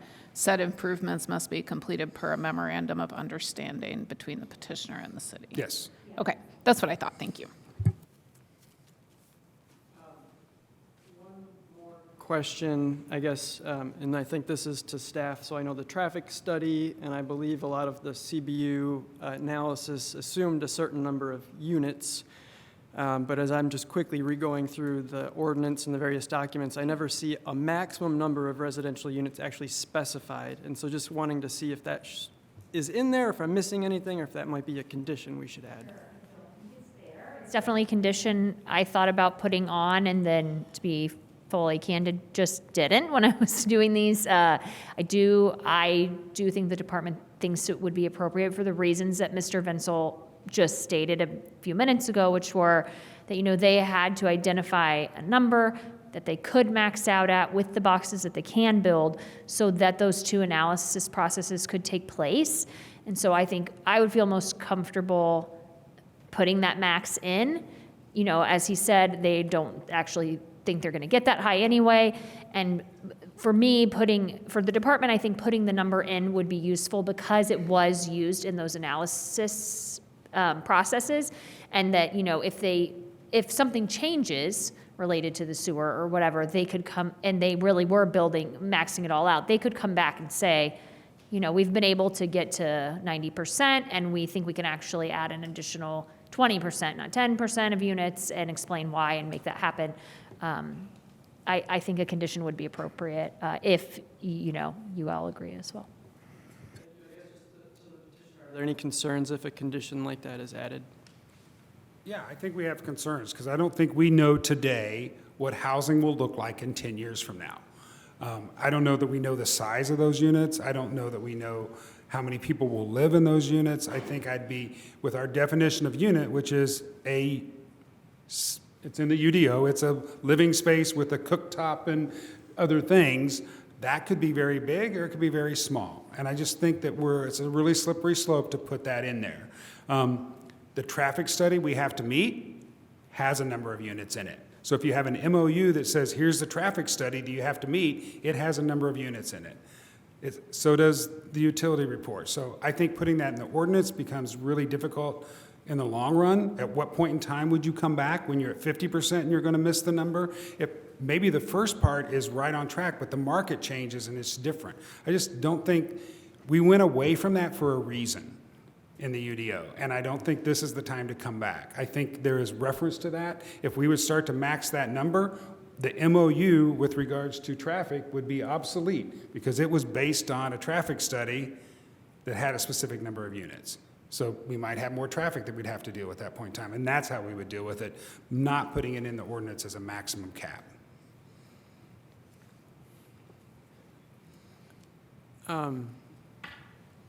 My brain's slow right now, and probably everybody is, but just, so a concern that, I'm just like, from a traffic study, it assumes a maximum land use, development, and number of units. And I guess potentially some concerns with allowing more than that be developed. I guess I'm just trying to understand how it works. I don't understand how you'd put a unit on. Do you put it on every neighborhood? Do you put it on every plat? Do you put it on the total project?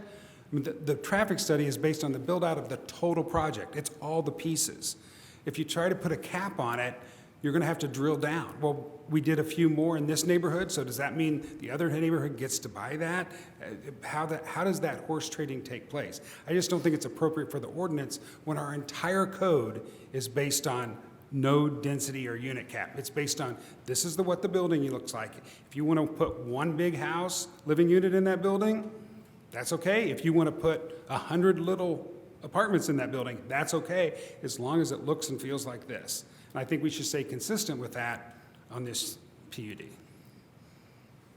I mean, I understand philosophically what Mr. Wenzel is saying, but in this particular case, one number has been used to analyze what the effects of this property is going to have related to two very important public infrastructure pieces, sewer and roads. And I don't think, I mean, I can understand being uncomfortable with more units going in there. So he's right. When you have a building, the UDO is saying if you're putting 30 units in there or 60 micro units, as long as it fits the design, we've gone to a more sort of design-focused way of doing the UDO, and that's fine. But the effects of 60 units on the sewer, 60 toilets or 120 toilets as opposed to 30 or 60, is calculable, and the effects of double the units on the roads is also calculable, I think.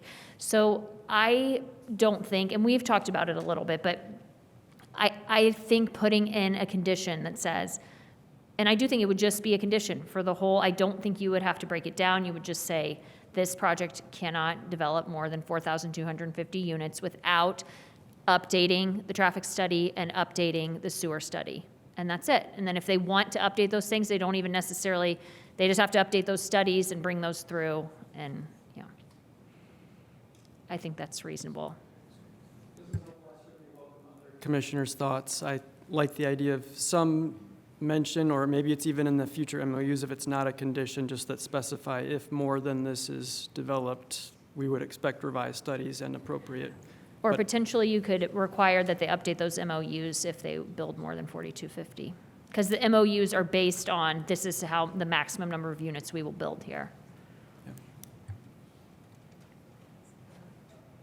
Commissioner object to a condition like that doesn't prohibit more than that number, but asks for further study if more than that number start going in? Because, I mean, that doesn't say that you can't do it. That just says we got to really look and decide. So legal counsel always advises us not to write these things on the fly, but I think if there was, what?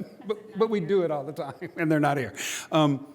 I think if the language was something to the effect that in the event the number of units exceeds 4,250, an additional traffic study or additional utility study may be required, that type of condition would be okay with us, because that would give staff the ability to say, you're reaching that number, update this document. It doesn't say you couldn't go past it. It just says we have to make sure that the impact mathematically makes sense. Is that something that we can write on the fly now in a good enough way that then we ask counsel and attorneys to potentially make better and amend to the best way possible before it goes through council? Suggest that this is something that could happen at the council level once we have, and we maybe make sure that we have our council present in some meetings. Here, she's on Zoom. She's upstairs. Actually going to move in that direction because I think that is going to require some more thought and discussion. And I always worry about that, which is why I talk about not agreeing and trying to do this at the podium on the fly, because sometimes you do that and then there's unintended consequences or things you didn't intend that creates this domino effect. And it's not that we're opposed to doing that. I think if we kind of couch it in the manner of, if it exceeds this, then it triggers other things, then we need to really think about what does that trigger. So I do think that could require some more discussion. We certainly have time to do that at the council level, which would be my preference. Thank you. I'm making a note. You know, you're separate bodies, so you represent the administration and they represent council. Themselves. So if 5 of you want to do it, we could craft something and then they could change it. Because if 5 of them don't want to do it, it's not going to go in. So, you know, up to you guys, but we're not, you know, we try to avoid saying like, oh, just let council take care of that if it's something you want to do, because we don't know if they'll do it. Sorry, I think we're back to Commissioner Seaborg was still your line of questioning. Are you done? Okay, all right. Do we want to add now or just leave it at a council? I don't think we We, have spoken. If someone wants to make a motion, we certainly can entertain it. My preference would be to try to not spend too much time engineering things here that are certain to be addressed by council, but that's just my preference. If you feel differently, feel free to make a motion. ask my questions now. All right. So this question is, I don't know if it's for the city or this is just to address what the several of the public were talking about law enforcement. And is there any plan in place to increase law enforcement in the area? I don't know if we have an answer for that in particular. That's not something that we've heard. Angela, may I have an Well, I'll just answer? address it based on the meetings that we've had, because we did associate all of these issues in the PUD with all the different department heads, and certainly Chief Dekoff was there. And I will say that that's where we figured out this whole, a fire department or land for that would be really useful, because we had these meetings and we talked about those issues. When that was discussed with the law enforcement aspect, there wasn't an indication that that was specifically problematic because of this development. So that's the extent of the discussion from meetings that we've had. But the chief was involved in at least one meeting to discuss that issue. And this, just to clarify, also responding to public comment about the first phase of construction. So is going to be Shasta, correct, the region? And what are the types of construction that will be there? So Shasta is our least dense neighborhood. It is single-family, attached and detached, and a small portion of small multifamily that would be constructed. Those are the multifamily units, buildings that have to be under 24 units or 25 units, unless they're using the incentives, and they could be up to 50 units. But there's still height limits as well. Thank you very much. I think this project is much needed. We talk about density, we talk about affordability, but we don't want to do what it's necessary to have affordable homes. And I think this particular group have been very willing to listen to public input and working with all the different groups in town and being respectful. And I think it's because they are townies and they know what the town needs. I am in favor of this project, and we will be looking at every single detail of the project as it goes forward. This is just the beginning, and I'm excited that. And another thing that comes to mind is, if this project didn't exist, it seems like Wimmer Road has problems already. So I guess that's something that the community needs to address, and maybe by this project happening, it will shine a light on the problem for you guys, and I hope it really gets addressed. Not only the traffic issues, but the stormwater issues from Twin Lakes. And that's it. Remaining question that I thought was raised by some of the commenters about Wimmer Road and the improvements to it. And I wonder if the petitioner or if staff want to comment about the Wimmer Road improvement.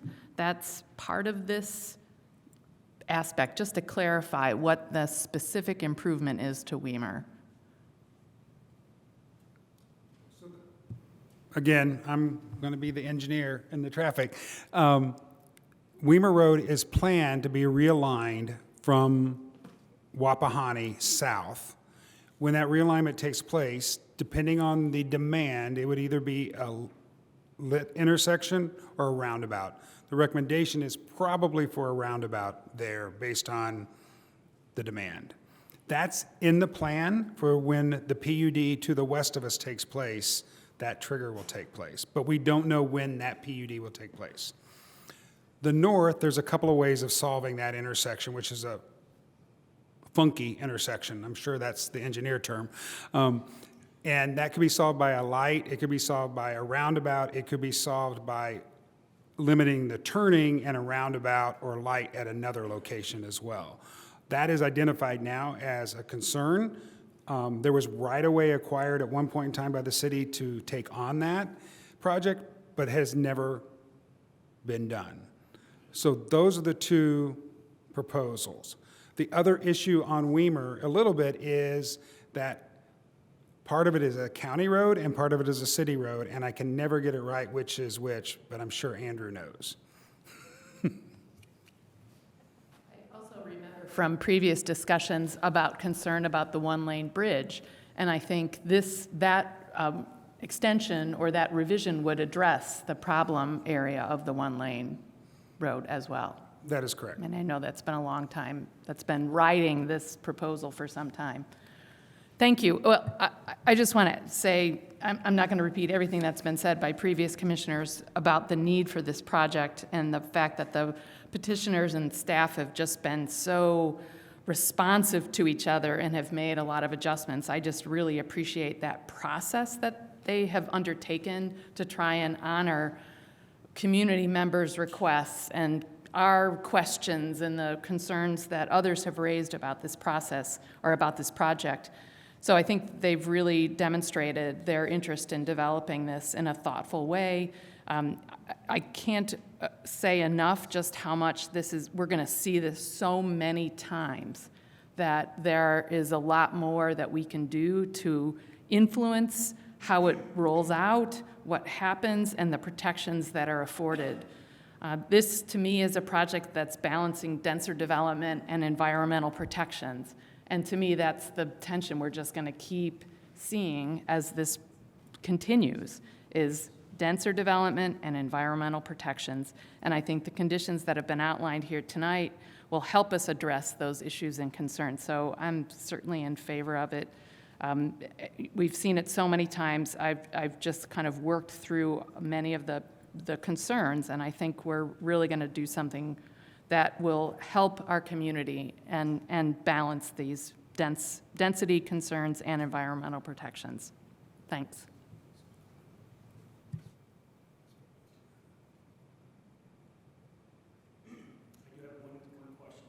Travis, you mentioned it on the south side of Weimer, but on the north side, there's nothing to trigger lining up Recreation Drive or whatever to Weimer Road. That's just a recommendation that's out there, correct? Correct. I'm assuming that the MOU that we work together on will address how we will address that issue. Okay, good. All right, thank you. No, I just, only comment that I have, I just want to thank your team, not only for the effort, this is a huge project, and it's huge for our community, and not only your effort, but just the investment in it. I mean, you've already invested a ton of money, and we don't have approval yet, so it's a huge risk at that. So just thank you for that, and thank you for the public and your comments, because you do make the project better. You may not feel like, you know, it's exactly what you want, but it is going to make the project better. So thank you for being here, and thank you, Jackie. So I will support moving this forward. Late in the evening, I'll be brief. As I said a couple of times, I want to thank you for bringing this proposal. Chris just foreshadowed a lot of what I was going to say. Our planning staff here at the city, our intern, or not intern, acting director, at least for this evening, Jackie Scanlon, mentioned earlier that this is a very difficult development, and the PUD that exists now kind of phased out because of the lack of public infrastructure investment. And she mentioned that this is going to yield that infrastructure if it's built out correctly. And a lot of my questions were phasings and triggers, and from her comment earlier, in putting the recommendation forward as a positive recommendation makes me feel that they are going to get that public benefit. And I think that's one of the biggest things. And that public benefit isn't just the housing, it is the environmental protection, it is the enhanced transportation, the connectivity. I jotted down just a couple other things. I'm in support of housing. That's born and raised here. So yeah, I know the difficulties for the whole array of housing stock that's needed. And also I feel compelled to say, I respect renters and I respect homeowners.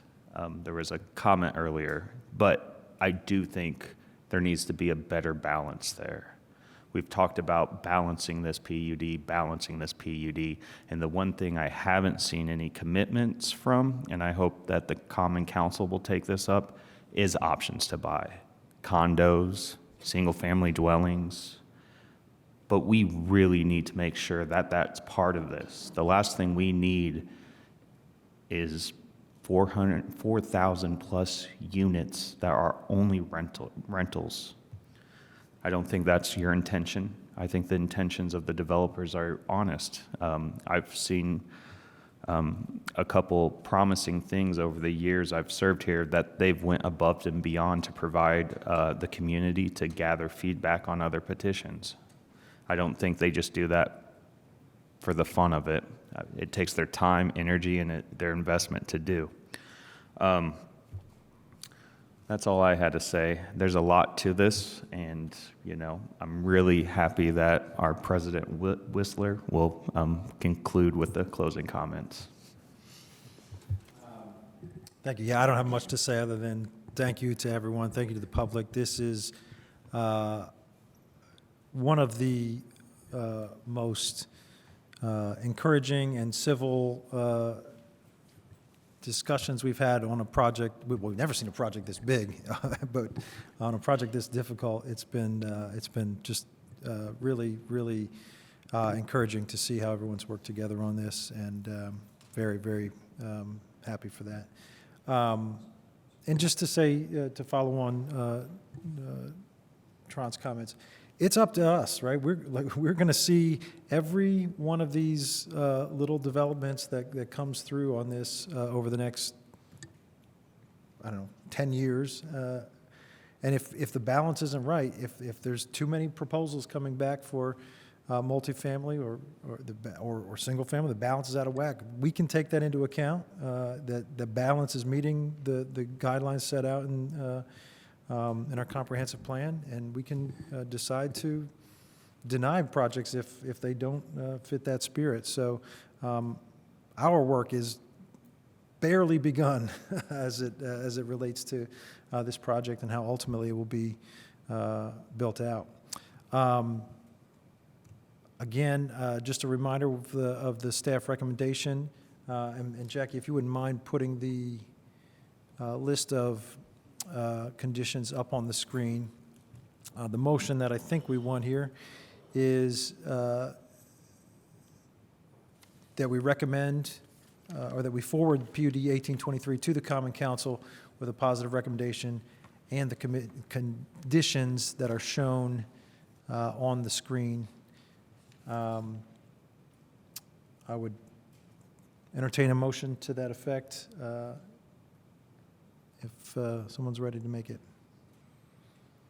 One quick question Sure. is if, Jackie, I respect your comment about our role as presenting the staff and staff decision about this proposal. And I wonder if the person who's our city attorney who's been on Zoom has had any chance to try and craft something that got anywhere close. I don't want to, if someone was working on something as we were talking, I would like to know that regarding the units exceeding the number upon which the traffic and sewer studies were based, that they would be reissued. I think Ms. Lacey can jump on if she was working on that, but I think I was probably the only one working on it. And just because it was my flub to leave it out. I think it would probably be fine to leave it to council unless 5 of you feel really strongly about it, and we'll just talk to them about it. And, sometimes when we send things on to council and we know we missed something, I mean, like our text amendments or whatever, we can still contact them and say, hey, if you would be willing, this is something we intended to get in or whatever. So we can work with them as well. I would like to express just a positive, I am inclined to support a condition like that. However, at 10 p.m., right. I don't think it's a wise thing to try and craft something like that. And I think if we can do something that could be better and presented or make it possible for council, I think that would be great. But I would like to say publicly that I would support something like that. I do think reports that have been issued need to be redone should they exceed what they were originally based on. I would agree to a certain degree that obviously that issue needs to be revisited if and when this area exceeds its capacity. But I don't believe it is appropriate for it to be in the code. If you think about what we're doing here, we're essentially establishing zoning code, right? It's easy to think of this as just another project, just another petition, right? But literally what we're doing is we're putting in place a new zoning code. And nowhere else in our zoning code do we say there's a cap on the number of units you can build in one part of town or another, right? We don't do that. I don't think we would do that, right? Our city has to operate in a way that we can deal with increased demands on our infrastructure, right? What we need to make sure of is that we do that here, right? As the demand for infrastructure increases, we're, as a city, ready to handle that. But I don't think I don't think what we do is put caps on development in one place or another, right? And we don't do that anywhere else in our code. I don't know that I would support doing it here. I mean, maybe it's a little different, but I think we're thinking about that mostly because we're just thinking of this as a development, and we frequently put caps on what we do in a particular petition, but this is very different than just a petition. We're going to see lots and lots of petitions come forth once this new code is in place, and I think we will have, lots of debate about what's appropriate, the appropriate number of units in any petition that comes forward, and there are probably going to be petitions where we say, you know what, we haven't kept up with the infrastructure, this is too much, right? I just don't see that it's appropriate to put it in the code at this point, but that's my 2 cents. Follow-up question, just for clarification. If there was a condition added to this motion, would it be an addition to code? I know we're talking about, some of the conditions result in amendments to the code language, but I think some are not code. To clarify. I don't think it would be in the district ordinance. I don't think so. And just now, because a couple people have said it, we are writing the rules here. So when the site plans come forward, if they meet the rules and you don't like how many units there are, that's just too bad. They'll be by right for this PUD. And I'm not saying that I do want to parse out the neighborhoods and talk about the number of units. I do think the way the code is written is what we should be doing. But I don't want to give the public an expectation that we'll be able to make some decisions that we won't be able to make later. So we are writing the rules, and if we think the rules are right, and we do as the Department of Administration, then what we see should be okay.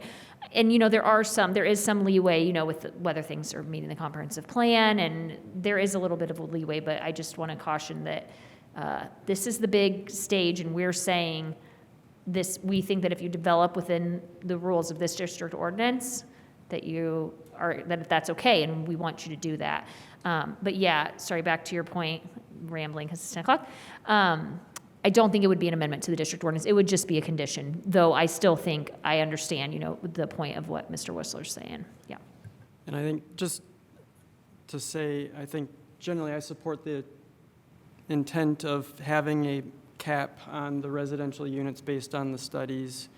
I know that's slightly different than the code, but just so much of these significant utility and infrastructure studies are based on that. And I would also just want to point that hypothetically, if it was just to amend the studies, let's say they build up to almost the full build out, and then there's a study that says, oh, Dillman doesn't have capacity, then that next developer is on the hook, and that just doesn't seem right either. So in my mind, it almost would have to be a cap, and it's just the numbers we're talking about, I think, are really big. But just saying that if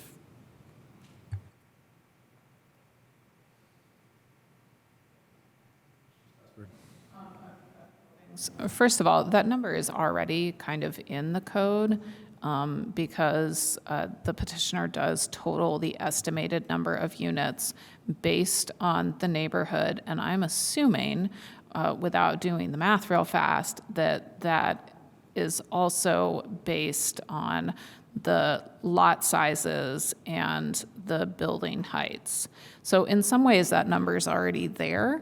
And that means that to some degree, we do have control over that as the Plan Commission in terms of approving those plans that come forward, because if the plans that they present to us meet the requirements listed for each of these zoning regions, then there is really no way they should be exceeding the numbers that are listed here, that 4250.